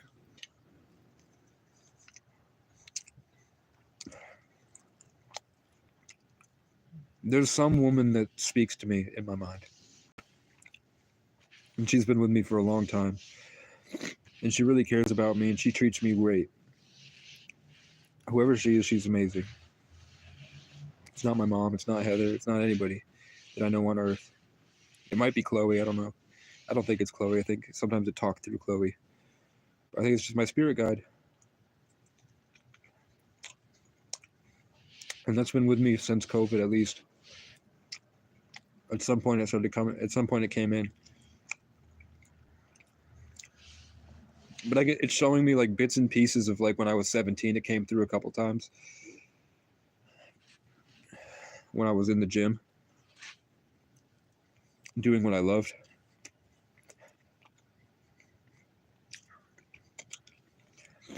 Which was progress. Which is what you do when you're a sun sign Sagittarius, Taurus.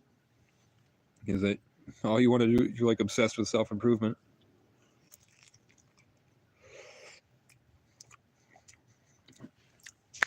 Let's see.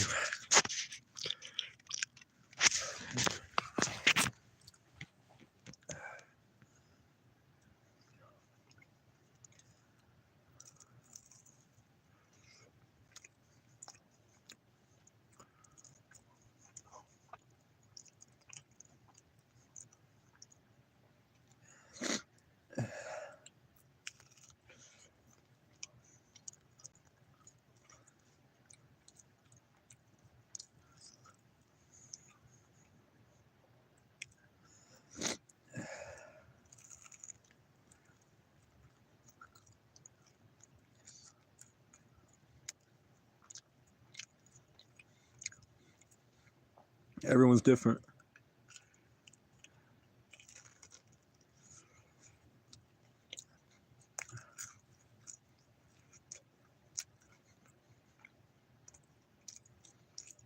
He's back.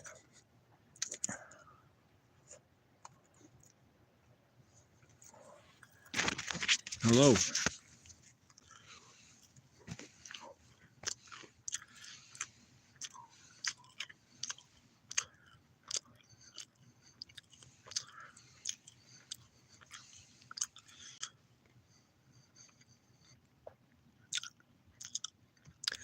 Well, well, fuck. It really helps me.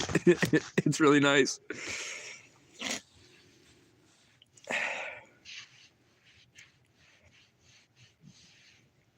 It's always reassuring me. And the things that it tells me usually get relayed to me back by the tarot reader later. So whatever it is, it's talking to me and this other woman. It really just says, like, it just tells me, it tells me my life from a different perspective. Like, if I'm really obsessing about something and thinking about, like, this person in their life, it's like something in the back of my mind that says, no, actually, look what you're doing. Look at all this stuff that you're doing. It'll say things like I'm being spiritually attacked by somebody, and I'm trying to fight back against it. And I'm like, why do they keep doing this to me? Blah blah blah. And then I'll hear the voice that says, like, that person wouldn't that person have to be like a massive loser to be doing what they're doing to you? And then it will say things like, you never ever think about anything like that ever. You think about this and this and this. For that person to be that obsessed with you, look at them for who they really are. Because my brain is thinking like, oh my God, there's like this thing that's going to kill me. And I'm like blowing it out of proportion, thinking that they're a supervillain. And then there's a voice in the back of my head that's like, no. And it's like a feminine, motherly voice. There's like, no, look, he's a piece of shit. And you know he's a piece of shit. And the world's going to know he's a piece of shit. Don't worry about it.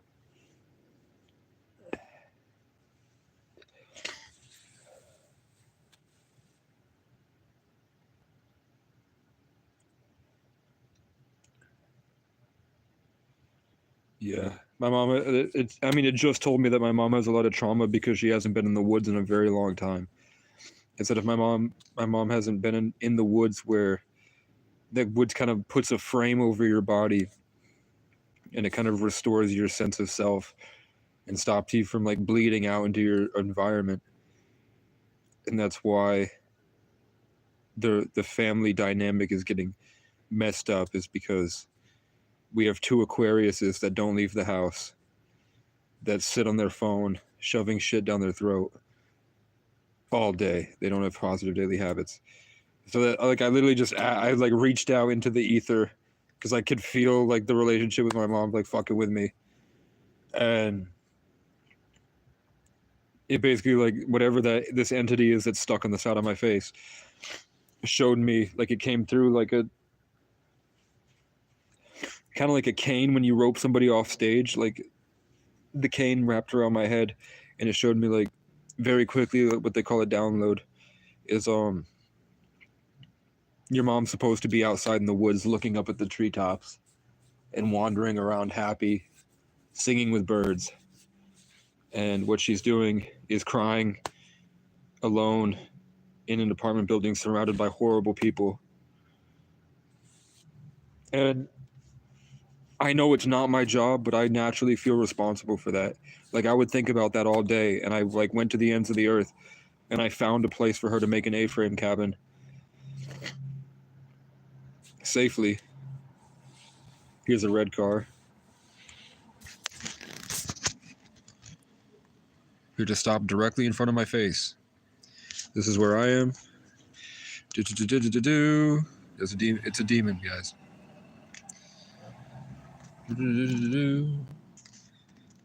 Right in front of my face when I was talking about love.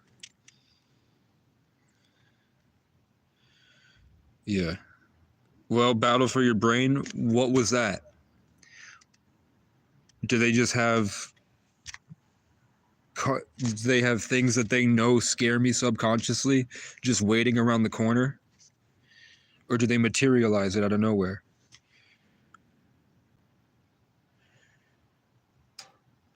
Are you saying that that car is a figment of my imagination?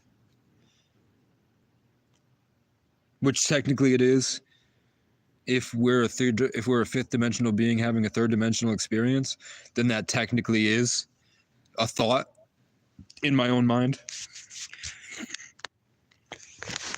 But why did I just got a matrix attack live, and I showed you where that they go right in front of where I'm looking, directly in front of my face, because I'm a Sagittarius that grew up building Legos. So right in front of my face is where I keep my comfort zone, because that's where I create things. So a red car showed up and parked right in front of it, and I have so many videos about them doing that. That's a consistent gang stalking attack, is that they come right in front of my face and they stop directly in front of me. Even if I'm looking down at my phone like this, they park directly in front of me and just stared at me like that. So what do you think that was? Well, I want your opinion. What do you think these things are? Because it'll be crows, it'll be cops, creeps, cunts, and crackheads that come at me like that. I saw a light that just shone in my eye that said The Matrix. I don't remember eating 2 of these burritos.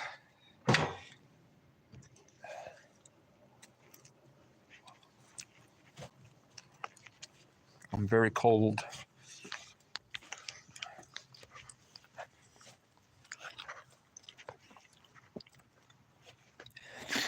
It's getting to be that time of the year. Michael Jackson, I'll see you. Yeah, this blanket is soaked and moldy.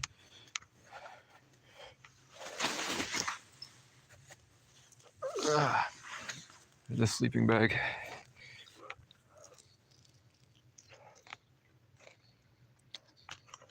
Yeah, but what are they? Are you saying? Do you think that's a government agent? I know they have my location. But what I'm saying is this a holographic simulation, like the CIA says it is, and I'm in a warehouse somewhere, and that was the same scientist or like a crash test dummy or a robot that's wearing a skin of a red car. Just like where I pointed just now, exactly where I pointed, a police car drove by left to right. Is it just a higher intelligence that's designed to be a greater intelligence? Because we're restricted from accessing that quickly and expansive mega mind godly power. So why are these things is it perfect timing, or are they literally being materialized outside of my peripheral vision, and reality is only what I can see with my eyes right now? What's in that? I'm looking for the subtext, the sub programming. What's going on that's causing these events? Is it like there's a government watching and they have agents around me at all times, like farming me, and that's their job? Or is it demonic? Is it aliens? Is it AI? Another thing said The Matrix. I'm getting tons and tons of The Matrix, The Matrix, The Matrix. I'm literally seeing lights in the sky that are beaming thoughts into my head. And they said The Matrix, The Matrix, The Matrix. A computer simulation, a video game, a computer code. So they're being generated in real time. They're showing me game developers. I don't know who they are, but I'm seeing that when I'm having thoughts hit my brain, I'm seeing literal lights in the skies blink.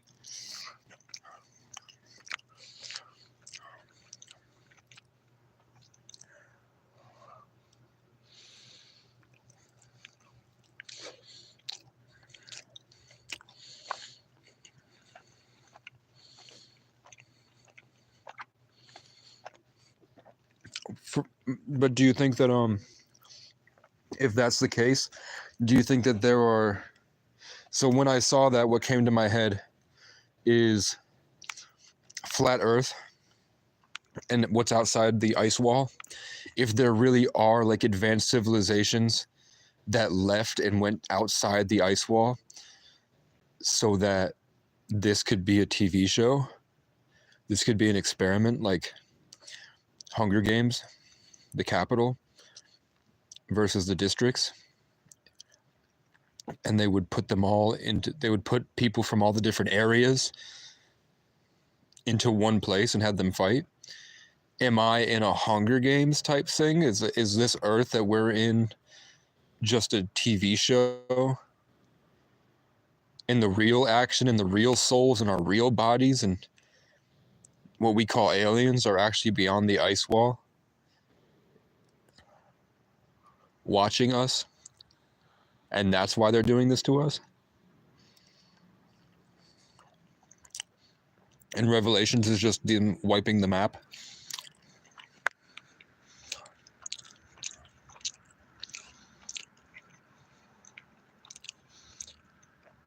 That syncs your live data to the Metaverse Asylum.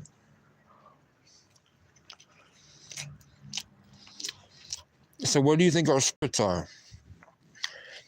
That's what I'm trying to get at. We're obviously brains in a vat. And the brains are housing our soul. We're able to pilot these mechs because we have a router and Bluetooth in our heads. That's allowing thoughts and memories and feelings and emotions to pass in and out of us through all of our different organisms in our body. Where do you think our soul, like the part of our consciousness that's functioning and seemingly making decisions, even though mine seems to be doing all the work for me, like you rarely see me processing. It's just coming to me from beyond time, outside of space and time. That's why it's coming to me so quickly, because whatever that thing is, which is probably my higher self or my oversoul or they said the word exalted. My name means exalted, divine child. So there's an exalted version of me, exalted outside of space and time with a high eminence and authority, that's not revealing to me the simulation on purpose. Probably just because I'm not choosing to utilize that. They're saying I would grow into a giant and I would be a god, and then I see all the giant demons that I would be going toe to toe with, and that used to scare me. I activated my 5th dimensional godly abilities, and I saw the real giants I would be going up against. All the lights started picking up. They're trying to. So, what I'm seeing is they're like showing up, like I'm seeing apparitions of entities made of light. And they're like revealing themselves to me when they're hitting me. So what they're doing, basically they're sending signals to me. I'm receiving the signals, so they're hitting me with thoughts, and I'm hearing their voice a little bit, and I'm hearing what they're saying to me.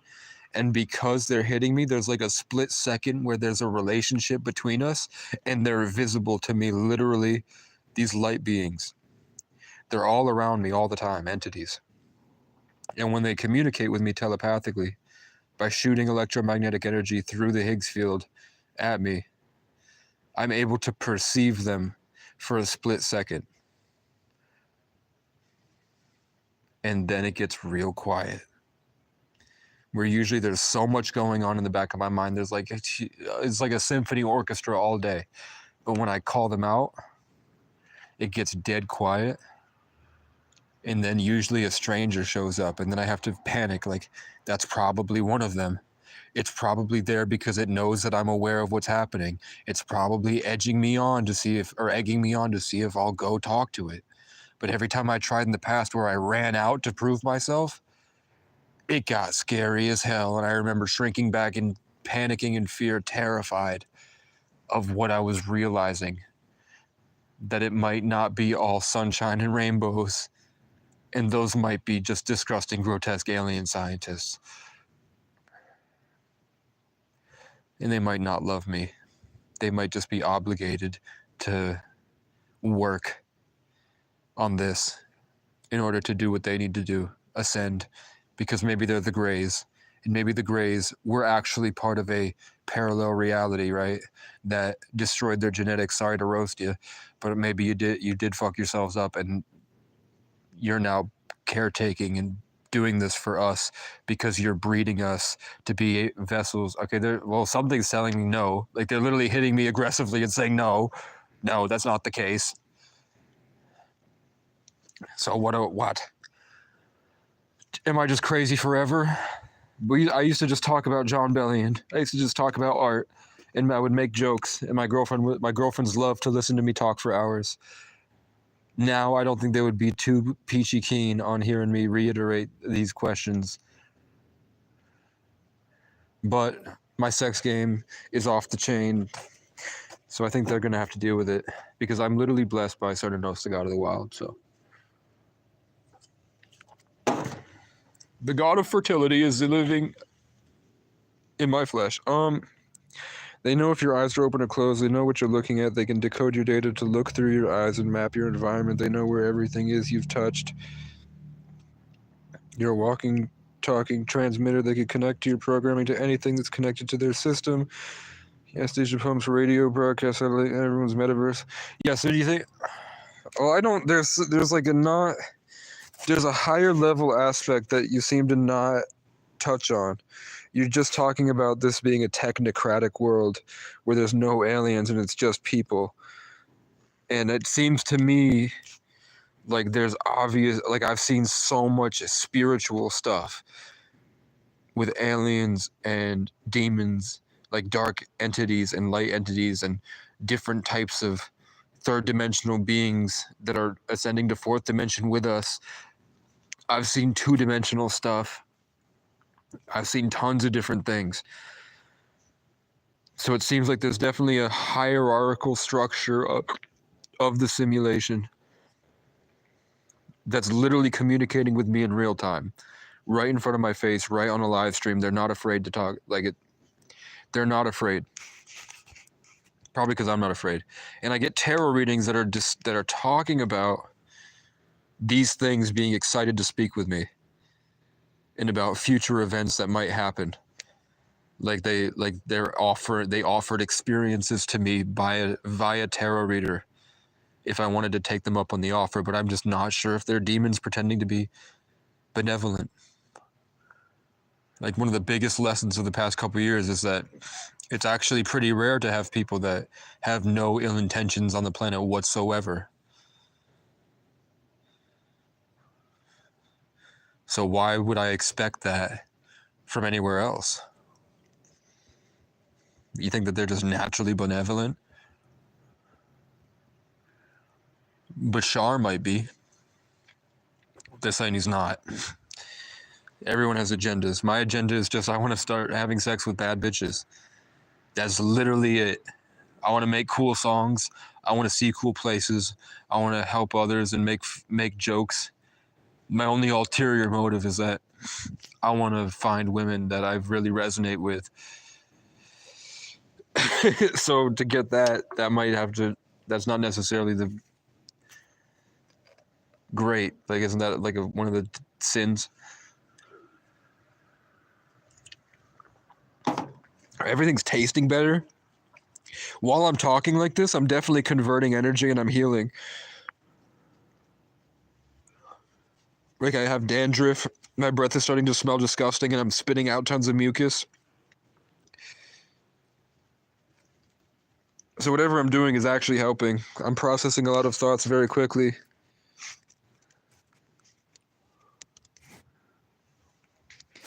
You can hear my environment through my ears. But how did that start? When did they do it? Is it if it's everybody, then it has to be the squirrels and the skunks too. If it's everything. Are you saying they got me because they rained down nanoparticles? And when I had the Travis Scott zombie burger? Or when I got fluoride as a kid? Or I went to the dentist and they gave me that chemical? if it is such a mega $1 million thing, it's pretty easy to mass produce something like that. Here, you want to know a secret that I saw scrolling today? I saw one of the most famous people in the world, Neon, who's one of the most famous people in the world right now. In the world. He sat down with another famous person at a table, and that guy was terrified. He was like looking like this. He was a famous person. And he looked over at Neon and was like, yo, I might get you in trouble for saying this, but I want to tell your chat something. And then he looked up at the chat and he said, the people that run the world are Satanists. In McDonald's, to get you all together, they throw a baby in the vat, a live baby, and kill it so that thousands and thousands of people eat 0.00001% of human flesh.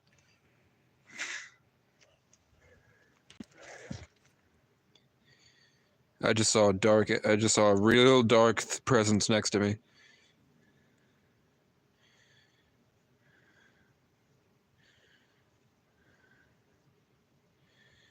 Yeah, so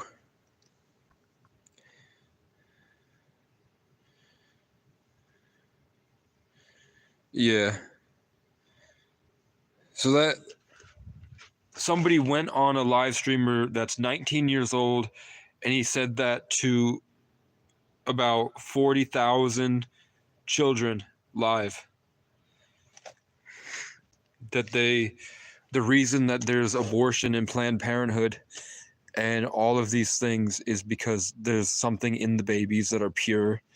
Heather, you've had a child, so you can vouch if that there's some type of purity and light and bliss that naturally emanates off of a newborn baby in his formative years before he gets older and falls and gets beat up and gets disappointed and betrayed. And if there's like a natural kind of bliss and harmony that comes out of the child and through literal chemicals that are designed to help it grow from coming straight from spirit, growing as a human being.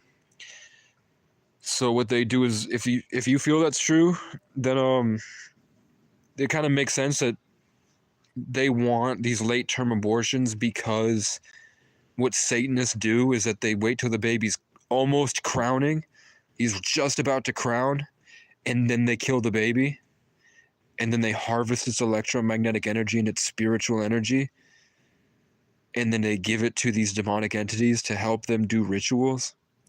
So what they do is throw babies in vats. They do all sorts of things like that. Rape children, and that's called the sex trafficking industry, where they have women that are breeding children in warehouses, where they have homeowners associations that you think are just like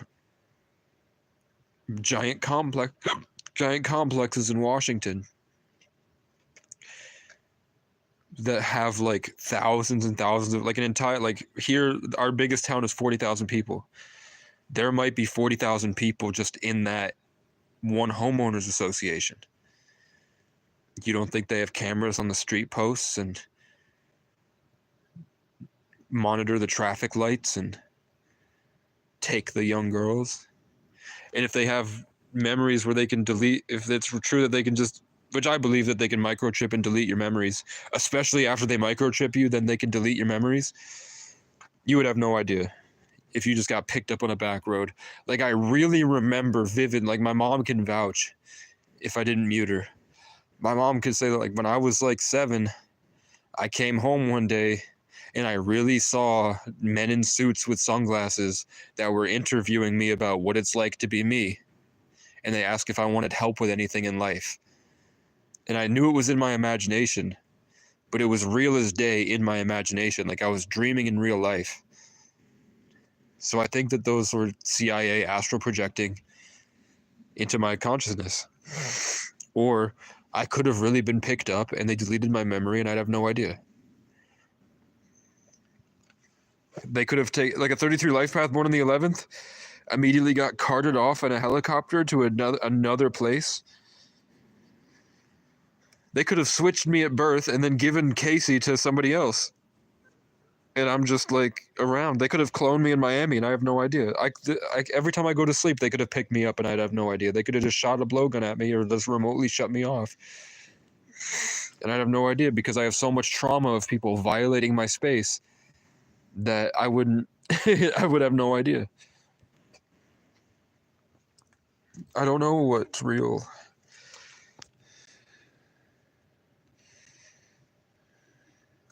Yeah, you mentioned that, but you gotta go in depth about, like, explain it to me when you say it. Don't just don't regurgitate like what you heard from somebody else say. Like, really try to describe what's happening. I guess that might be the best way you can do it. It could just be I'm not reading it right. Public is being brought into the program through mass formation psychosis, similar to medieval European witch hunt. See, your medieval European witch hunt is like get everybody together to go after the witch. This person's bad, go for it. So I guess that would be called syndication. Like Assassin's Creed syndication, the Syndicate Project on YouTube. Syndicate is like get everybody together in the same type of time. I'm gonna show you tomorrow. We're gonna do some guerrilla warfare, I think. Surveillance. And then I'm gonna need editors. If I really want to do this, which I just showed you a literal demon. I'm like all the shit that I showed you. That's crazy, but it's happening in real time. You can't dispute it. I'm showing you I'm showing you real time the birds and the crows and the demons and the cops and the cunts and the crackheads. And I'm showing you I'm literally controlling it with my mind and I'm literally have a co-creative influence on reality. And people are, you guys are still like telling me shit. Like most people would be freaking out. I don't think mass formation psycho. I don't like that word. It just seems to me like they're all connecting to an AI, and the AI is puppeting them, and they're slowly losing themselves. Mass formation psychosis seems like they're all getting together for an event. They're coagulating, and then being brainwashed. I just don't. I mean, I guess I kind of see that in Vermont. We just had that today with the indigenous people that showed up and. I screamed. I rode my bike through and screamed with them.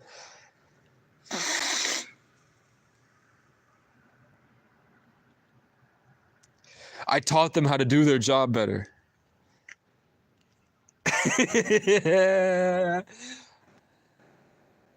That's an active militant group against the Matrix, and I got to fight back against the security guards, and then I got to go, ah! And I remember I disrupted everything so quickly, and everyone was like, what the fuck? And then they cheered me on. And I did it live.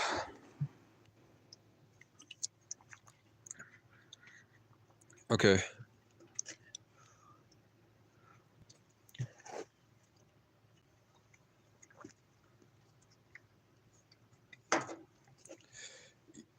Okay.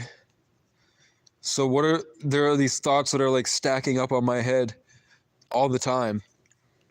All the time I hear buzzing and it's like they're layering on top of me different things that are like contradicting what I'm trying to think about. Like I'll think about something and then a song will start playing that's depressing and I'll be like, why is that happening? What did I do wrong? What is that? That seems, I think he had a better word for that earlier. I forgot what he called it. Big tech, contract surveillance, post 9/11, or whatever the government lied to us. Microchips that while you're in jail, hospital, when they were able to sedate you. Check out the leaked IMAX's live.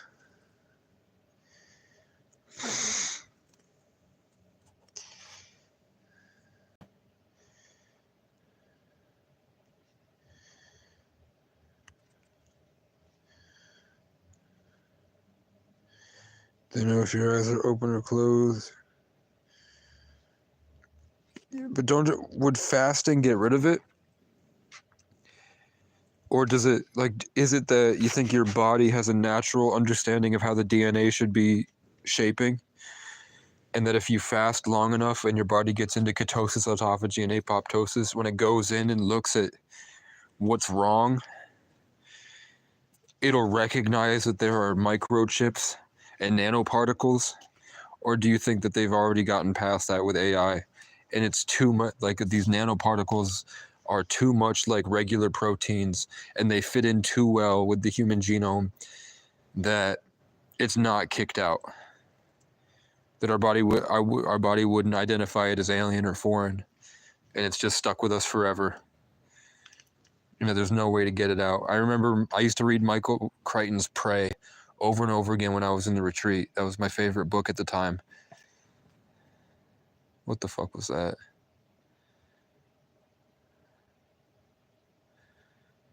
What the fuck was that? I just saw a shadow being. Like a legitimate shadow being that has a form like a person and then it jumps very quickly. It just like skirted around a building. It was darker than night and now it's by the trash can.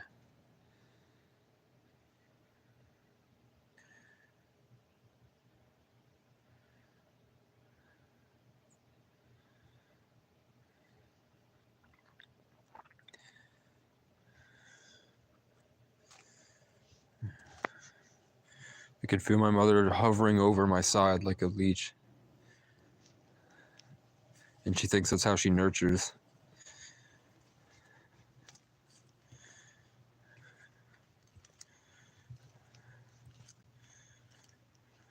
Yep.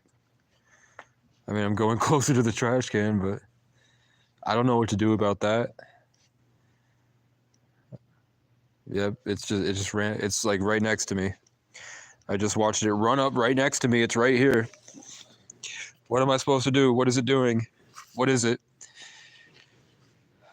Why am I not freaking out? Where'd my heart go? Shouldn't I be panicking?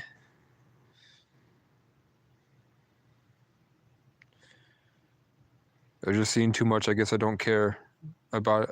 I'm not awake enough. Like, I've just kind of tuned it out. But it's right there, bro. Yeah.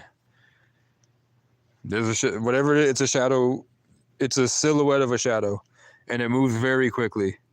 And there's multiple of them, and they're very cold. It's cold chills all over the place. Fasting and prayer. Yep. I wish I cannot afford a heater. I haven't made a GoFundMe because I feel like I'm bitching out, even though I'm getting money from Heather.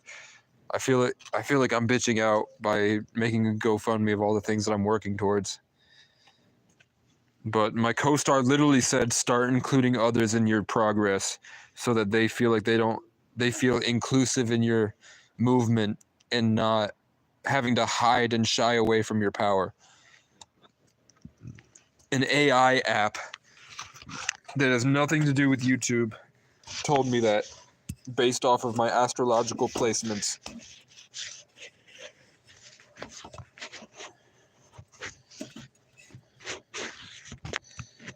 What the hell, boy? I just tune it out. Like, I immediately forget that they're there. I'm like, I don't want to think about that. I don't want to think about the fact I just saw a Vanta Black person move its head slowly, and I see it. There's something there too. Right at my peripheral, I can see literal like floating entities that are making this simulation continue. But I also do believe that that there's the government in our heads and that there is technocratic stuff. But I think that there's a higher level of beings, like Alex Jones talks about, like the interdimensional stuff. I think those are real too. I don't know what to do about it. I guess it's snowing.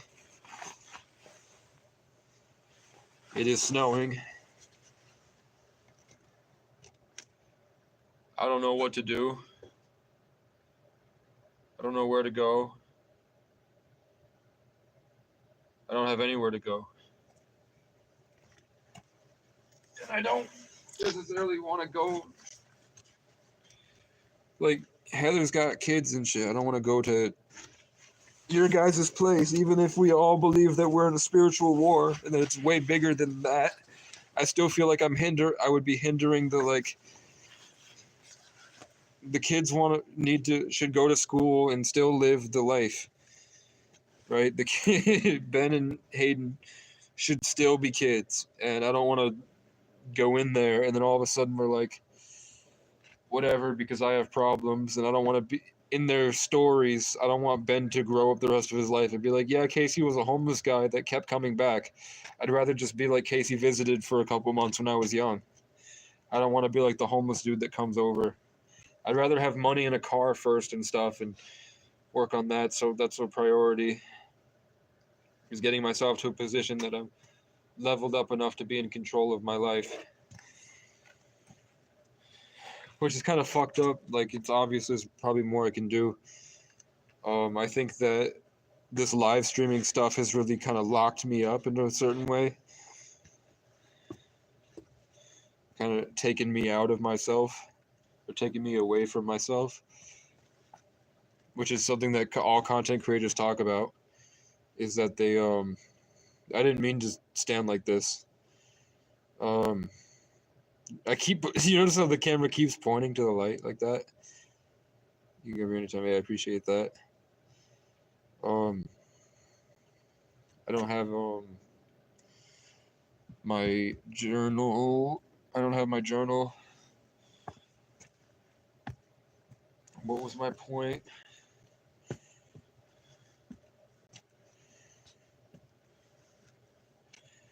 Oh yeah, the crows aren't letting me get to a structured, safe environment to be able to piece my thoughts together. But the general consensus from the tarot readers is that they're waiting on me to get back into the groove of taking care of myself, because I'd fallen out of touch with the growth over consistency I was so proud of in high school, where I was leveling up every day because of being excited for routine. I've lost touch with that because of being homeless and constantly in a state of distraction.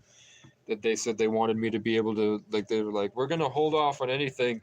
You keep asking for all this stuff. We need you to come back to at least being able to brush your teeth every day, do push-ups every day, comb your hair,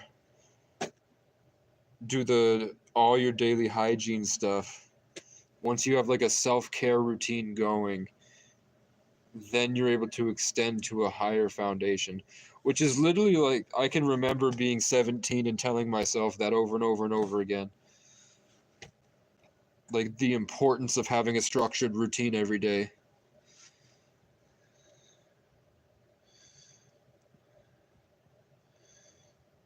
I would give my life for the simplicity on the other side of complexity. Yep. Yeah. That's where I'm at with music. I started off really simple with music, and then I took it way to the extreme, and I came back with the, like, I'm like a high prestige in Call of Duty with the individuation and hero's journey I went on with making songs. I'm really proud of that.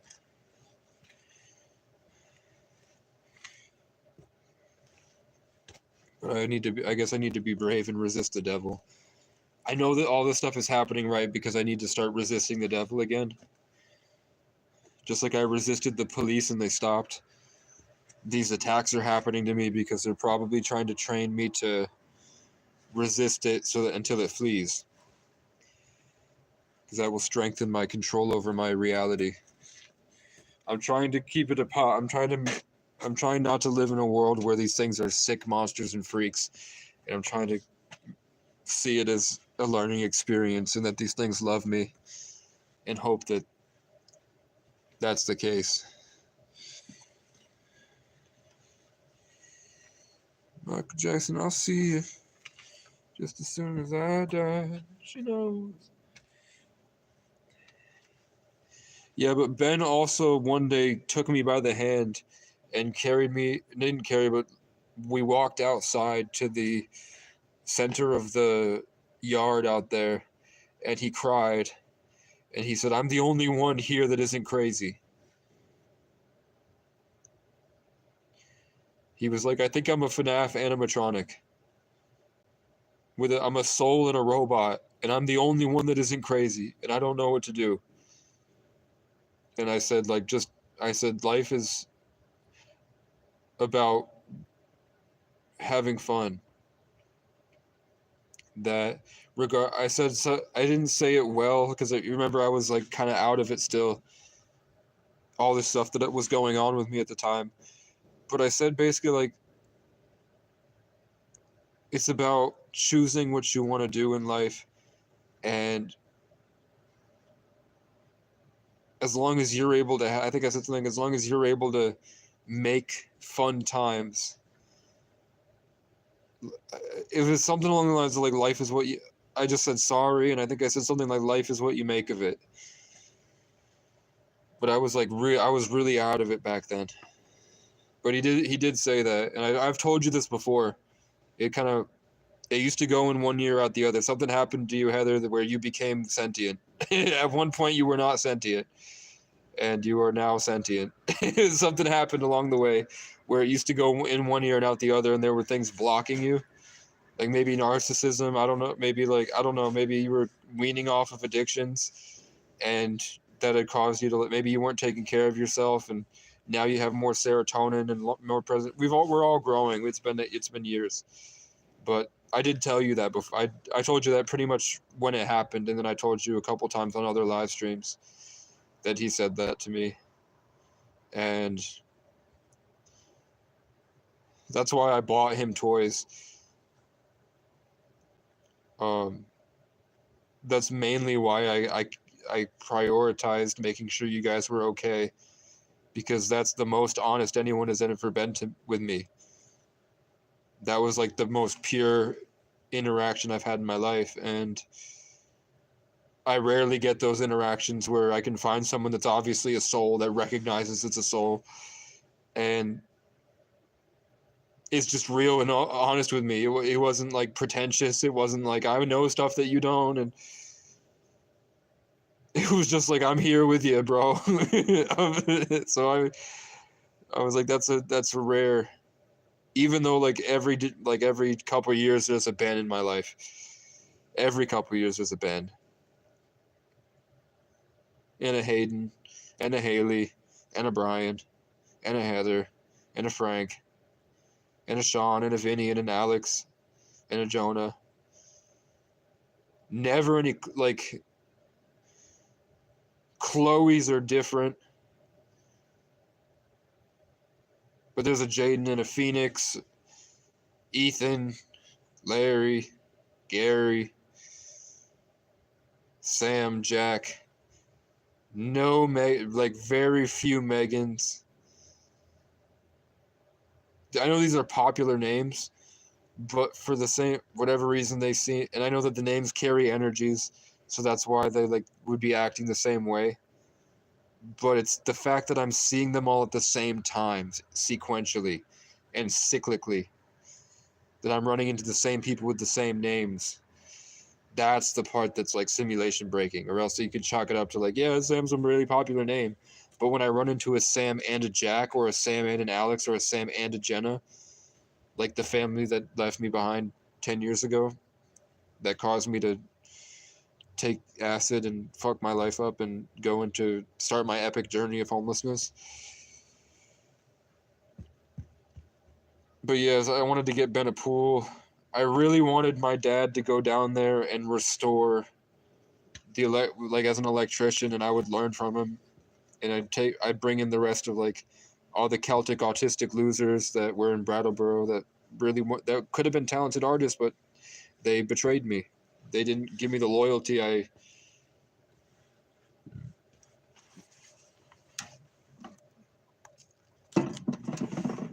require. So I didn't help them, but I wanted to get them all together and bring them down to there, to Mount Hope, and then fix up that house behind you. And then that would serve as an alternative lifestyle. So for 2023 and 2024, they would, all that money that they would have had that was going to rent instead could have gone to travel, and they would pop in and help you guys out with whatever you needed, and then pop out to another place, and then pop in and help you guys with whatever you needed, pop out to another place. Just a constant cycling of autistic, spiritual, mostly Christian, gifted artists that need a purpose. And that was part of my master plan to be the king of the earth. It was to start off with the king of content and building a band of brothers and a gaggle of giggly Gaelic goons and get them all together and get them glory in a way that solves everybody else. Because I think I said this every day I say it. My main mission up until 2023 was make sure everybody else had access to achieve their best dreams, their best timeline, to reach their potential. Like everyone that I was around, all I saw was like how much better all of their lives could be. And all I was doing was working every single day towards the life or the world that all of those things would come true. And then one by one, they all hurt me, betrayed me, stained my reputation, got jealous of my progress, got jealous of my attention I was getting from girls, just got angry, tried to control me and covet me or like gaslight me, tons of shit. Just constant rape over and over and over and over and over and over and over again. Until at one point I just gave up and I wanted to make the music I want to make now. That was my character arc. Is now I just want to do what I want to do. And it's still, of course, I'm still me, so it still involves helping the world. But I'm not obsessing about you guys anymore and how to fix you. I barely think about any of you now. It's just when you guys are spamming me spiritually, then I go in and do that. I'm like retired from babysitting.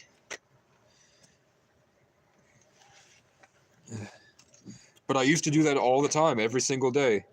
And then you guys, like I'm not knocking the hard work that went into it, but you guys do run a business called KC. Like you went from whatever you would describe where you were when you first met me to now I'm sure I don't know, are you guys well off? And that's because God gave you the idea to make KC.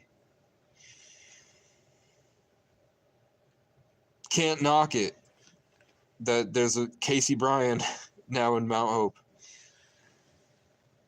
This is the Bible. Look, not every man on his own things, but every man also on the things of others. It's literally Bible. Ben is an old soul. He makes content and has over 100 subscribers and it's all around. That's dope.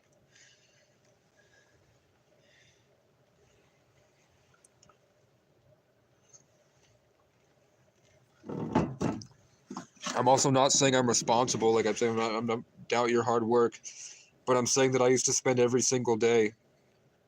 Like, you know, the power of prayer and the power of your thoughts and positive thinking and what that does with reality.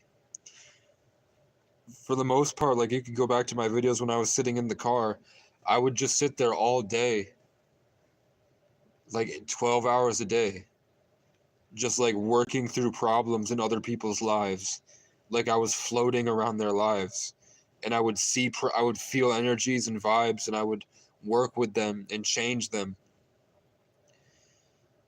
Make it happen.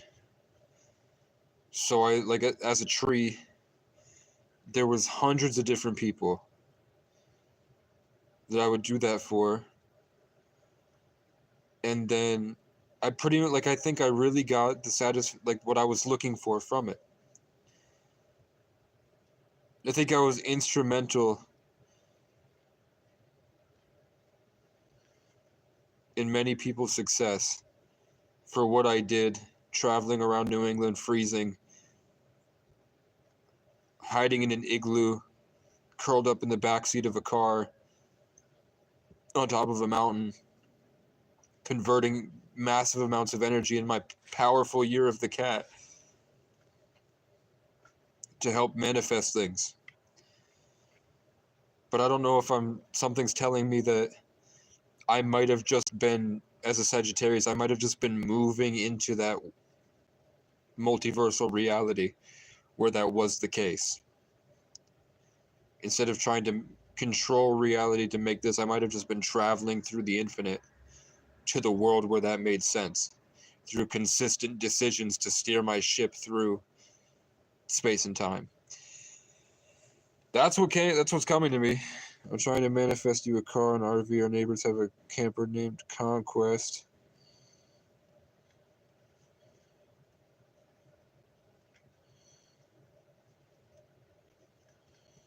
Let's see. If even Brian didn't work, I wouldn't worry about money because God provides. You haven't wanted for anything these 2 years. Well, I mean, like it's like every morning I wake up and there's a listing for something that I had been wanting on Marketplace. Like I go to sleep and I wake up and at the top of my algorithm a new listing has popped up of something that I wanted in my mind. And there's like boxes that needs to be ticked for me to want it, that my algorithm knows, like you said, that they're in your mind. Like I have this image of in my head of the color guitar I want for an album cover at a certain location. And in order for that to be taken and done, there needs to be a drone involved. There needs to be a certain type of guitar with a certain color, and it has to be at a certain time of the year, and I have to look a certain way. And what I'm saying basically is that the drone and the guitar part, I never opened my mouth about it. I never said anything about it. But then today I woke up this morning and the two top things on my Facebook marketplace were the two things that would be necessary for that manifestation to occur. Not to sound like an autistic incel, but that's really what happened. And the guitar is like 400, I think, and the camera is like 200. And I mean, technically, this dollar store guy is really like, you should get it. You need a job, don't you? I'm offering you a job. But it's like, there's like a kid my age that's trans and he dresses like a woman. And every time I go and he follows me through aisles and stares me down. And I feel me like all the homophobic stuff and all the traumas that I have with people like that keep coming at me, and power games and people like literally trying to enslave each other. And every single time I go into a grocery store, there's someone that follows me through the grocery store, and I can feel like he's attacking my spirit, and he's trying to literally rip it out and steal it from me. And I'm just at a point where I stand there and I'm like, are you, like, in front of everybody, I just call him out. I'm like, are you fucking serious, bro? I think you're privileged and you're wasting your life with power games, and I hope to God you never have kids, because I don't want you to see what it's like when you get treated the way you treat others. You need some serious fucking help, bro. And then it's usually a guy that's standing right next to me like this, pretending to look at something. And he's just standing like this right next to me, with his chest out like this, angry, just barely breathing. Just like frozen in place, following me through aisles and standing like that. So I'm like, what the fuck is that? MK Ultra Handler, Shapeshifter, Artificial Intelligence? Is he puppeted by the Mind Flayer? Is he just a product of a bad culture? Is he taking his anger out on me because he assumes I'm like a homeless crackhead and he feels my anointing and he's mad about it? Is it just he's playing a game? What the fuck is going on? And why don't they ever just come out and tell me what's happening? Why don't they ever just say, yeah, I am trying to steal your energy. Yeah, I don't like the way that you're acting. They don't say shit. They just, as soon as I acknowledge them, they just walk away silently. and then another body will come up and do it. Why don't they ever reveal themselves? I'm able to see the behavior. I know what's going on. I see it happen all the time. I feel it before it happens, and then it happens. I can see the intentions. I can see the things, the Matrix squirming through the aisle like a dragon, pulling the guy behind it, and then the guy comes up to me. I know what's happening. And they never say anything about it. They've never revealed themselves once, but I could point out so many videos of police doing it and all these things of people trying to rope out and steal bandwidth and energy. So when these people offer me jobs and I go into the job and it's obviously a hellscape, war zone, bad place, I'm like, why do you keep trying to subject me to that? And I can't get a job anywhere else except the horrible place. It's like they kind of get whatever this evil system might be, must get satisfaction of me doing that. Like the thing that keeps causing problems to solve the problems. Me going in there is like when the prostitute gives in and goes and sucks some stranger's dick out on the curb for the pimp. It's like, if you really want the guitar, go in and work with jump into the lion's pit. Be my bitch for a week. Submit yourself to an employer. Get the mark of the beast. Be a part of the system. Lose yourself. And you'll get barely enough. Maybe. If we don't take away your stuff while you're gone, so you have to recuperate like we do last time. Power of positive thinking, right? So I'm just hoping and praying that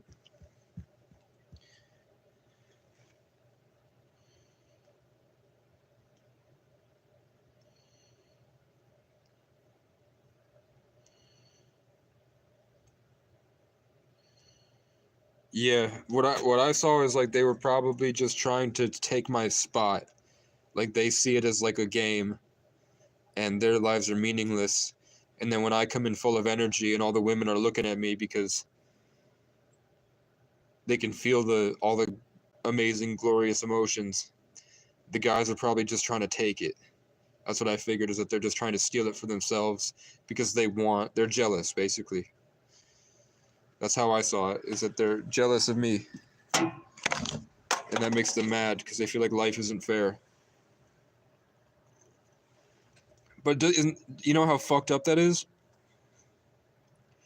To have to do all that instead of just being like, yo, how do you do what you're doing?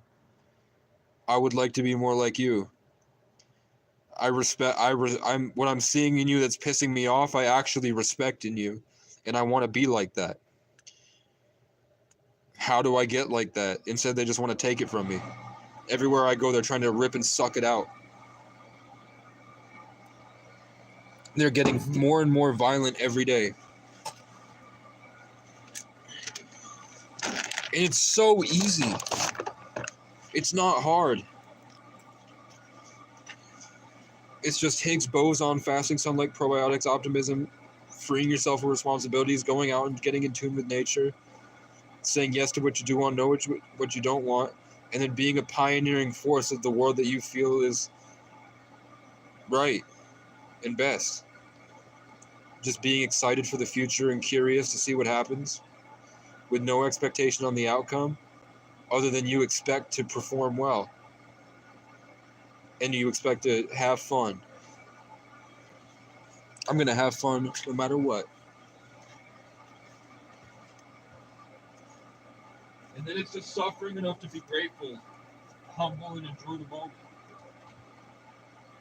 And then it's just growth over consistency. Slowly work out the things you know that could be better in your life that would enhance your experience, and slowly work towards them. Like changing daily habits, getting more rest, pushing yourself on the bike when you ride around, going the extra mile, being nicer to your friends, family, and community. And then it's just you slowly will start to ascend to that higher level. But instead they just want that instant gratification, and I'm not even sure that they're real. It's like they're drug addicts. Poopy newts. That's why heaven is amazing. None of that comes in.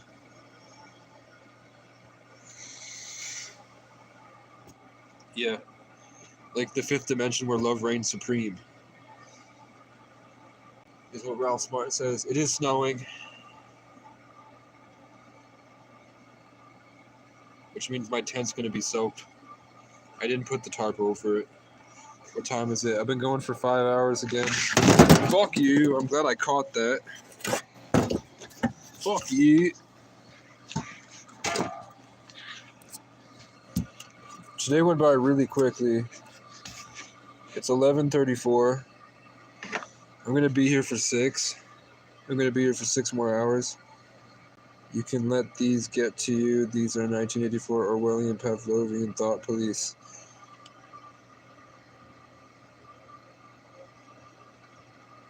You can't let these get to you. Yeah. But I mean, I'm more concerned about, like, how are they transmitting? How are they getting to us? Is it satellites in the sky? Is it... It seems to me like I'm surrounded by entities. Like the birds chirping in acknowledgement. I'm surrounded by aliens or spirits or other higher dimension, fifth dimensional alien beings. I'm literally seeing them in real time. I've told you guys so many dreams I've had where it bleeds into reality, and I'm looking at the entity literally face to face in this dimension. I'm having tons and tons of stuff happen to me. And the tarot readers are telling me what's happening to me and explaining to me what I went through after I go through it.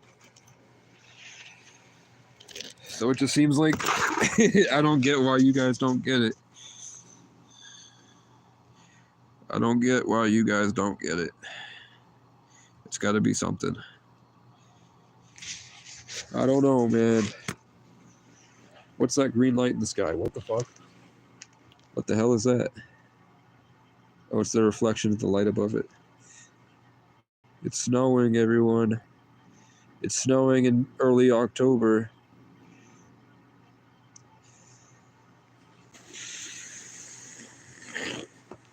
I don't know where to go. I don't want to go to work. I'm scared I'm going to lose myself and end up like these guys.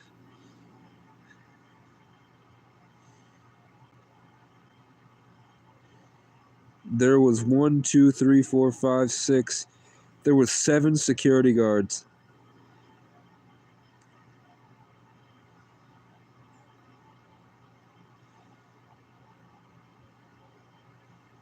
White people are horrible.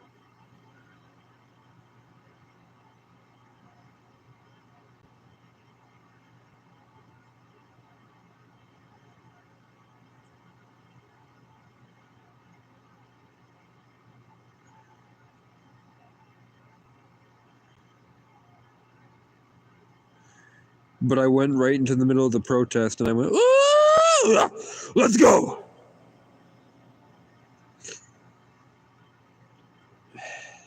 On this live stream.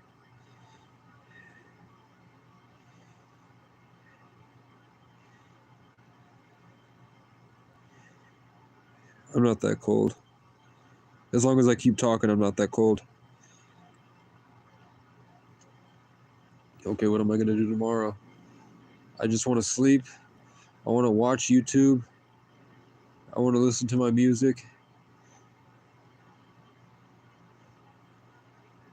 And I have this big feeling of anticipation, like something's coming for me. That's positive.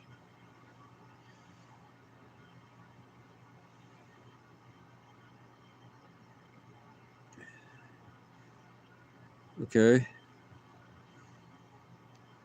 So I'm just asking for suggestions and I'm seeing them.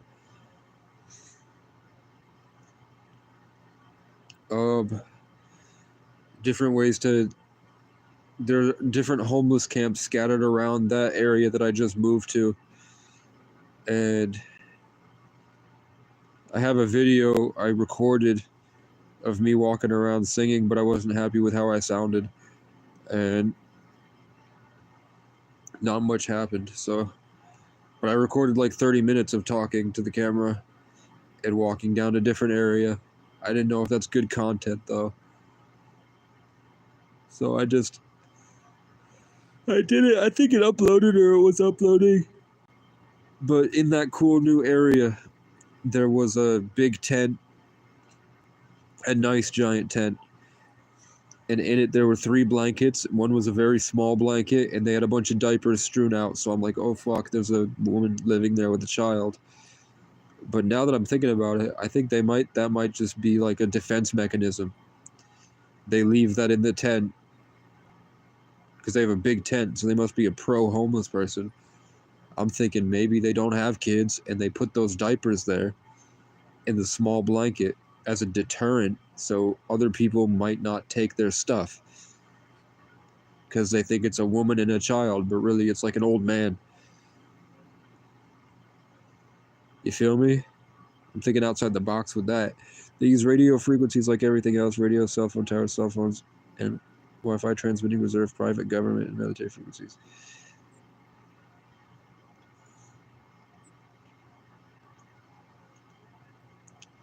Okay, so they have radar, biological signature. So what is your explanation of these entities that I'm seeing and people that just get pushed by nothing all of a sudden, and people that see all these people are seeing black spirits with red eyes, and people are seeing blue aliens, and people are seeing lion people, and people are seeing mantis people, and people are seeing the Greys, and they're seeing Sasquatch, and they're seeing Wendigos, and they're seeing tons and tons of different spirits that have different sets of armors and are in different spiritual battles. And they see like the avians, the bird kingdom, and the bug kingdom, and all the different animals that are part of a higher level of spiritual existence. And people see all this stuff. And I only believe in this stuff because I saw it first when looking at what it was, and then listen to other people's testimonies of that thing. Is that like an AI that's taking advantage of the 5G to create holograms with Project Bluebeam? Or do you think those are real entities? Because I'm telling you that Heather and I at least are asking for shooting stars, and we get shooting stars all the time. We go outside and ask for a shooting star, and we get one. It happens a lot. So there's obviously like watching, but I'm just thinking that it's got to be more than that. It's got to be like a present to the moment simulated experience. And there are entities that are like coaching us along through it. And there are like tons of different races of beings under God that all came up at different times and are here through the multiverse. Yeah, I don't know if that's like a bodiless entity thinking of that, or if that's like a UFO shooting a projectile, or if it's predestined, or if it's just a simulation, like a computer game, and someone just clicked a button on the mouse to spawn a shooting star animation, and it was just one of like our spectators, or is it like a UFO that's up there floating and then it shoots off?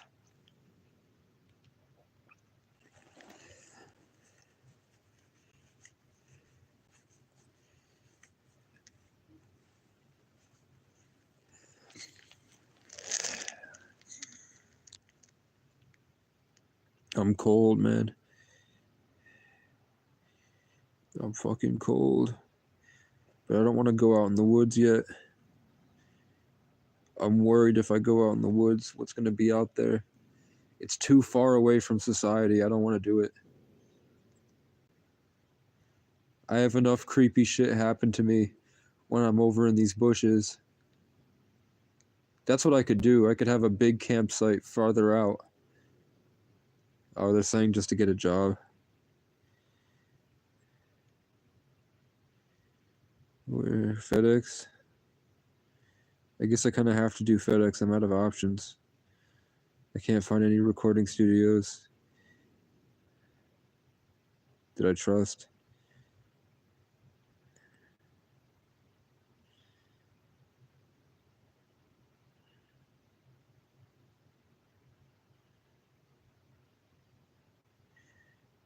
Yo, if I drop music though, you guys got to play that shit over and over and over and over again, so that my ops, when my enemies look at me to try to compare themselves to me, those numbers will scare them off. So if I do drop music, we got to get that shit to like 500 to like 1,000 at least, 1,500.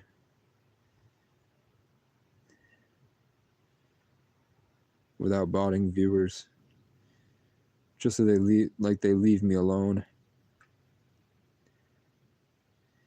I guarantee you, like, I felt the evil eye. I dropped that poem,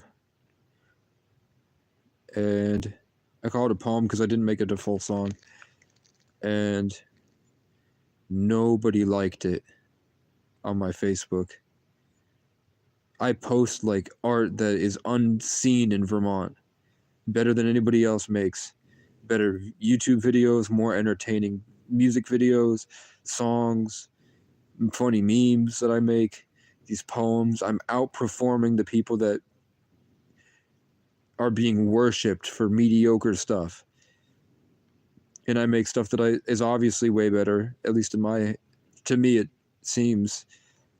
Like that seems like really high level stuff. There was great wordplay. There was triple entendres. It was like relevant to Vermont. It was on point with the times. It was seasonal. So it was like the peak of that energy being expressed. And there's the big reveal. It was hard hitting. It was impactful.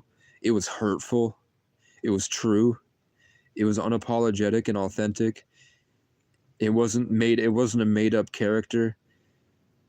It was high level esoteric, but simplified. And nobody liked it. Nobody liked the pictures of how cool the pictures was. Nobody liked the I put a side by side of how I looked like when I was younger and how I looked like in that picture, and we were doing the same exact pose. Just like my soul had arranged it so perfectly that I was doing the same exact pose I was doing as a child. And in both places we weren't thinking about it. We weren't thinking about posing, but the way that our arms looked and the way we were looking. When I was young, I was on top of a truck with my hand on the truck, the metal bars in the bed, like the top rack of the truck, and I was standing on the truck looking out like I'm going to battle, like I'm riding into battle. And then I was doing it the same way, that same look.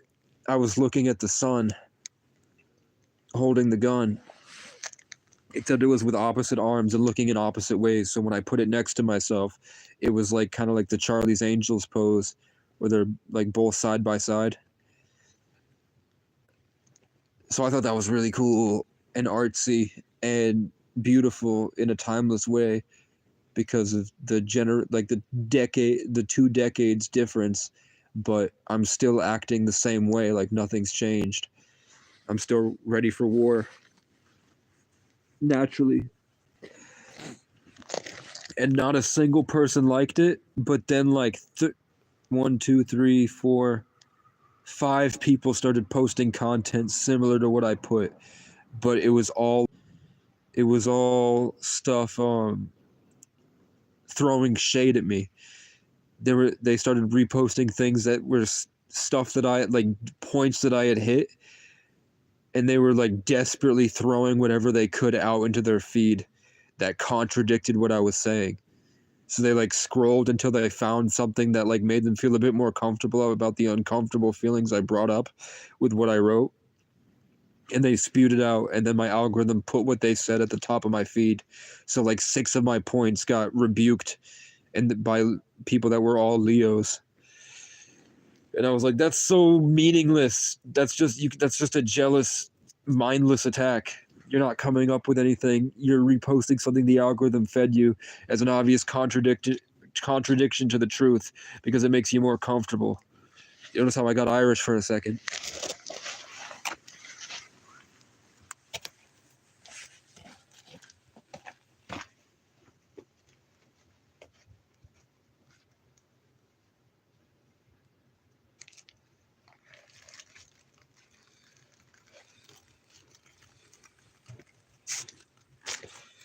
I pooped my pants. I have a rash. A ration. Ugh. Who am I?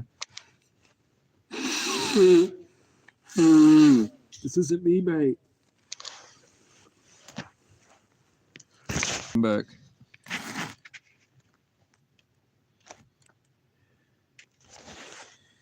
Yeah. 5 votes on the GoFundMe. One person said no.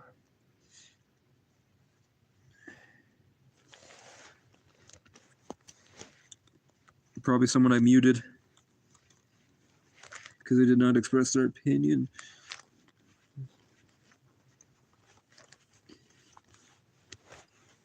I'm bloody cold, mate. Bruh. I need a heater. The police took my fucking heater. The police stole my heater when they stole my car.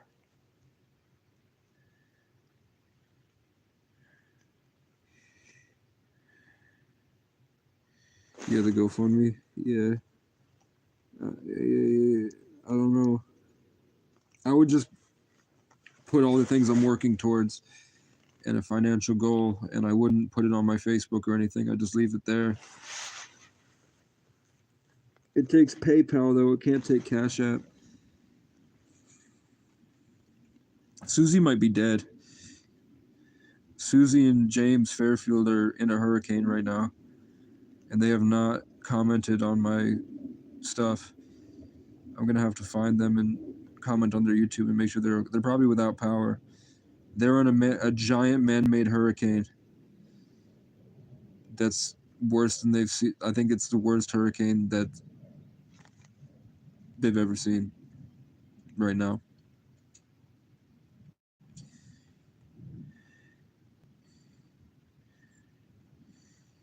So I don't know. I thought about like asking you if you could take them in. And they like Susie loves door dashing. So it's not like she wouldn't work. She loves riding an e-bike and door dashing. She's a Sagittarius Leo. And you're an Aries, so that's both the fire signs. Heather, what's your moon and rising? Yeah, that's Donald Trump state. Isn't that where Mar-a-Lago is? You're an Aries Sag. And what's your rising? Aries Sag. Gemini rising. That's dope. You should download CoStar.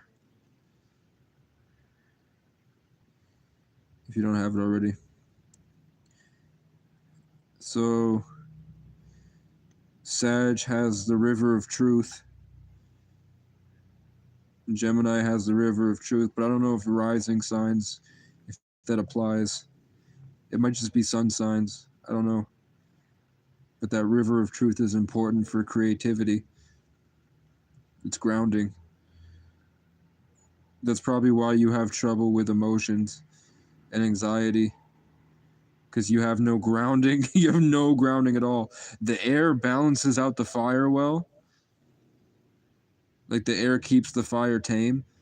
It doesn't put the fire out. It doesn't constrict the fire. The air is there to keep the fire in check so that you don't burn out with passion and creativity. But if you don't have Leo, that makes it difficult.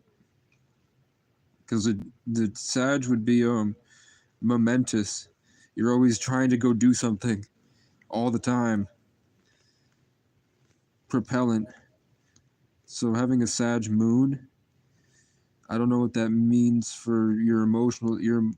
I don't know. I know my moon is Aquarius, and it means I live in a completely detached space. And having a Sagittarius sun means that like it's pretty much what I'm doing every day. I get up on a bike and I go. I get up and I walk somewhere. I get up and I drive all day. And that's the same way for Susie. She gets up and she e-bikes all day. We're momentous, momentum-driven things. And with Sagittarius, because it's the wild, I think like the way that the Sagittarius moves is usually kind of determined by the zodiac element that we're inside. Like last year was the cat and I was moving like the lion. This year it's the year of the dragon and I'm moving like the dragon and the dragonfly. This last year was the year of the rabbit and I had the deer antlers and the going for it. This year is the year of the wood dragon and I'm running through the forest. Next year's the snake and we're thinking about an RV, right? So that would be the snake, like on the ground, moving in straight lines, because the snake is all prime numbers. And then the cycle resets, and then we're back at the year of the horse. It ends with a snake and starts with a horse. But I mean, technically it ends with a dragon, and then it has the year of the finale, and then it starts over with the horse.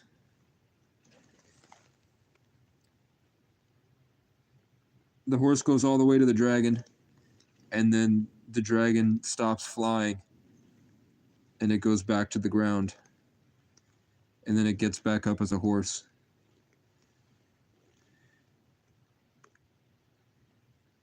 Yeah, I think I said you were a 2 and you're actually a 1. April 4,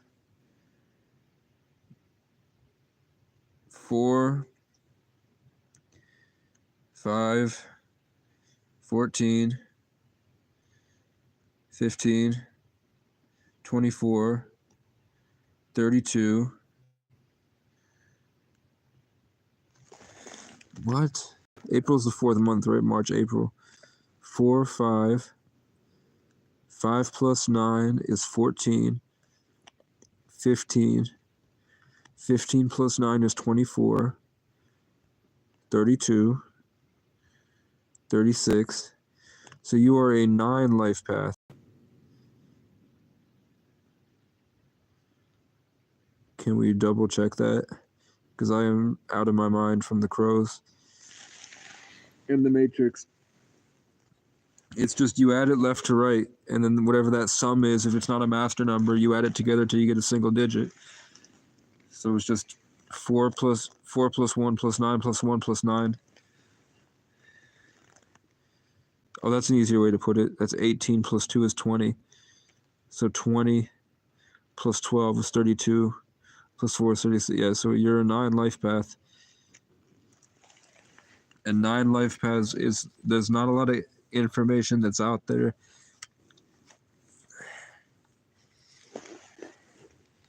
Because I guess there was, like the Freemasons were saying that numerologists were getting it wrong because they didn't have access and they didn't take the time to really unravel Pythagoras' theorem, and the skunk is here, and let's give him a snack.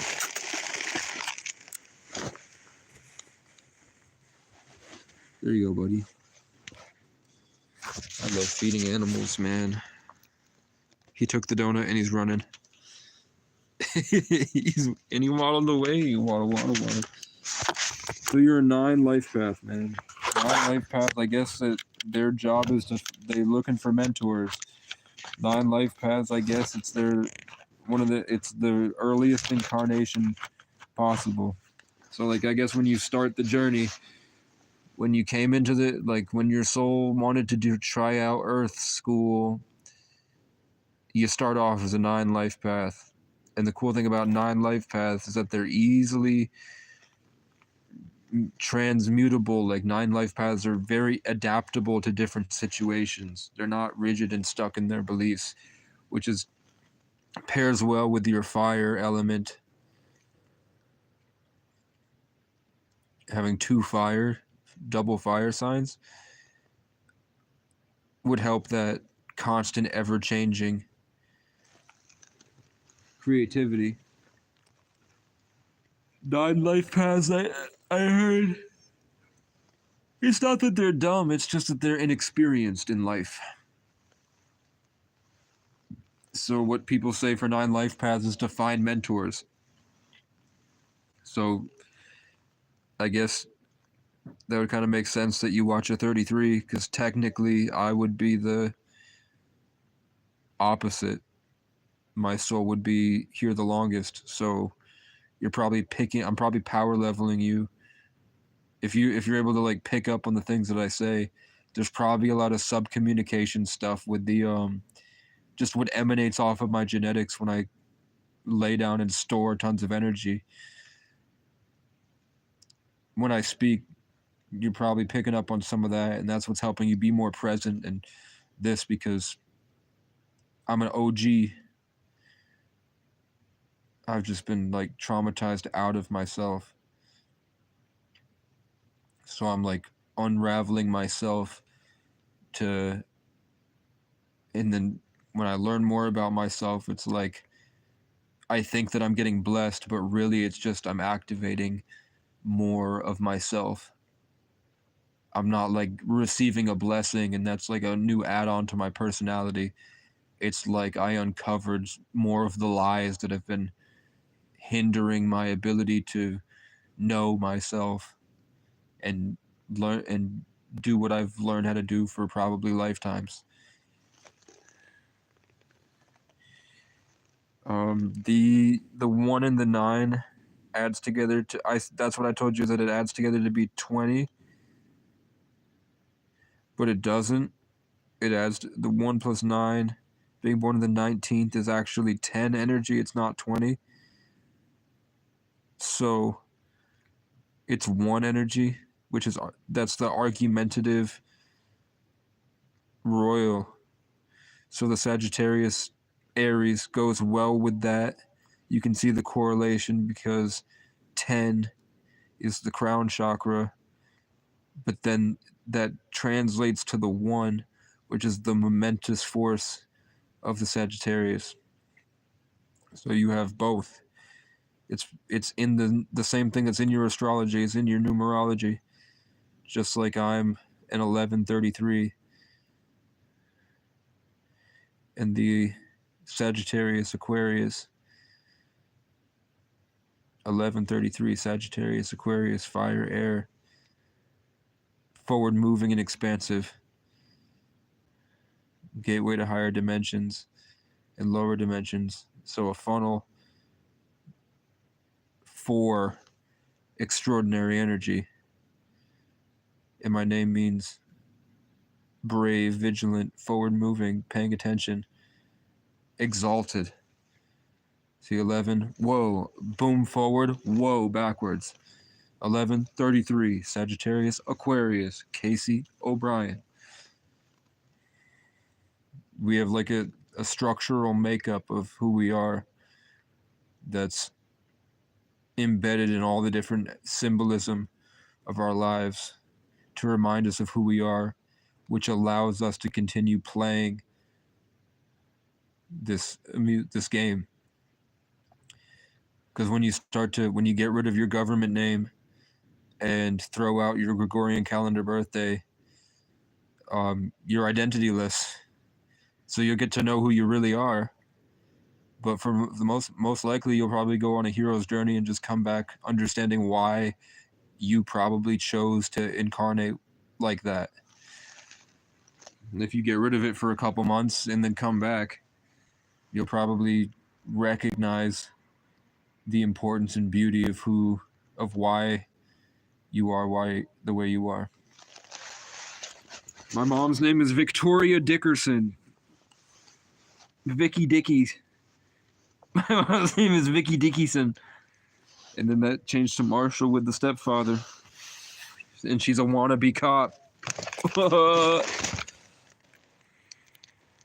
When really she's a troll. My mom's name is Vicky Dickerson, and she thinks that she has to win by being a cop, but really she has to win by being a goofy troll. Aquarius Cancer. A story that's a gaslighter. Aquarius Cancer. A Cancer Aquarius. In Aquarius, that's a Cancer. Spreading lies. Attacking narratives.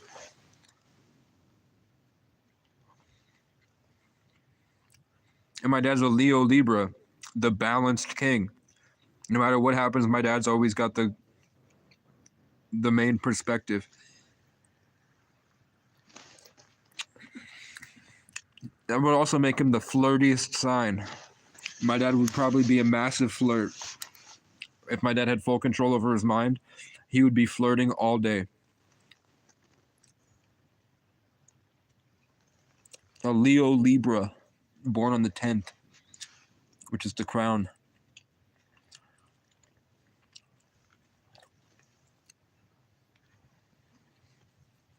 So my dad is a king, and he's Gary O'Brien, a spear, a mighty spear. And what did he do? He skied all of his life. There's the 10 again, that driving force. He skied down a mountain.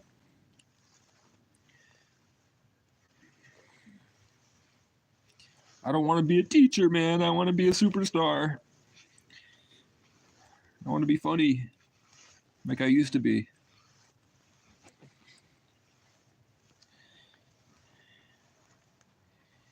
I don't know who this is. Is it, I think I just tuned out and I become a walk-in or something.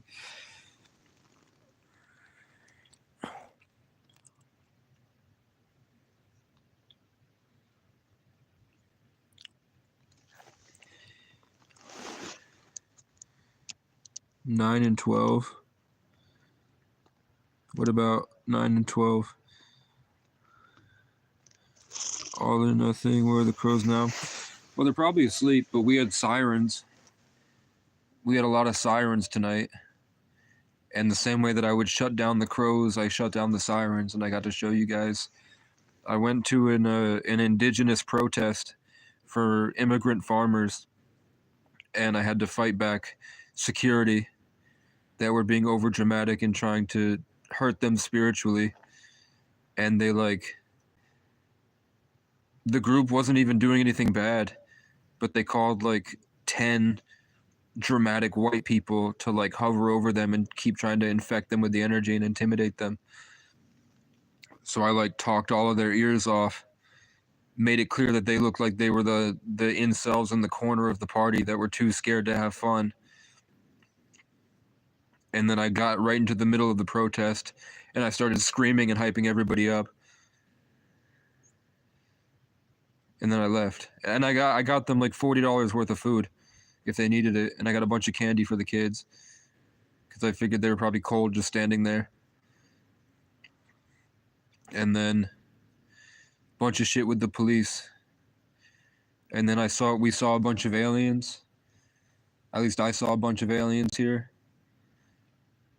I'm still seeing it. I'm still seeing lights and eyes and shapes that that are just in front of my face over there, a good distance away. But I saw a shadow being, and that was terrifying. That ran up to me and gave me a really cold chill. 3, 6, 9, 12. Yeah.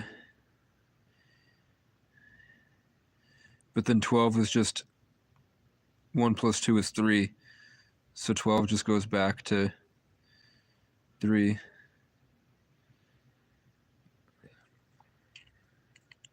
I don't really know what that means. I know Logos is the god of time, right? What is Logos? Is that the overarching story of everything? Remember how I told you I could make my hair stand up with my intentions? Look at my fucking hair, bro.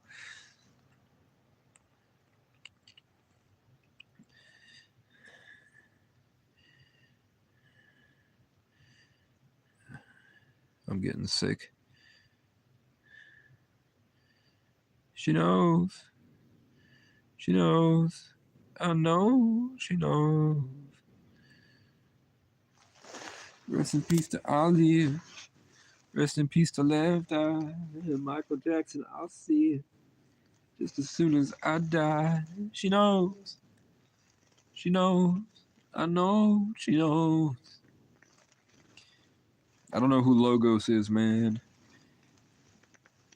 Isn't time Satan? Saturn?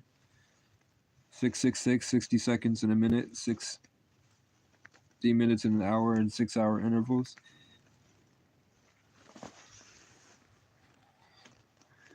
Time is a trap to make you not understand the present moment. Operates way differently than seconds and minutes. I'm so cold. It's so cold out.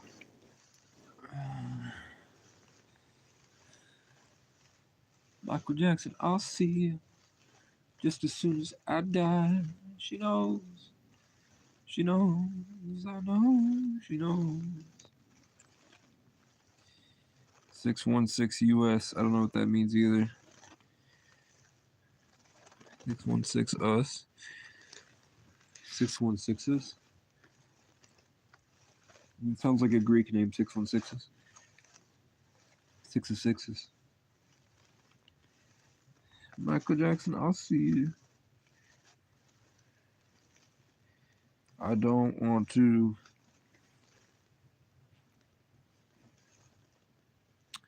I know if I stop talking, I'm going to get cold and bored.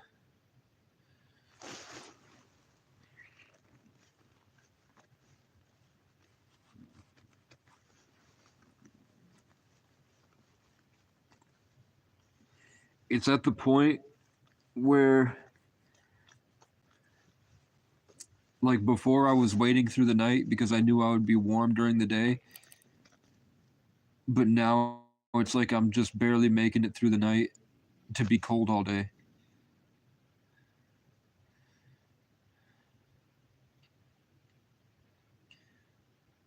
But I'm going to raid tents tomorrow and start stealing stuff off of the abandoned tents because they have poles and they have structural integrity still, that I could just set up the tent that's got a bunch of rips in it, but it can stand upright, and then I'll just put my tent inside the bigger tent and hang it, and then that's an extra layer that I can put stuff on top of, and then maybe I just get a couple tarps, or maybe I save up and get a bigger canvas tent on Temu. I know they have real nice canvas tents that I can get through the winter with a wood stove, but those cost $2,000. But I know if I had that and a wood stove and an axe, then I could chop trees down every day, make sure the wood stove is loaded, and clear out a space. And then I could lock the I could seal up, warm the place up, put a bunch of rocks in there so the rocks stay warm, and then I just sleep on a bed of rocks with a light mat above it. And the tent is sealed from the wood stove. So then I just leave it running and I kind of stand outside. Maybe I'll smoke some natural tobacco or something. Wait for the smoke to like make everything warm in there. Then I open up the hatch to let the steam out. Let the smoke out, and then the rocks will keep me warm maybe, and then I could just stack up rocks on the inside as like an activity, and like as I'm shoveling my way to wherever I'm going, so that eventually if I got a dirt bike, the dirt bike could get in and out.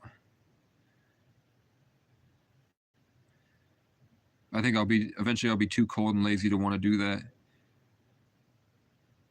And I would probably try to drive the dirt bike over the feet of snow that we're gonna get But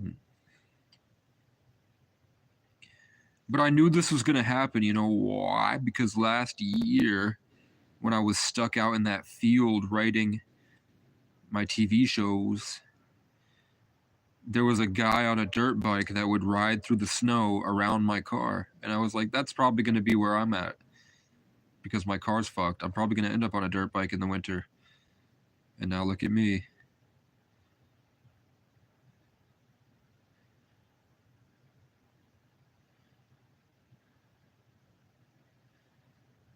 I thought I was going to be famous by now. But I mean, if the famous people know who I am, and everybody knows the famous people,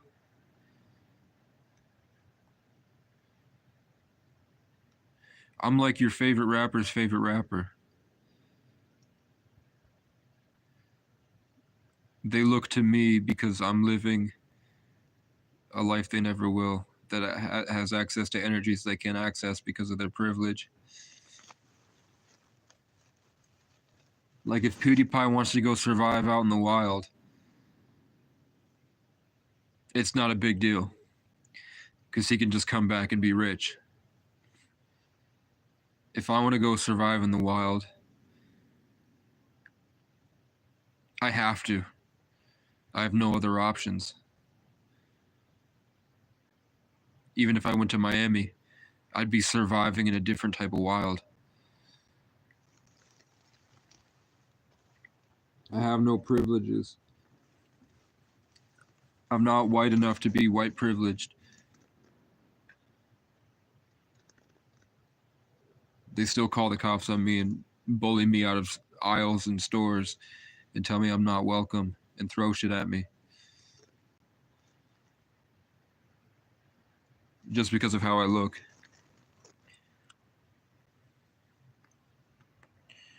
You are not your fucking khakis. We're time. MTV lied to you. Like if there were no calendars or clocks, we wouldn't know what old or late is. Do you think we age because we believe in time? Apparently, something in our genetic structure with our brains, there's something in us that causes, I think maybe microtubules, what are they called? There's something in our brains that deals with aging, and it only does that because it's designed to. Like how when the iPhones get to a certain age and the new iPhones come out, they break down and become obsolete. Like they literally won't let you use them anymore because it's time for the new phones, to encourage people to buy the new phones. We have something similar, and there are jellyfish that bypass that. So there are jellyfish out in the ocean that have repaired their whatever that is, the fault in our system that causes our cells to tell itself to die at a certain time. Like for some reason, we have the part of our brain that deals with aging is just a muscle that is literally designed to tell itself. It's not like it gets weak from overuse.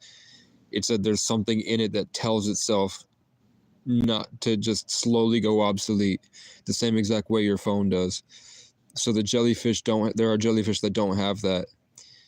So at some point we could be able to modify that gene to just continue chugging, and it's like we'll be 7 years old forever if we wanted to. Our skin would just keep regenerating. We only stop regenerating and live to 100 because of something in our genetic makeup. And it literally says in the Sumerian tablets by Thoth, who people think Jesus was a student of this guy. Sorry, I sound like Billy Carson. It says there that they created humans and they made it on purpose so that humans would only live to be 100. And the way they did that was by programming our cells to slowly give out, causing us to age.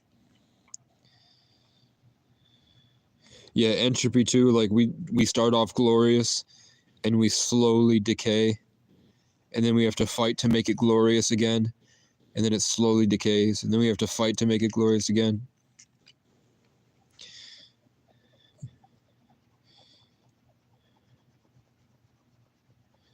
Yeah, I was talking. Heather doesn't know about the Emerald Tablets, and she's very, very committed Catholic Christian. Supposedly, I don't know. I don't know how. I don't know if that's still the case. If you're still reading the Bible every day and like applying it every day and looking for like the real secrets and like going on different channels and finding guys that are uncovering the secrets and like you have a whiteboard in your basement or in the garage with like thumbtacks with yarn and really trying to uncover the truth about what the Bible is to live the life the way that God really intended. Or she's just like, yeah, I read the Bible and I apply the Bible's knowledge and I believe in a God. I believe that that's the way God chose to express itself the right way. But either way, you know, she doesn't know about Emerald Tablets and the Tao Te Ching and the Sumerian tablets and the Enuma Elish and all the other texts that came out around the time that the Quran and the Bible did. There were tons of other accountings of what was happening on the planet with different descriptions and different tutorials, different skills about dealing with that. But the common denominator is that we're spiritual beings having a human experience. And that there's a creator. I'm so tired and cold, but I have no heater. I am warm. I am warm, but I feel empty inside. Ever since I walked up to that homeless man and I tried to confront him for stealing my shit when I was meditating, it's felt like a bunch of evil entities used him to attack me. And when I gave in and went back at him, I felt like they're like professionals at stealing all your energy inside. So I've been having a lot of trouble with that.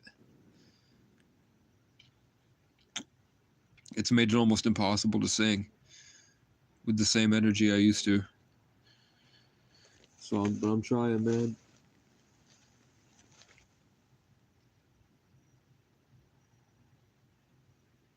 There's no heater around. There's no heat around.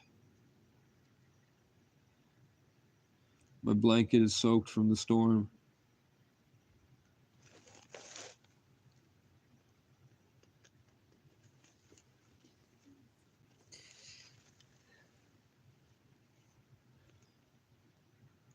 That's true. I'm still live, but I'm going to go off it's going to say reconnecting for a second. I just wanted to see,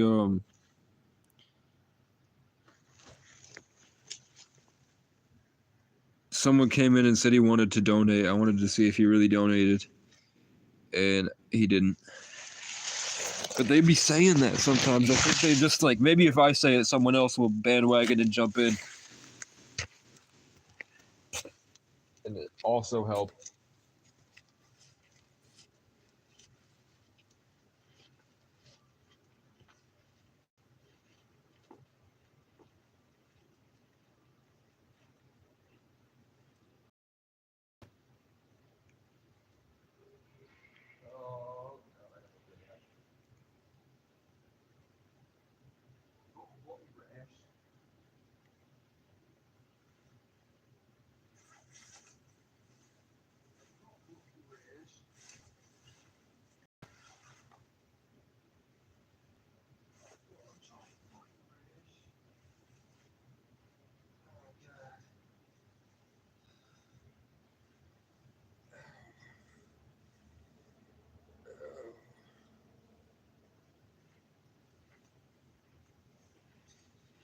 Take me to the river.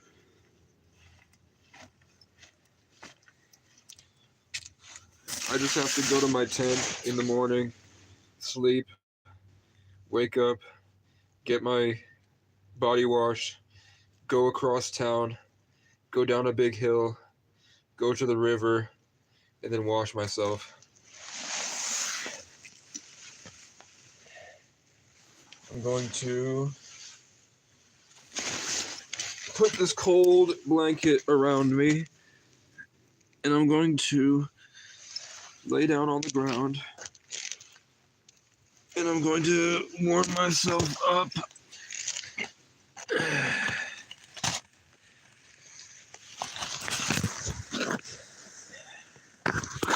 Yeah, people suck.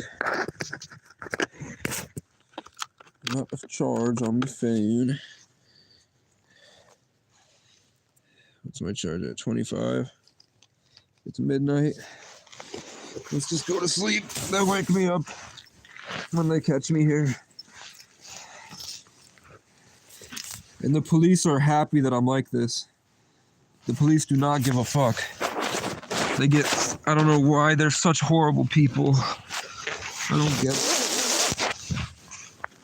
It's so easy for them to use their resources to help, and they don't.